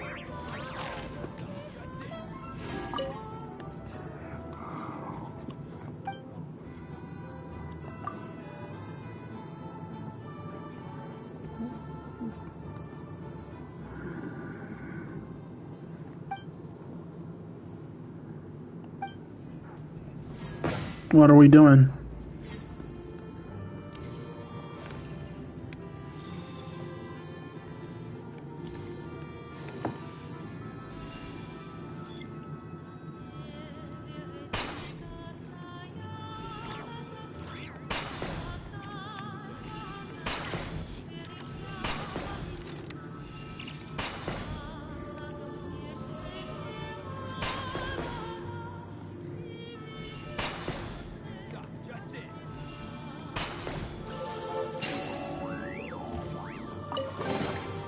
You keep them.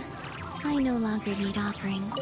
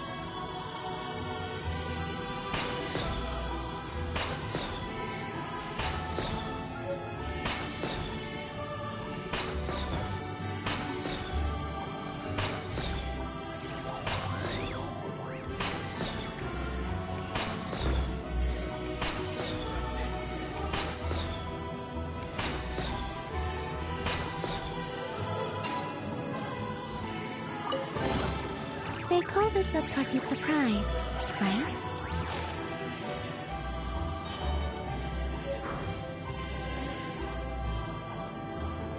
Hello there. How can I help? Sup? I'm looking for Alyosha. Ah, sure thing. Give me a second. I'll go fetch him for you.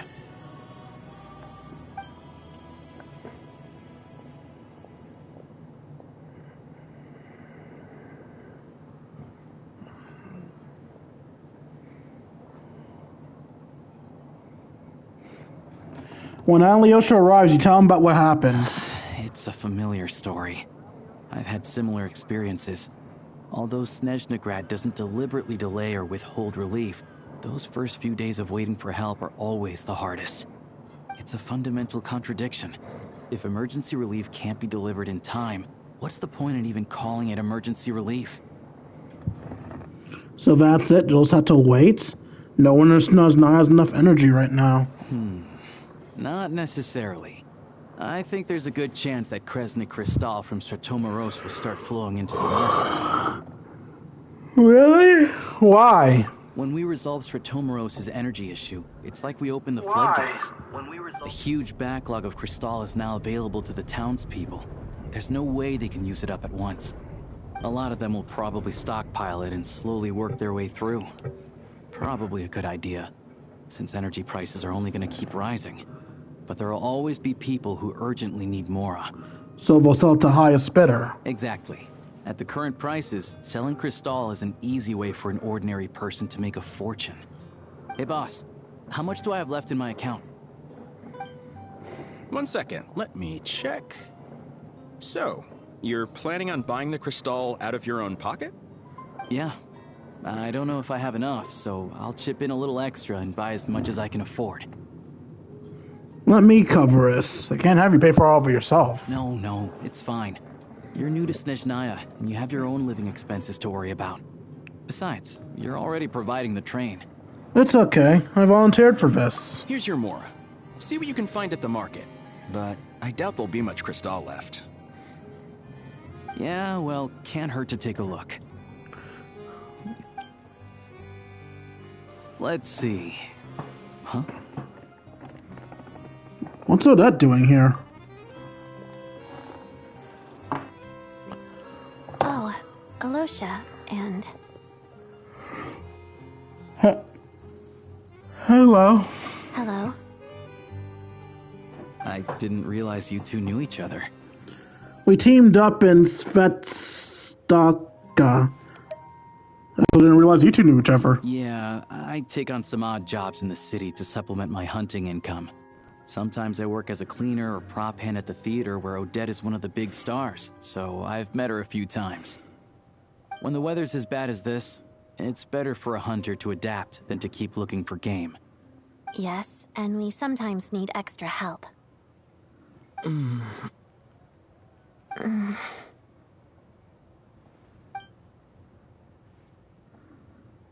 Wait, why is the atmosphere so awkward? I thought things went pretty smoothly in Svetloydovka. So, what brings you here, Miss Odette? Looking for some new props? No. After I got back to the theater, I couldn't stop thinking about the situation in Svetloydovka. It bothered me so much, I couldn't focus on my dancing. So I decided I'd come here and see if there's anything I can do. Can't let it go either. You too, I presume. I suppose that's why you're here. I didn't feel comfortable expressing my true opinions in front of the Harbingers. Not least because ordinary Fatui like me don't even know what Project Stuzha is all about. Without knowing the full picture, I can't make sense of it. And at some point, if things aren't making sense to me, I can't just keep going along with it. So many people feel the same way. They wish they could do something, but all kinds of reservations hold them back. Explains why groups like the Rokot are springing up to fill the gap. Yes. Well, that's one option. But there are risks to consider with organizations like... I'm sorry. Fatui does not encourage their activities. Right, because things can get out of hand, and it's hard to hold the right people accountable when they do. I've heard about a few cases like that. Sandrone said Odette was on track to inherit the title of the Fair Lady. If so, she'll be able to find out what Project Stuzia is really about. Still, it's probably a little soon to ask her about that. There may be more to the story. What's on your mind? Nothing. I just spaced out for a moment. I think we can both agree that no matter which side you're on, it can't stop you from doing the right thing. Where there's a will, there's a way. I know what Rosaline did while she was abroad. You made the right decision, so no hard feelings. So, what's your plan? Oh, we were gonna buy some crystal. I heard there's some on the market right now. Funny. I had the same idea. In that case, let me pay. I can claim it back as mission expenses. The real issue here is that government relief is behind schedule. Surely it makes more sense for the state to cover these costs than for us to pay out of our own pockets. True. It's a huge expense after all. Thanks for helping.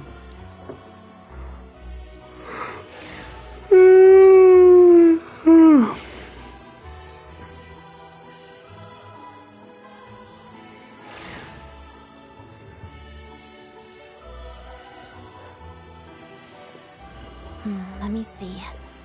I'll take it all, please. And I'll be needing a receipt.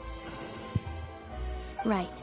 Choose mission budget under the expense category, but be sure to specify emergency rescue operation in the description. Otherwise, the normal reimbursement limit will apply. Let's book this train. Regulations say that if we need to transport Kresnik Crystal during Project Stuzia, extra carriages can be added 1 hour before departure.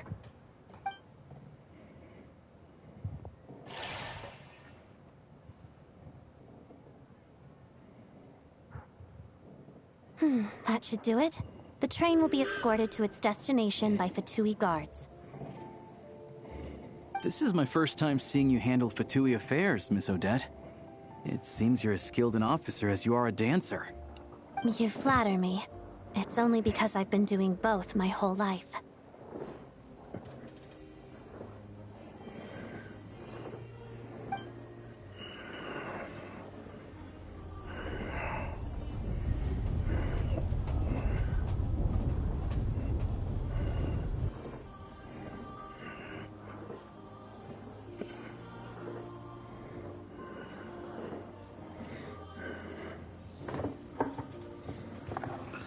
Well, I'm glad we're in safe hands.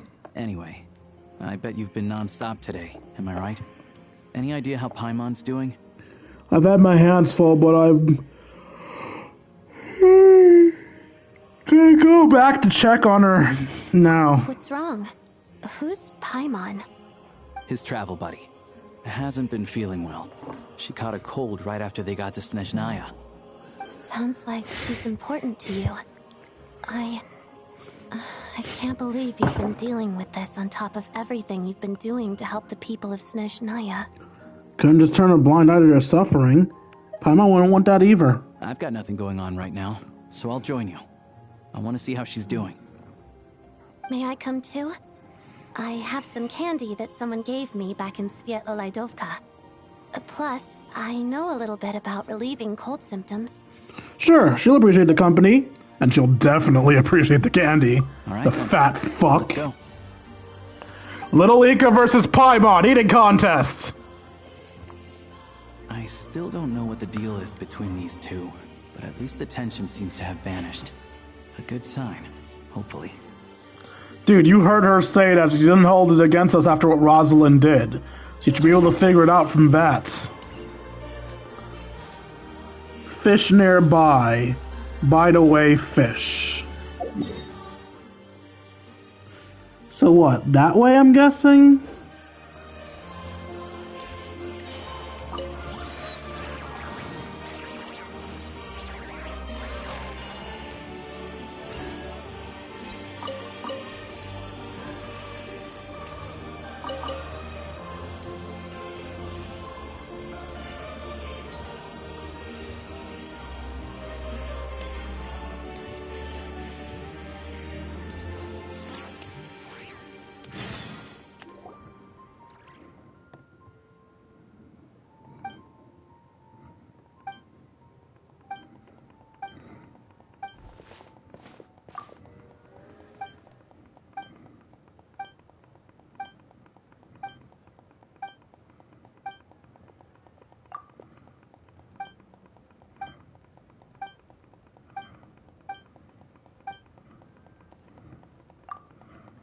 No bullying children.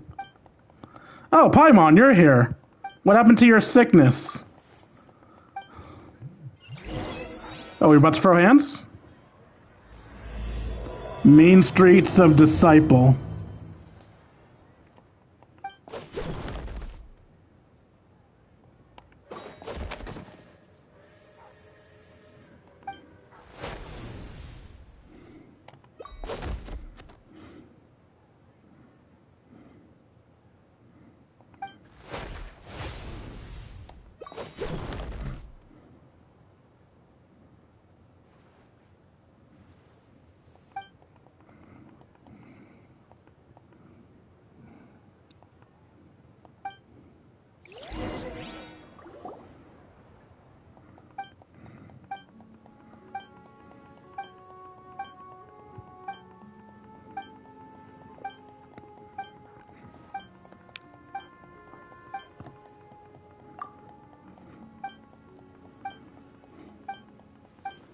The fuck?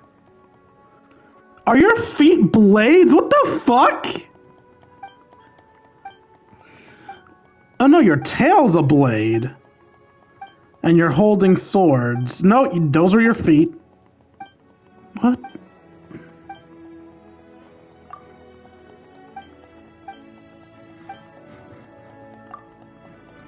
Please, guys, I have to get back to my world quest.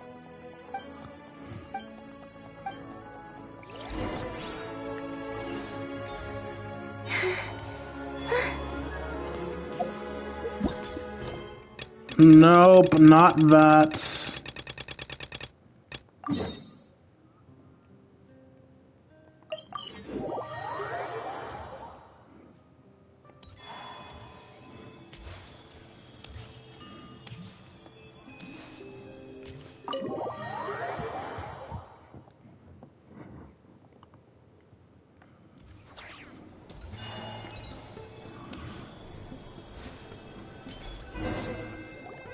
Hello. Sorry, but there's a sick person recovering in this room. Can I help you? Yeah, I'm the sick person's travel companion. It's okay, no need to worry. Are you one of Tartaglia's guys? Oh, please, excuse me. Are you the Traveler? Could I take a quick look at your Adventurer Handbook? Master Child said I should verify your identity.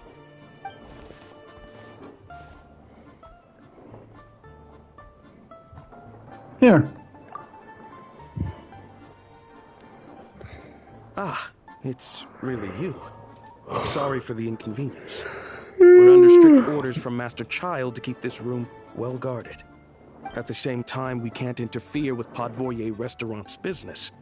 That would only seem all the more suspicious and draw unwanted attention to this room. Besides myself, a few of my colleagues are stationed in and around the restaurant, in plain clothes, of course. Rest assured, you're in safe hands.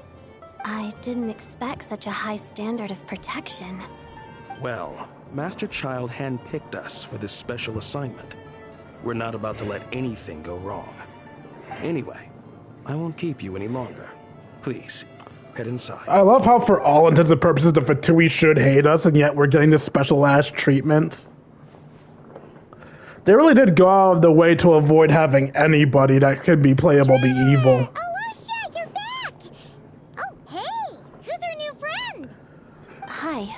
This is Odette, the newest member of the harem. Traveler and I crossed paths a few times. She's a member of the Fatui, but she's solid. We can trust her. She's probably gonna be our harem member for Snezniya. Another friend from the Fatui, huh? You're practically a member yourself by this point. How are you feeling? Paimon's definitely on the mend. We should be back to our usual travels in a few days' time. Seems like that doctor was right. It's just... Paimon's limbs are still feeling a little chilly. I have just the thing. Whoa! What's this? Is that... a flame inside an ice cube? Wait, is this real ice? How's it not melting? And how does the fire keep on burning? It's been so long since we actually see something held in someone's hand. You're right. Like, actually held. Not floating above. Whenever I've caught a cold in the past, I found I recover much more quickly if I place this by my bed. You're welcome to borrow it. Awesome! Wow! It's so nice and warm! Oh, it's like magic. Your name was Odette, right? How did you two meet again? Looks like she's in pretty good spirits. That's a relief. Any progress with your investigation yet? Nope. Couldn't get anything out of the Harbingers. No surprises there, I'm sure. They're not likely to let anything slip. I need to try a different approach. I want to look into this Rokot organization. The Rokot, huh? They might know what's really going on. Do you know how I can contact them? Let me think. Members of the Rokot keep their true identities hidden, but I think there might be someone I can introduce you to. Leave it with me. Meet me at the Korolyevsky troop tomorrow, and I'll tell you how it goes. Would anyone like a drink? I'm gonna head to the bar. Shots! Shots! Shots! Shots! Shots! Shots! Maybe some hot milk? Yeah. Paimon's in the mood for something warm. Pineapple margarita, please. You two? Let's catch up properly in a minute. Paimon wants to know everything that's happened today. Yes, ma'am. It'll be kind of like tabletop troop. No reason why listening to a story can't be an adventure.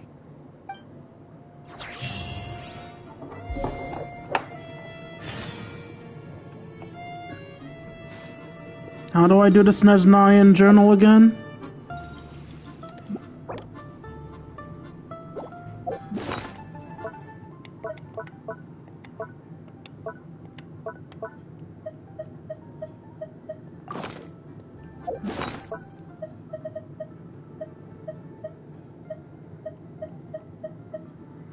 Which item is the Snezniya journal? I forgot.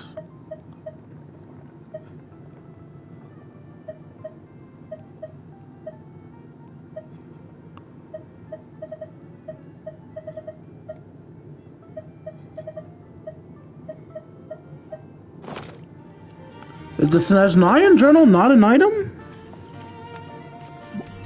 That's Millie Astra.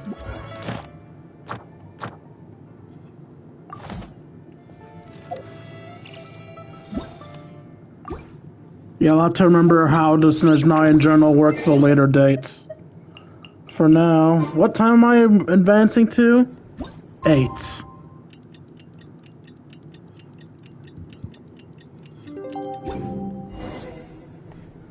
Go to the theater. Let me just teleport there. Or not, 'cause I haven't unlocked it yet.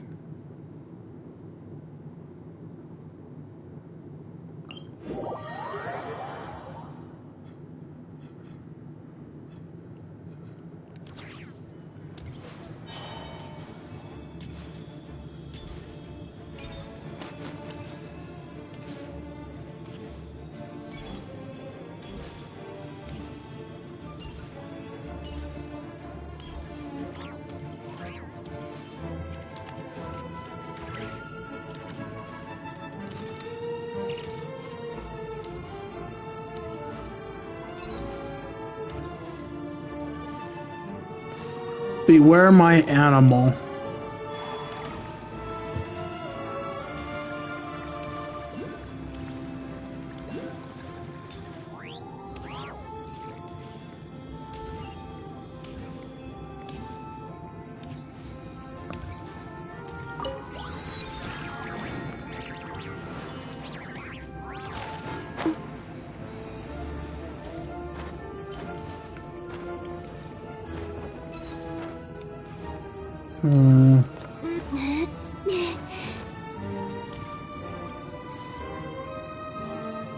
Ah, you made it. I've got some tickets, and I managed to set something up with the Rokot. It'll have to wait until after the show, though. Happy to stay and watch? I doubt you've seen the Korolyevsky troupe on stage before. Of course, no problem. Pleasure. Here, this is the way in.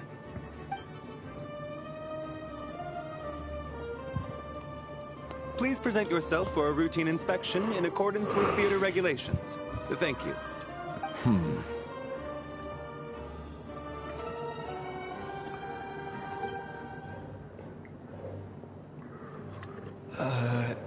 Is that guy with the Fatui?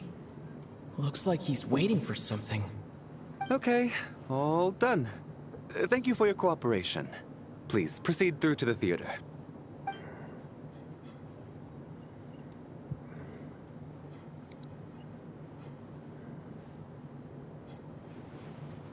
What's up? Everything okay? I wasn't expecting such strict security here. Snezniya's business and political leaders are always passing through here, so it makes sense that security's tight.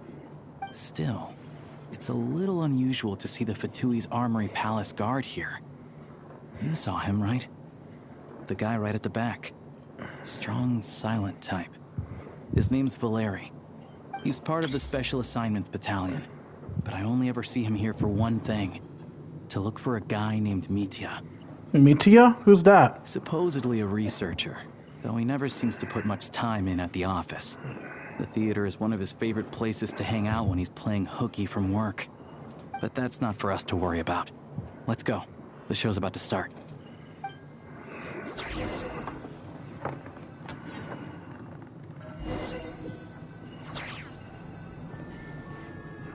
What do you think? Pretty impressive, huh?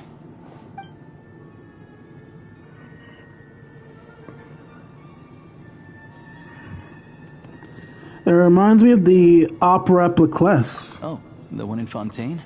I hear it's iconic. Never seen it for myself, though. Here we are, just in time. Sorry, coming through.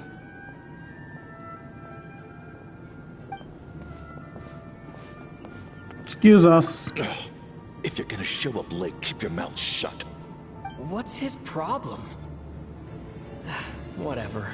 No point arguing with people like that. Look, there she is. That's who I'm introducing you to later. She's the lead singer of the troupe, Vodyanitsa. Oh, she's a cutie.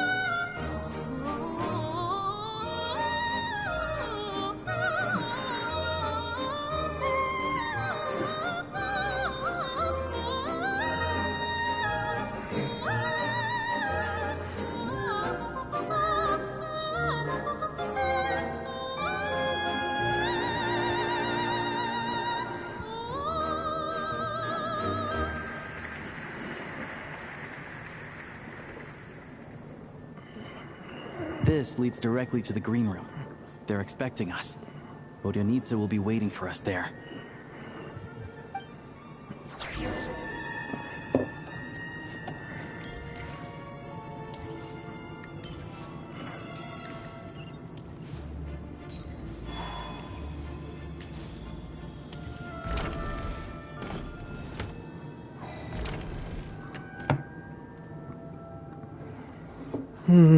Hey there.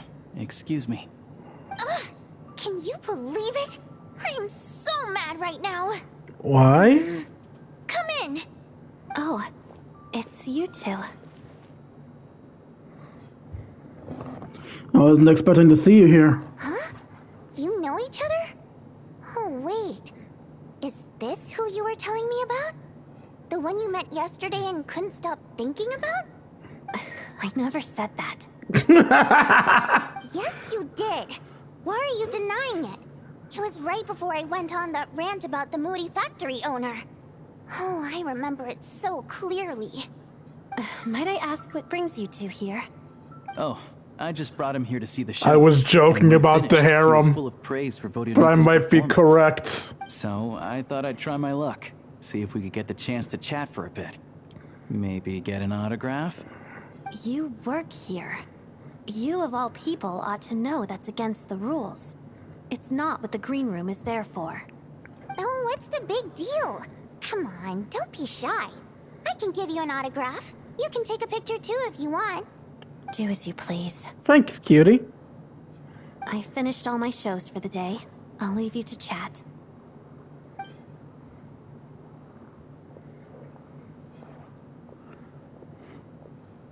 I wasn't making that stuff up, you know.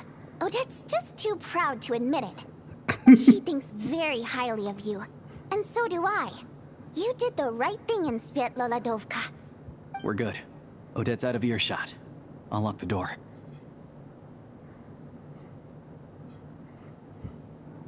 What? Confidentiality, of course.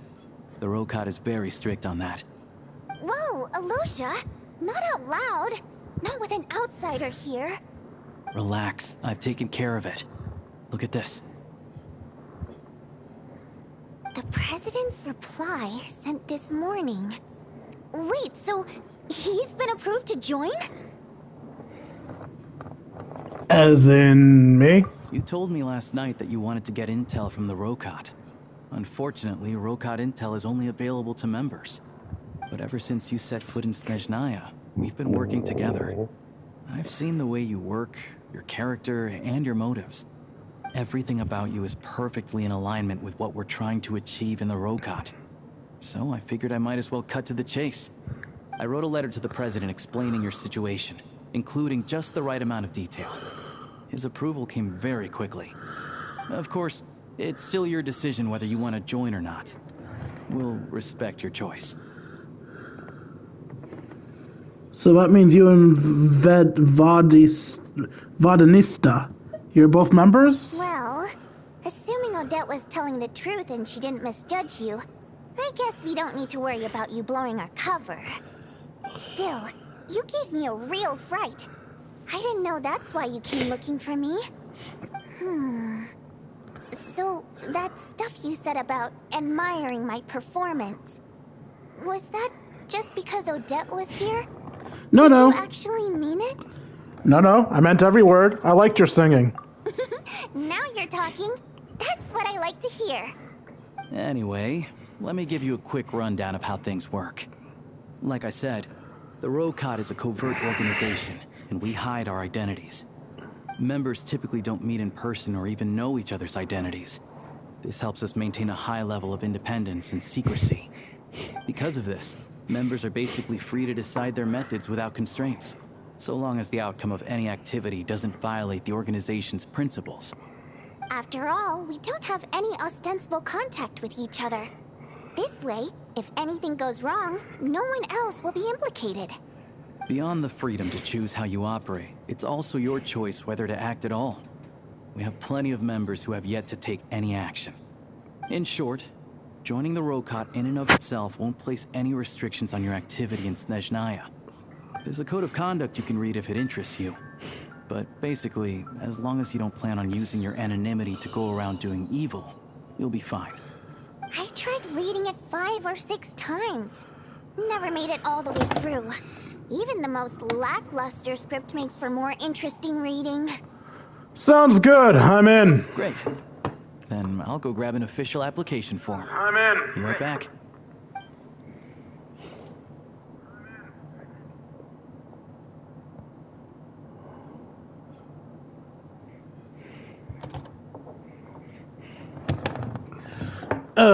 Come on. Since you keep your identity secret, how do you two know each other? Well, Alosha has this pet dog, you see. His name's Tagarin, and this one time, Alosha brought him backstage. Tagarin took quite a liking to me, so I played with him for a little bit and fed him some treats. Then, the Rokot was out on a mission one day, and even though we were all in disguise, Dagarin recognized me right away. Just a coincidence, really. We didn't report it to the higher-ups, though, to avoid dealing with the fallout. Like... my job at the theater, for instance. I really need it to make ends meet. By the way, what were you complaining about just before we came in? Did everything go okay with Chuganov? Everything did not go okay. That's why I was so mad. I tried to make some small talk with him before I went on stage to fish for intel about the Iskra manufacturing plant. But he wouldn't take the bait. No matter what I said, he kept dodging the question. And then he started complaining. He said he didn't appreciate his second-rate seat in the stalls because he usually gets a private box. I mean, what did he expect? Everyone knows that if you want a box seat, you buy a ticket well in advance. But instead, he sends me a letter the day before the show when we're practically sold out. I had to juggle things around just to get him a half-decent seat, hoping he would appreciate the gesture enough to share some information. But nope, he didn't give me anything. Yeah, meeting Chuganov in person has definitely been a disappointing experience. Oh, you probably don't know who we're talking about, do you? Nope. Chuganov was that older guy you were sitting next to today. I'm sure he didn't make a great first impression on you either. Oh, that guy. Yeah, seems like a wrench. To the citizenry, he's a family man and a kind boss. But our interactions with him tell a very different story. It's one thing to ask for a favor, but he acts like it's his right. He always expects special treatment. Take the ticket situation, for instance. I've actually gotten him a private box in the past. But not only was he not even grateful, now he's acting like I've sold him short this time. Not to mention that he's never paid for a single one of his tickets. Shit, I wish I got that kind of treatment. That's pretty outrageous. And another thing, if he's such a big family man, why doesn't he bring his wife and daughter to see the show once in a while? I've never seen them here, not even once. Calm down, Vodyanitsa. If you won't do it the easy way, we'll have to try the hard way. But first things first. Here's your application form. Go ahead and fill it out.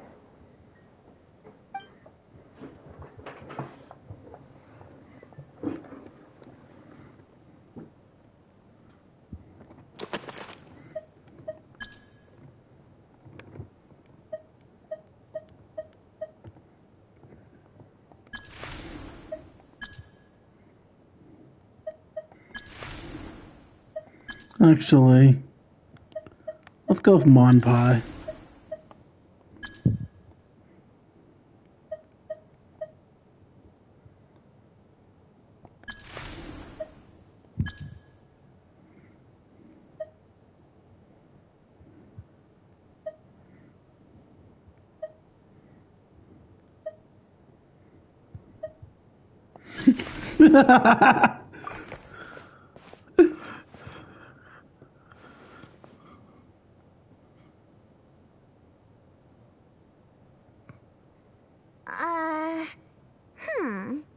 Looks like I'll need to make a few little tweaks here and there. But other than that, you're good to go. We'll hold on to this for you. Please, don't make Dodoko wanted tweets. Don't make Dodoko wanted tweaks. I want to be a Dodoko. All right. Now that we're officially Rokut comrades, I can tell you. Chuganov is the target of our current operation. Recently, we've done some recon work at the Iskra manufacturing plant, which pretty much confirms that their energy consumption is way beyond the legal limit. All we need now is some direct evidence to present to the Vetcha, so we can demand that they shut the plant down. That way, the Kresnik Crystal can be allocated to where it's needed most. I was hoping he might let slip during one of our chats, but he's too tight-lipped. We'll have to find another way. I'm meeting another regular theater-goer tonight, Mitya. Alyosha mentioned that name before. But Valeri's here too, and he's probably looking for Mitya, so he may end up being a no-show. Don't you worry. He must know how to dodge Valeri, or he wouldn't be showing up on time for every performance. Mitya is a renowned energy expert. Although we can't get any direct evidence of the excessive energy consumption at the plant, we can accidentally let the information slip to him. The authorities should take someone like him seriously. So if he starts raising questions about energy use at the Iskra manufacturing plant, there will be a proper investigation. Also, we're not allowed on site, but he has clearance. So all we need is his cooperation. Since he's an energy expert, does that mean he might know the inside story of Project Snezniya? Yeah, so that's the other thing we're trying to figure out.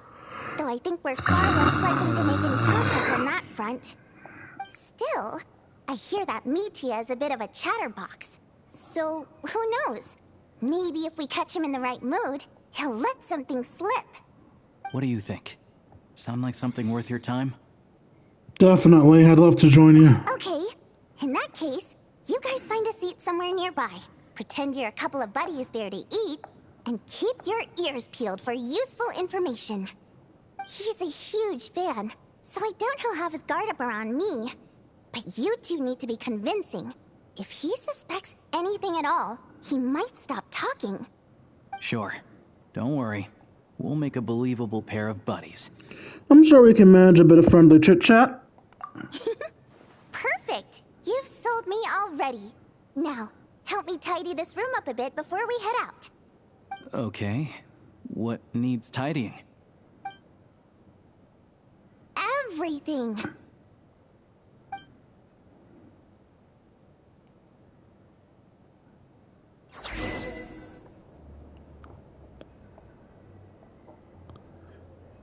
I'm kind of getting tired. Are we still in part 1? We are.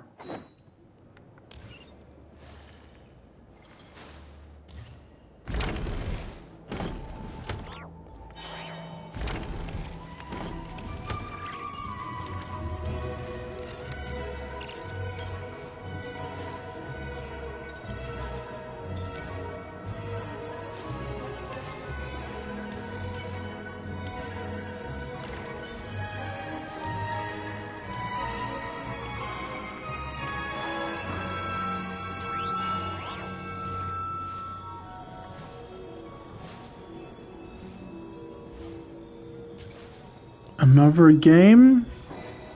I'll do that later. Or at least I'll try to remember to do it later.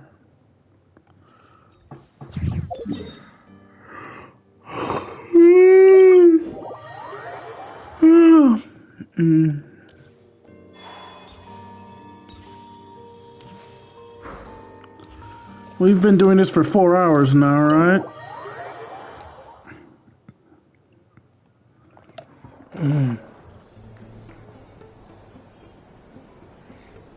We come here often, so we shouldn't stand out.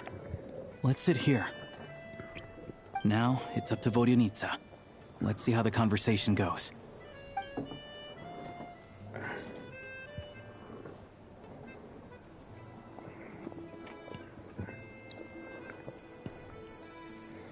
Mr. Mitya! Over here! Over here! Oh, sorry. I got a little held up on my way here. Now we have even less time than we planned.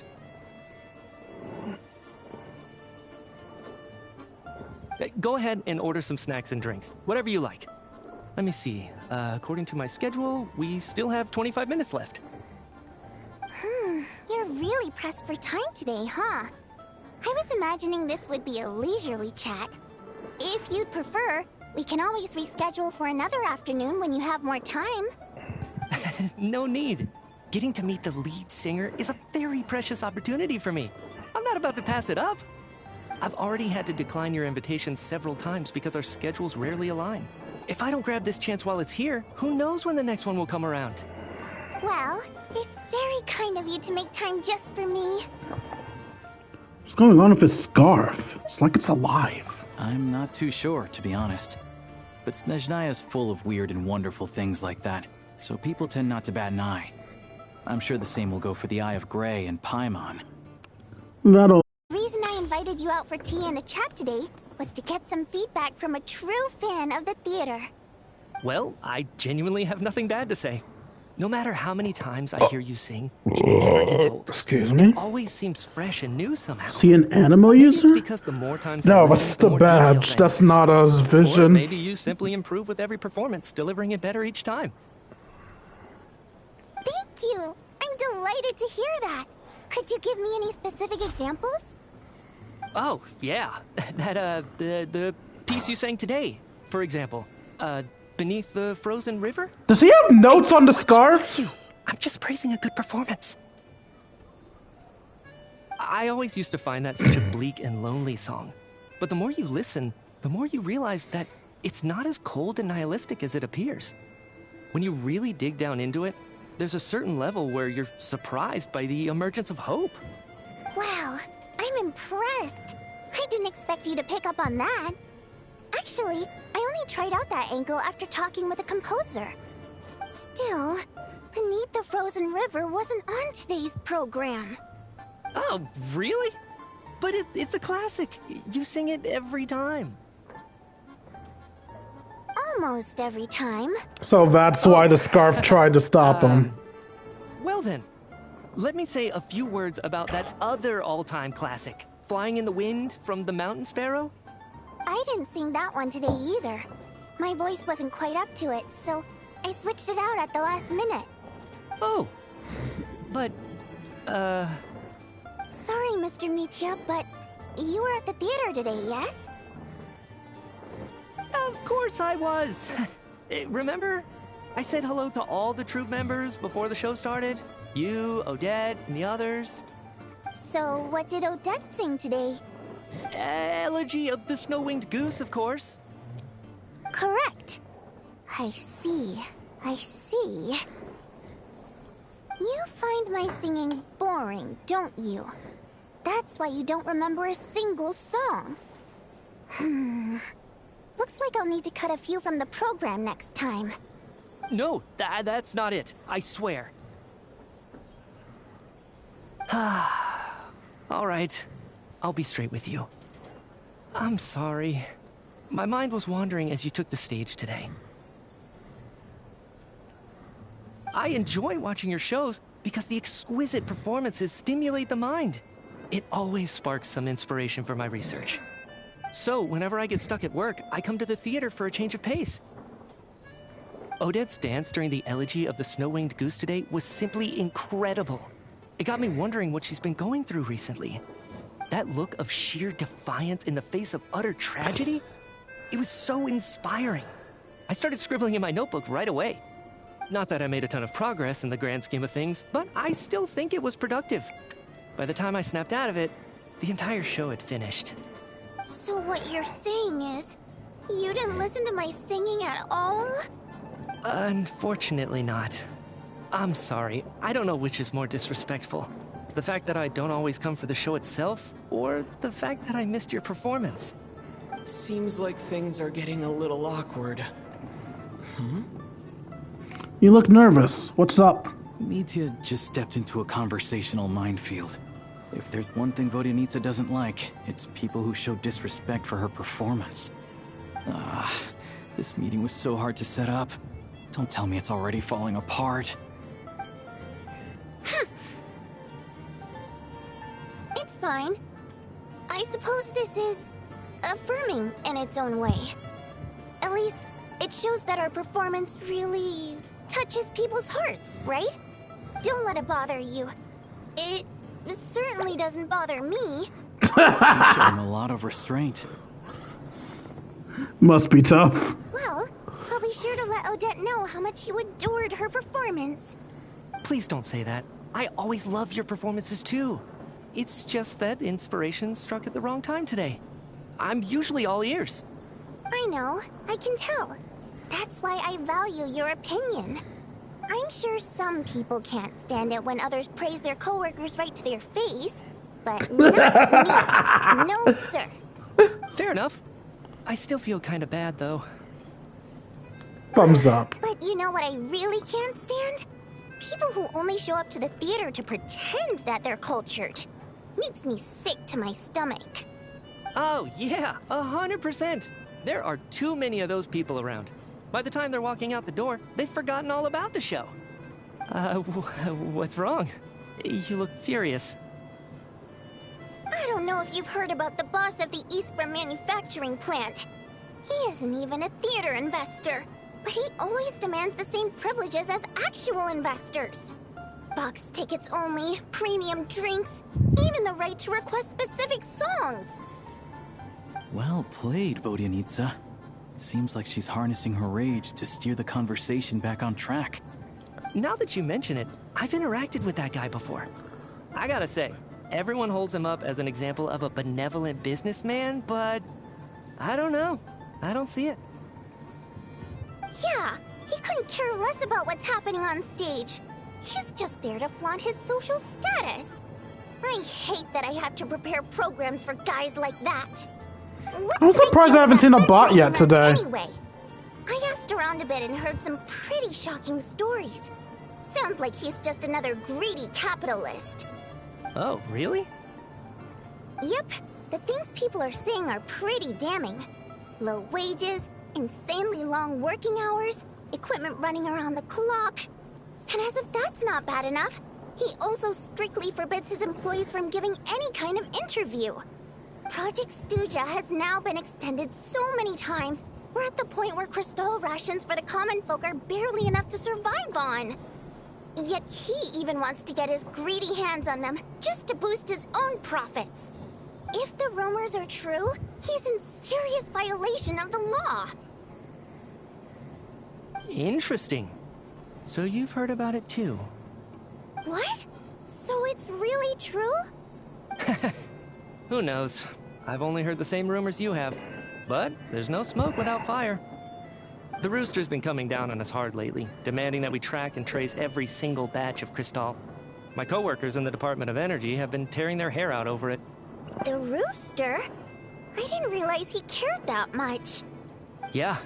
Even though there are no restrictions on Crystal trading, the poor will wind up freezing to death if we let the rich buy as much as they want. That's clearly unfair. Looks like we'll need to arrange an investigation into the Iskra manufacturing plant as soon as possible. I never knew you kept up with current affairs beyond the theater, Miss Vodyanitsa. You really have a heart for the common person. Most Fae in your position have long been indifferent to the plight of humans. Well, those of us who choose to live in human cities are naturally going to pay attention to any significant upheaval. Isn't the Rooster a Fae himself?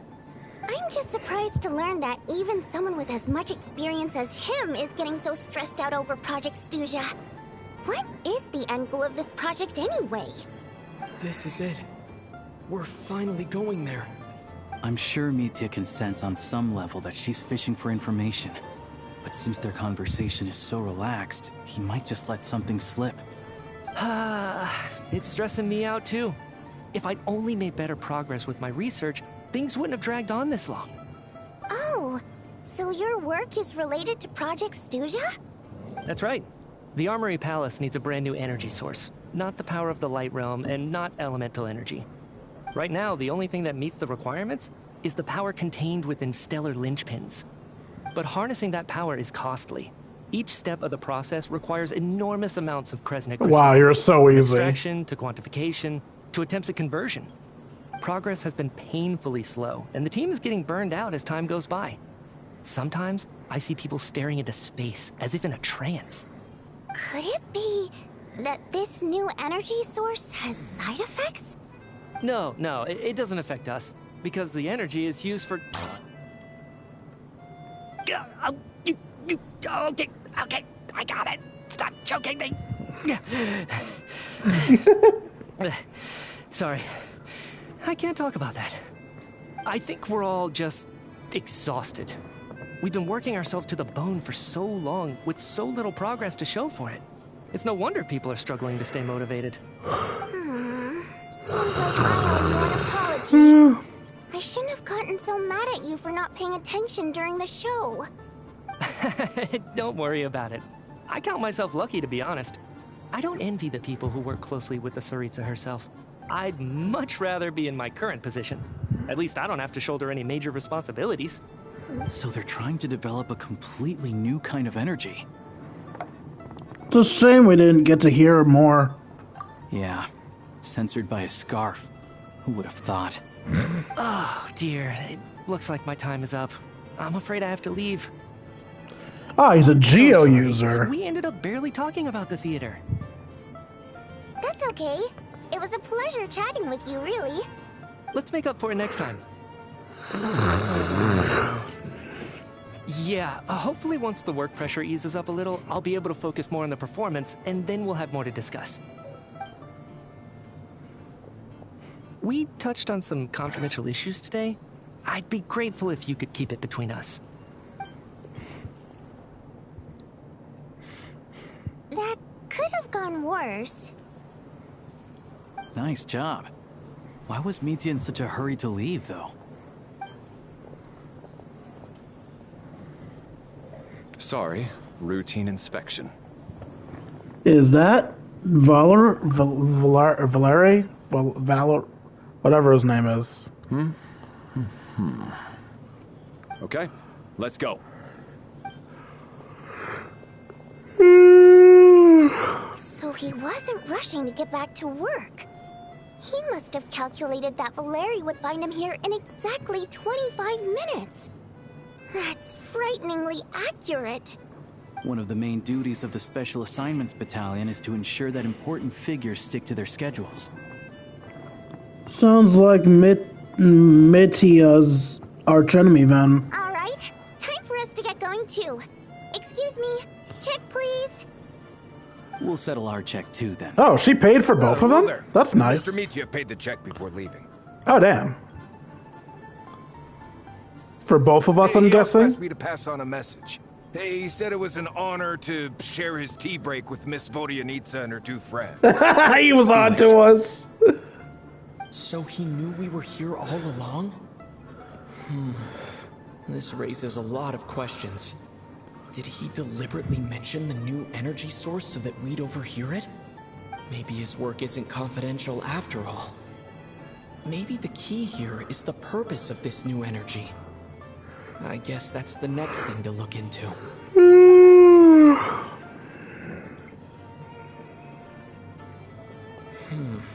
Vodyanitsa and Alosha have left. Time to head back and call it a day. Can we call it a quest too? Not that I'm not enjoying this Archon quest, I am. I'm just deepy.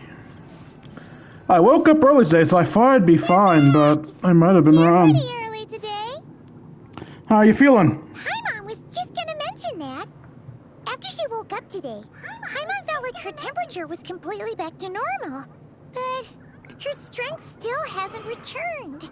Still, there's some good news. Paimon thinks she might have figured out the source of the problem. It's like there's some kind of mysterious power affecting Paimon. Paimon's never felt this way before during any of her travels. She only started feeling this way since we arrived in Snezniya. Some kind of mysterious power, you say? That's right. The Armory Palace needs a brand new energy source. Could that have something to do with this? What is it? You're making that face again. You know, the one you get whenever you have a light bulb moment? Let me tell you what I found out today.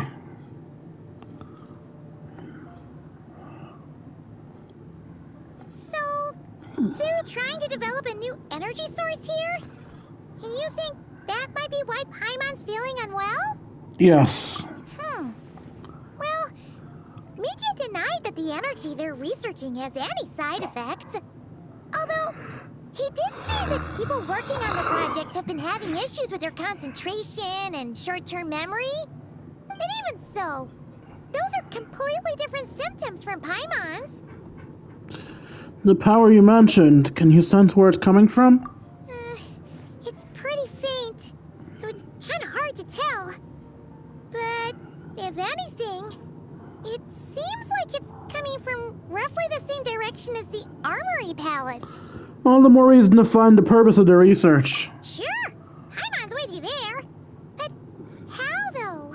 The robot only has a limited amount of intel. There's still one avenue we haven't explored. The Snezniya Vache. Oh, great point! They argue about Project Stuzia every day. If we could sit in on one of their sessions, we might pick up some new leads. Okay, interact with Lucia. Good idea! Oh yeah, while you were out, Paimon tried all the yummiest looking desserts in the Potpourri restaurant. This one seemed right up your alley. So, Paimon saved some for you. Is that a cake with butter on it? Why does that cake have butter on it? Is it like pancakes? Oh, I guess we're just going into the future again. Let's do the time warp again.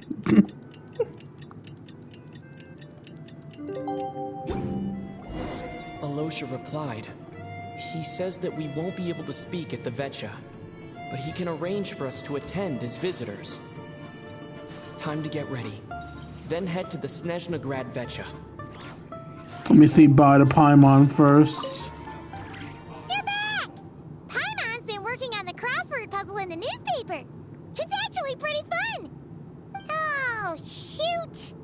Paimon forgot the next word. Oh, she had it a moment ago. Think, Paimon, think.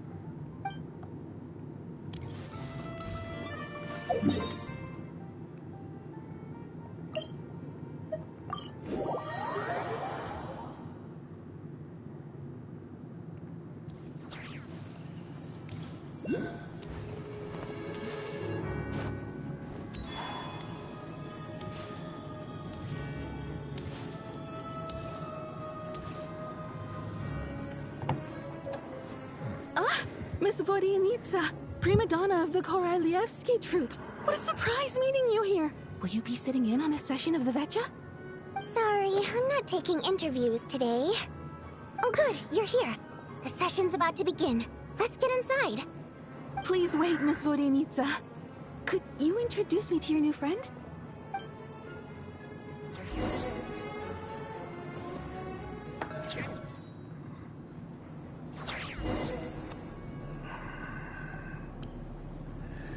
Shortly after you take your seat, the meeting of the Snezniya Vache officially begins. Discussions on whether to extend Project Stuzia are saved until the end. As the rooster, Pulcinella shares various energy-related statistics, the dull and lifeless room suddenly becomes very animated.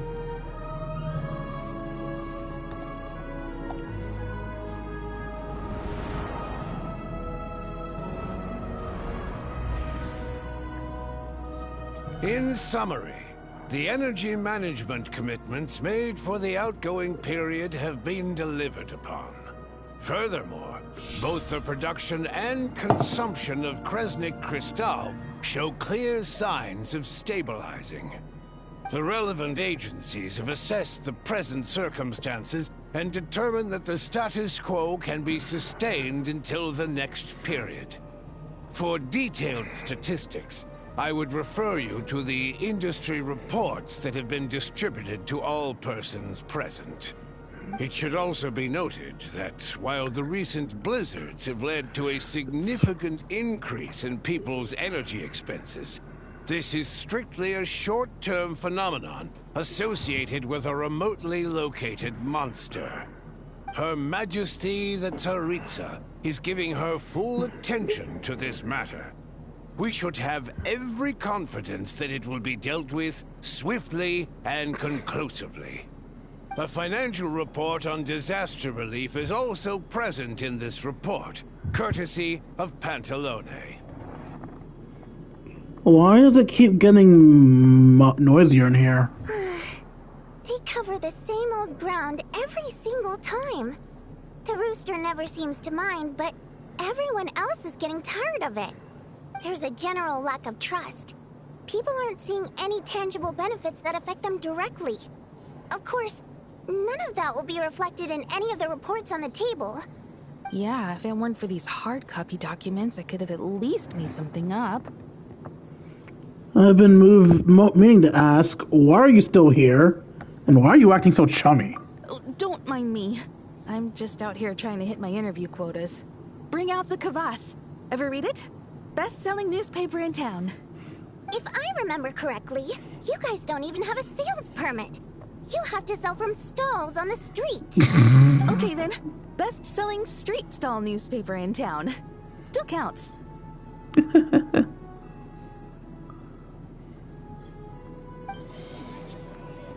Order!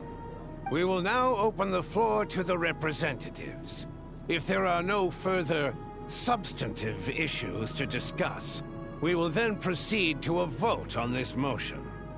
Snezniya has a long tradition of treating members of the Fatui armed forces and their dependents favorably.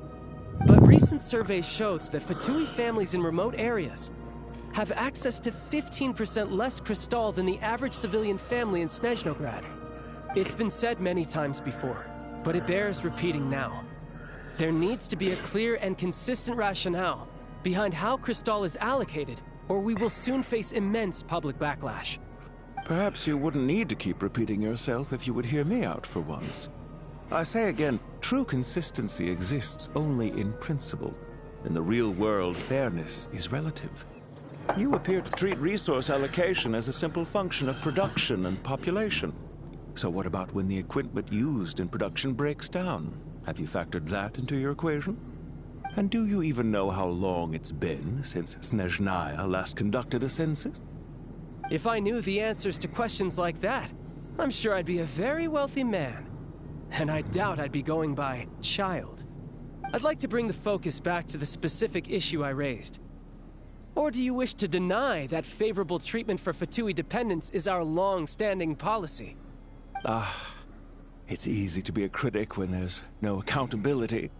That seems to be a running theme in the anti-Project Stuzha cohort. Defeat the ringleader and all other problems will magically resolve themselves. That's what they seem to think. But in case you aren't aware, not one jot in my report would change whether Project Stuzha continues or not. So you have no intention whatsoever of finding a solution to this problem? On the contrary, I'm the only one here who ever brings solutions. Child opened by speaking up for the armed forces. Regrator struck back with style and a war of words ensued. Helpful, lady. Our reporter was live on the scene to get the audience's reaction as it all unfolded. Who do you support?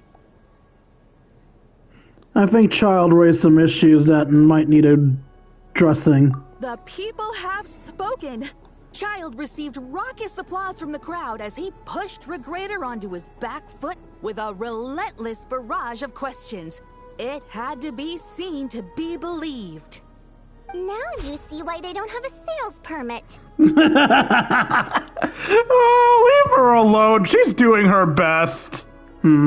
However this reporter wants to spin things, I haven't forgotten that Tartaglia was representing the Northland Bank when we first met in Liyue. So surely their relationship can't always have been this strained. You two are getting off topic. Let's focus on what the data is saying. Mr. Pantalone, may I speak on your behalf? Oh, please do. I'm more than happy to save my breath. Crystal distribution policy undergoes modifications with each new period. The ultimate goal being to find the most reasonable method of allocation, which I believe is what Mr. Tartaglia also seeks. But I fear many may have been misled on this topic by extremist activists. To clarify, Project Stuzha is not the root cause of the problem. It is merely a framework for resource distribution. The most recent reports all point to Snezniya's resilience and adaptability during this period of fine-tuning, and give clear indications that a distribution framework is improving with each iteration. To make drastic adjustments without first considering the risks would likely do more harm than good. It would be a waste of the hard-won experience we've gained to date. Renowned scholar of finance, Arapov spoke up to clarify the fiscal logic, clearly alluding to social organizations like the Rokot in his words. Just kidnapped her. The notorious Lelek still active to this day. Should the Rokot be held responsible? No, there is someone else to blame. Where'd you get Rokot from? And who's this Lelek? She's just rephrasing what Mr. Pantalone said. The Rokot are the critics he accuses of taking no responsibility for their actions. As for Lilac, you won't have heard of him yet. He's currently the most famous member of the Rokot. Well, more like infamous. Ending Project Stuja has become an obsession for him. Unlike the more decent ones among us, he believes that votes in the Vetcha are all that matter. So whether it's threats, coercion, or bribery, he'll use whatever means necessary to get people to change their vote. Wow, that's more to the Rokot. Wow, there's more to the Rokot than I thought. And since we're already on the subject, what do you think of Lilac's methods? Are you for or against? Hard to say. I suspect there's more to the story. Well, whatever the story is, his actions benefit us all. We stand with Lilac. At least someone here wants to take this discussion seriously. I've been considering that issue myself. What you really need is more precise regional data, right? I think it would be easiest to let the Fatui handle it, since they're already in charge of Crystal shipments anyway. We may as well get them to collect some data while they're at it. Whatever you need, you can ask the Fatui to look into it for you. In terms of supervision, I think the Druzhna would be a good fit. I had hoped to discuss this with Miss Vesna, but sadly, she's not present. I will be happy to take a note of your suggestions and present them to Commander Vesna for a decision upon her return. The Commander has always taken a keen interest in Project Stuja. However, given the Druzhna's demanding workload, I'm afraid it may prove difficult for them to provide any practical support. Let us refrain from jumping to conclusions until a concrete and actionable plan is in place. My apologies, Lord Rooster. There are numerous issues to address here, including manpower, time sensitivity, and reporting lines. Nevertheless, I support drafting a proposal. Follow the usual procedure, and it can be raised as a new motion for all parties to evaluate at the appropriate time. In that case, I'd like to share one thought before the proposal is drafted. The issue of time sensitivity was raised just now, which I presume relates to the official reports. In fact, the Energy Commission already collects regular statistics on each urban center and its surrounding area. Would these be of any use? That's a good idea. I read every issue of Sviet Lolaidovka's report, and although my focus is mostly on the section about equipment operation, the energy consumption statistics also yield a lot of insights. Be that as it may, does no one see an issue with using local data to determine Crystal quotas? In the long term, it seems like a very risky solution. Not if they are used purely for reference. So long as we have the report from the Northland Bank's headquarters to corroborate it, no one will be able to fool me. Very well then. It appears that this arrangement is acceptable to all parties. Yeah, sounds good to me. The members reached a provisional consensus on the issue of improving treatment for Fatui soldiers.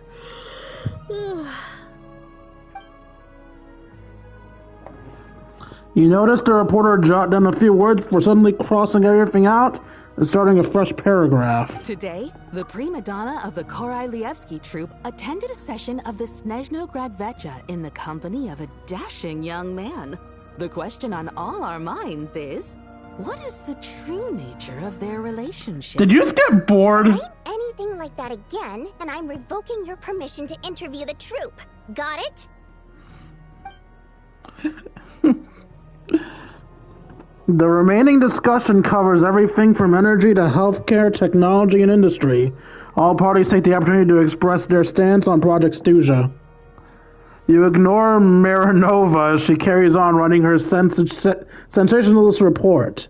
But after a while, you start to feel that reading the news from her might actually be more interesting than being here in person. Now then, if there are no further contributions from those present, we shall proceed to the final vote. Hey, check it out! Is that Chugnagav? What made him vote against? Why now?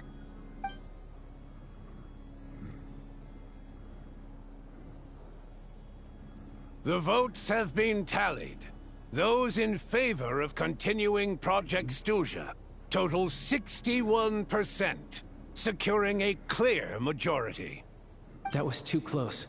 The margin has shrunk yet again. Chuganov was a huge loss. Again, I still find it very red flaggy. That child is solely voting for Stuja because the Archon won't let him get away with choosing against it. He really should be voting against if he truly has a problem with it. I'll bet Lelek is behind this.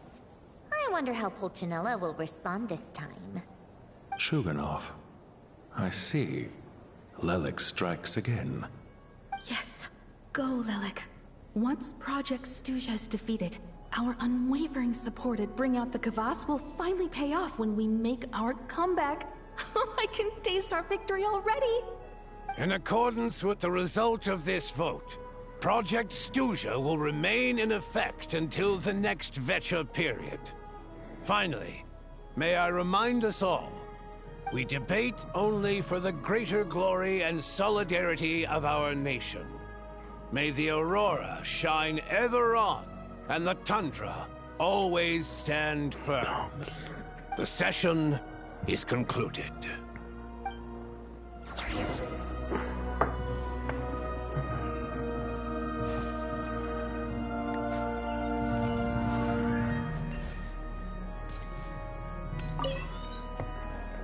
I have to say, I really wasn't expecting Chuganov to vote against Project Stuja. Why? What's so strange about that? Well, in principle, Snezniya's business and political elites ought to be the ones least likely to oppose it. As we heard, Project Stuja is basically just a resource distribution framework that requires everyone to cut back during the winter. But even if the policy got cancelled, the Tsaritsa's energy needs wouldn't suddenly go down. The extra demand from the public would have to be filled from somewhere. So logically, the factories would have to take the hit. This explains a lot. I got a letter from Mr. Mitya just before today's session. He said he's confirmed that there are issues around overtime and excessive energy consumption at the Iskra manufacturing plant. In a situation like this, once the Rooster receives the report, he'll order the factory to halt production and submit to an investigation before issuing a penalty.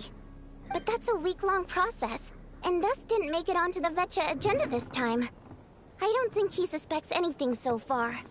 Got it. So for him, it's a choice between reducing production and stopping entirely. Exactly. And as you know, he's a very selfish person.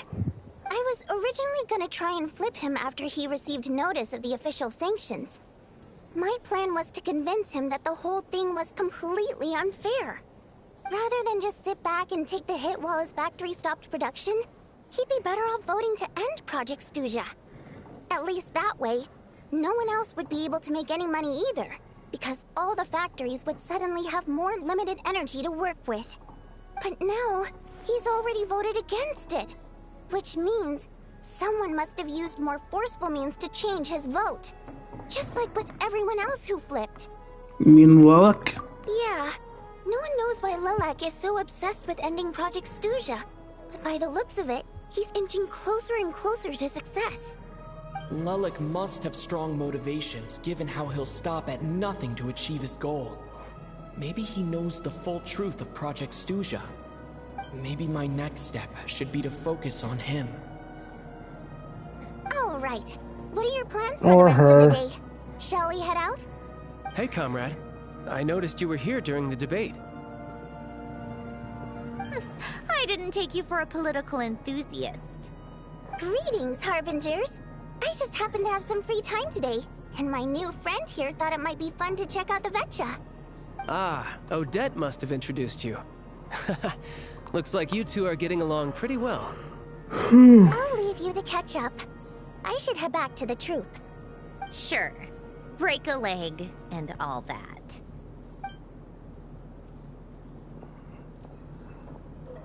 Thought it might be fun to check out the Vetcha, did you?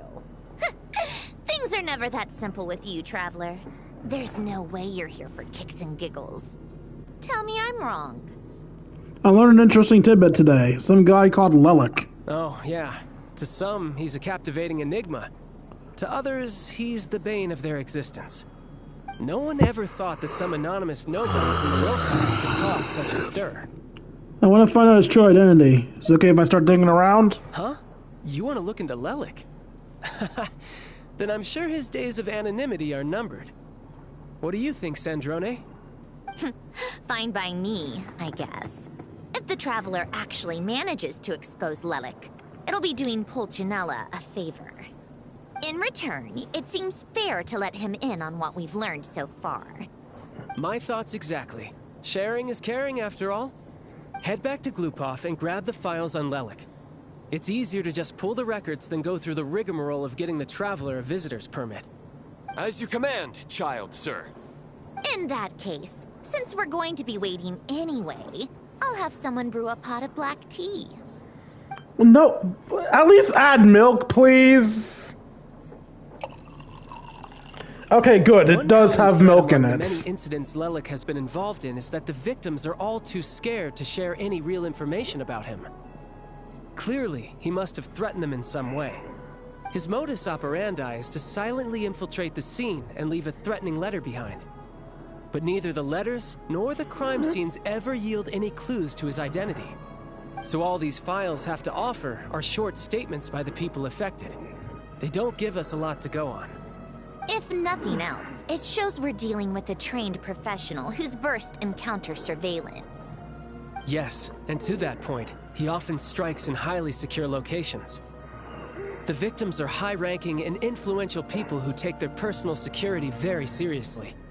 Somehow, Lelik slips right into their rooms without making a sound. There's never any eyewitnesses, nor the slightest trace of a break-in. If he can get in and out undetected, it means he can strike without warning. Not that that's ever happened so far, but the thought is enough to scare these people sleepless. It's hard to believe that a human being could pull this off flawlessly every time, so they switched the focus of the investigation to Faye. Unfortunately, no one's found anything yet. Are you saying you couldn't even you can pull it off? Don't underestimate me. You couldn't even pull... Although, truth be told, I'd probably find it hard not to blow my cover. Direct confrontation is more my style. We haven't ruled out the possibility of Lelik being human. It's just... there can only be a handful of people in all of Teyvat who'd fit the profile. They, on the other hand, plenty would have the ability, but few would have the motive. So it's someone as strong as Tartaglia, and even more meticulous. No, not as strong as me. You'll never find the culprit with criteria like that. Let's go with a little weaker than me. Nouvelat. Oh, you hit me right where it hurts. I'll admit, he's strong and meticulous. But can we at least limit this to candidates who have something to do with Snezniya? He's just trying to find a reference point. Stop getting fixated on who's stronger than who. But that's the most important thing. In my opinion, anyway. Alright, let's take it down a notch or two. How about Odette as a reference point? She's someone we all know, and I've seen her in action. Odette? Yeah, that seems about right. Her skills are solid, and she's always calm under pressure. Except she's Fatui, so the likelihood of her working against us is pretty low. But yeah, much more accurate than your previous example, at least. No, wait a moment. Maybe we should interrogate that assumption. What do you mean? Which assumption? Her Fatui identity doesn't necessarily exonerate her. And when you think about it, the Rokot would be precisely what she needs to conceal her identity. Plus, she wouldn't need to be such a pro at covering her tracks. She'd already know where the Fatui will be and when, so she could choose the perfect time to act. Oh, yikes. I was just thinking out loud. Why is this starting to sound like such a convincing theory? Still, what reason could Odette possibly have for trying to call off Project Stuzia? Arlecchino would be the best person to ask. She knows Odette best. Unfortunately, she isn't back yet. Arlecchino? Rosaline used to open up to her in private about her struggles with Odette. As I'm sure you can imagine, Arlecchino is quite a lot better with children than Rosaline was. She gave her some tips on how to handle the situation, and Rosaline managed to reach a settlement with Odette before leaving. So I suppose there were at least no lifelong regrets left behind. Beyond that, I don't know the details about that side of things. But I do know that Odette definitely has a motive to hold a grudge against Project Stuzia. The reason being, her father passed away during the early stages of the project. That was back before it had been named Project Stuzia, when things were still being worked out. But in essence, it's remained the same ever since. Huh. The more you know. Rosaline was always so self-centered. I never understood why she started paying so much attention to Odette. Oh, even you didn't know about this. Is that such a surprise? If you cast your mind back, you may remember that Rosaline and I weren't exactly close. We had tea together a few times, but that was about it. Odette's past is no secret. Her father was a fatus and her mother was a very famous ballerina. On the surface, it looks like she followed right in her parents' footsteps. But the truth is quite a different story. After her father passed away on a mission, her mother was overcome with grief. She broke her leg during a performance and could never dance again. Odette was only interested in ballet at the time, but this tragedy left the family with both breadwinners gone. They could barely make ends meet. Per Capitano's policy, family members of Fatui who died in the line of duty had to be appropriately accommodated and provided with adequate assistance. So, regardless of how Rosaline may have felt about it, it fell to her to resolve the issue of Odette's family's livelihood. In the end, the solution they agreed upon was to have Odette join the Fatui. Right, because the alternative would have been a one-off compensation payment, I guess. In that sense, joining up was definitely the better option. Still, she must have had mixed feelings about it, right? If she doesn't even like the Fatui... It's just a theory. A Oh, possibility. But as a motive for Odette to become Lelik, it holds up. That said, I have no idea where Odette's head is at right now, or what her conflict with Rosaline was about. Plenty of people were on bad terms with Rosaline. I have no intention of trying to figure it all out. So, Senora actually wanted to mend her relationship with Odette? Yes, but there's not much point in discussing that now. Yeah, back to Lelik. Since our investigations so far have turned up next to nothing, we've got nothing to lose by trying a new angle. Funnily enough, Tonya and I had actually made plans to go to the theater tomorrow to watch Odette's rehearsal.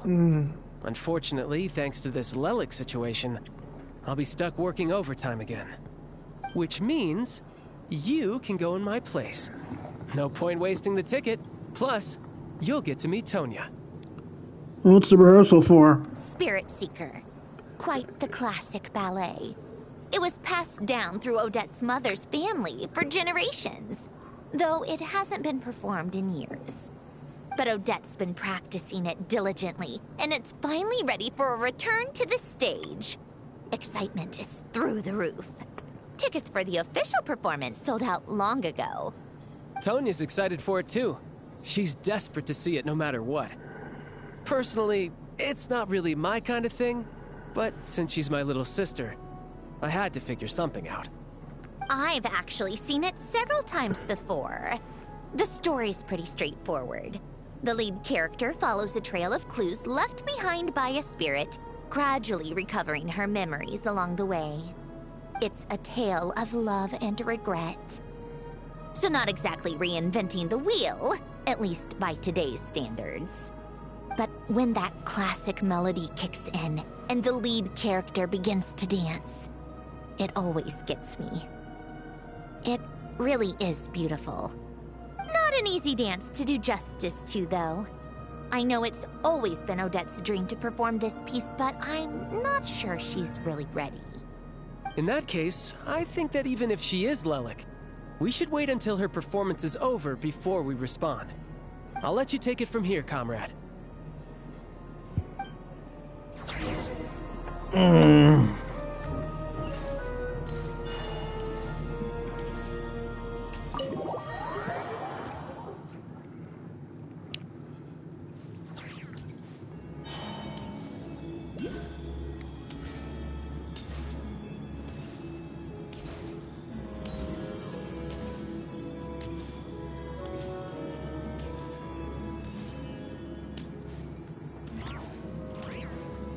That's ice that I can use to make more constructs I see up there.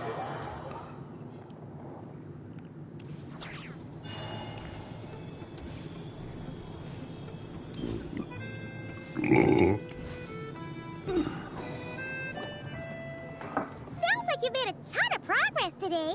It's good that everything's going so smoothly. Next step is to head back to the theater and get a clear answer from Odette. It could be easier said than done. Even if she's the one, she won't necessarily admit it. Either way, Paimon doesn't get the sense that she's a bad person. Sure, she might have done some pretty extreme things, but Paimon bet she has her reasons. Maybe this is going too far, but like, with everything she's managed to do so far, wouldn't it make more sense in theory to be even more, you know, heavy-handed? Why leave a letter when she could, well, we know there are plenty of other ways to keep people in line, right? The point is, she could have gone further, but she didn't. So, if it is her, she's got some principles at least. I want to believe in her too. We can't punish people we like. Come on now. Yeah. Well, all you can do is follow the facts wherever they lead.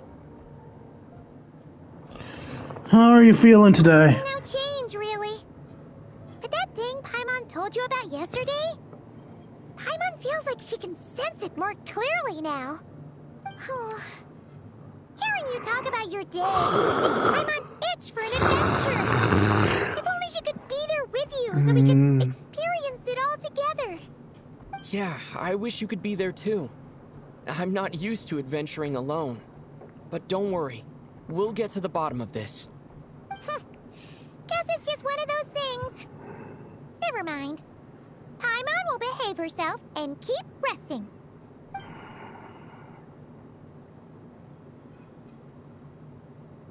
If Odette is Lelik, she may well have inside information on Project Stuja. Her father was involved with the project's early implementation and tragically died in the process.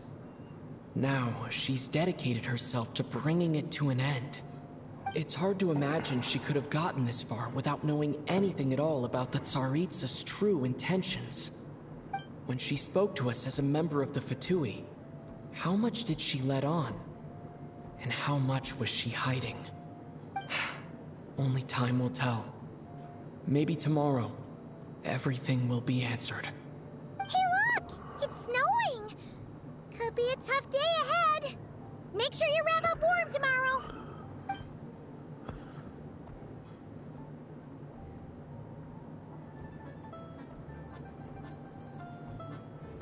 Thank God! I mean, and again, I don't dislike the story, I'm just really fucking tired. Kind of like Paimon. Look at her sleeping there.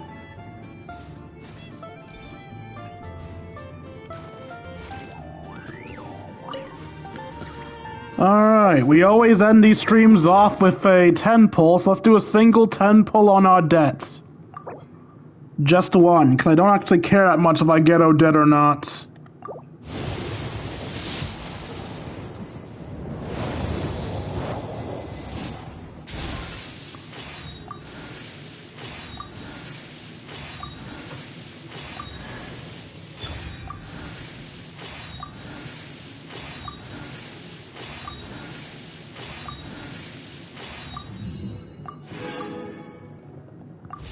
Oh, also, I think I only have one more interaction with, Columbina left. So let's go ahead and get our last Columbina cutscene. Technically, the polls are supposed to be the last thing I did in the episode, but fuck it, they're second to last. Deal with it. Also, being in Nod Cry guarantees I don't accidentally start the next world quest.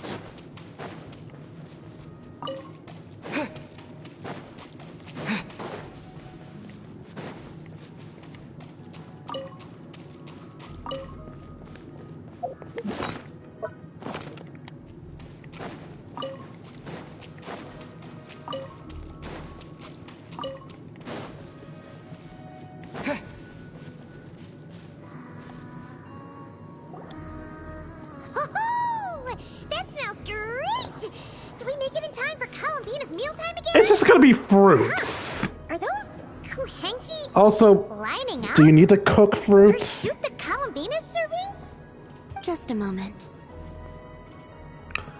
A fruit soup sounds horrible.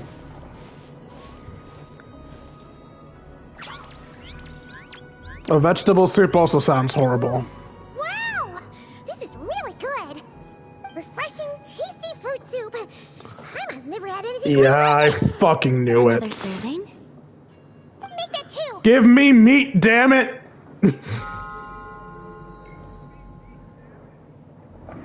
Are you learning to cook?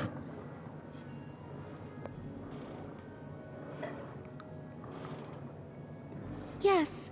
I asked Anefa for some basic recipes, and I've made several attempts. The Kuhenkian animals have both responded quite positively. Having any issues in the kitchen? Well, my sleeves are too wide. They brush against the pot if I'm not careful. So it's not the cooking itself, that's giving you trouble. I struggle somewhat with making desserts, though. You have to get the temperature and proportions just right. She must not have cooked much for herself in the past, then. Besides, desserts and snacks are particularly hard to get right if you're working solo. Would you like me to help? Sure. Let's start with crumb kake, shall we? Sometime later. Would you like to try one? Nom nom nom nom nom nom nom. What? Oh wow, that first bite probably soured my face into a prune. But after you swallow some, the sweetness resurfaces. Maybe it gets better once you're used to it. What do you think? Passable, but there's room for improvement. Did Paimon miss anything? Try this real quick, would you? It's so sour! What are you trying to do to Paimon? The aftertaste is pretty good, though. It's all about the initial taste! Couldn't one of you have warned me to take a smaller bite? If you hadn't said anything, Paimon would have thought this was a prank. Watching people's faces pucker or something. Okay. Let me try again. More time passes. Here, try this batch. Oh, this is way better. It's delicious. Sure learn fast. Really? Paimon wants some too! That's the stuff! Oh, so tasty! Good enough to be given as a gift? Totally! Wait, did you learn how to cook and make crumb kake because you wanted to make a present for someone? Yes, for my friends. That's a great idea. Do you still remember the first time you came here together? You had prepared some food for me. Though the food couldn't do much to replenish the power I had lost. Eating it did make me feel more relaxed. So that's the second time we came here, actually. I did not give it much thought then. But now I understand. The time and effort put into carefully preparing food by hand is what gives it soul. What I enjoyed was not simply the food itself, but the warmth and kindness in the hands that made it. And the less those hands seek reciprocity, the greater the warmth and kindness required to match it in turn. Aww, Paimon's gonna blush if you go on like that. To be honest, we were at least kinda hoping to get on your good side back there. But things are different now. Is there anything you'd like to eat? Just say the word. I say as I bring out the free utensil style. Indeed. But now that I understand all this, I'd like to do a little more. It's a wonderful feeling. Would you come with me to visit our friends? Apart from the crumb kake, I have also prepared a few other gifts. But they must be sent in secret. Why in secret? If you don't mind Paimon asking. Well, you've always been the ones to pleasantly surprise me. I'd like to see how my friends will react when the tables are turned.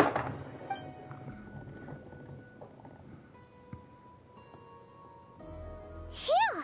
We were running all over reactions were kind of surprising, though. Some didn't even realize they were gifts from you, Columbina. I know, just got straight up to snacking. It's fine. I expected as much. What's important is that they were happy to receive the gifts. In that case, Lama definitely knew the crumb cakes and wreath on her desk came from you. Paimon can understand her being hesitant about wearing the wreath, but seriously, she stared at the crumb cakes for a good 10 minutes and still couldn't bring herself to eat one. I was getting worried that she might enshrine them. It seems Yehoda got quite the fright, though. Perhaps we shouldn't have slipped the gifts directly behind her. She almost jumped out of her skin. Maybe she's just naturally more alert? Still, she seemed to calm down when Asher came over to paw at the scratching post you sent. As for our other friends who aren't in Notcry, I'm counting on you to deliver their gifts. I must say, you're quite good at presenting your preparing presents. Here. Ooh, is it finally our turn? I thought mine was gonna be a glider, not a candy. Candies? Paimon thought we'd get crumb cakes like everyone else. Well, you already had some of those while taste testing. Some variety is nice, don't you think? Yeah, they're really good too. Better than the Moon Prayer Night candies even. That's good to hear. And there's one more gift. Here. For you. This is a wind glider? I've heard it said that the skies belong to the birds, and the land to the beasts, while the vast space between the two is reserved for adventurers wearing wing gliders. With this by your side, may your path forward ever be lit as with moonlight. It's perfect. Thank you. And thank you for your companionship.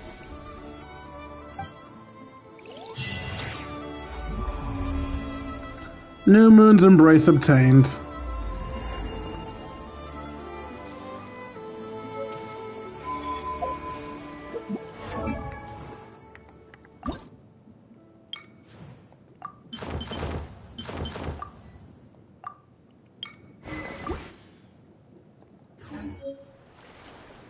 Well, that's it for today's stream. Hope you all enjoyed. Must I enjoyed making it for you all. If you enjoyed and want to see more of my content, you can find me at youtube.com/KingD353.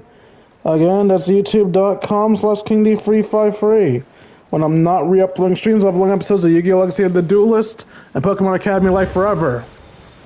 If you feel I deserve it, you can donate to me at buymeacoffee.com/KingD353 or patreon.com/KingD353. Whichever one you're more comfortable with. Either way, every donation is appreciated. For $1 a month, get sort channels so I can eat food.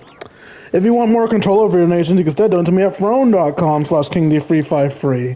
Throne involves less around monetary donations, more around physical donations. So rather than giving me the money to buy something of my choosing, send me whatever item you want me to have. Be it equipment for my channel, food for my mouth hole, or something to troll me with. Send me a bomb for being tired. Finally, if you present Splendid and Time, you can join me in my personal Discord. Want to be able to chat, play video games, share memes, and have just a grand old time. Those in chat, I'm too tired to get the link. Just go to literally any video on YouTube. You'll find the Discord link in the description below. Like, comment, and subscribe, and I'll see you beautiful people later. Deuces, Kingdom.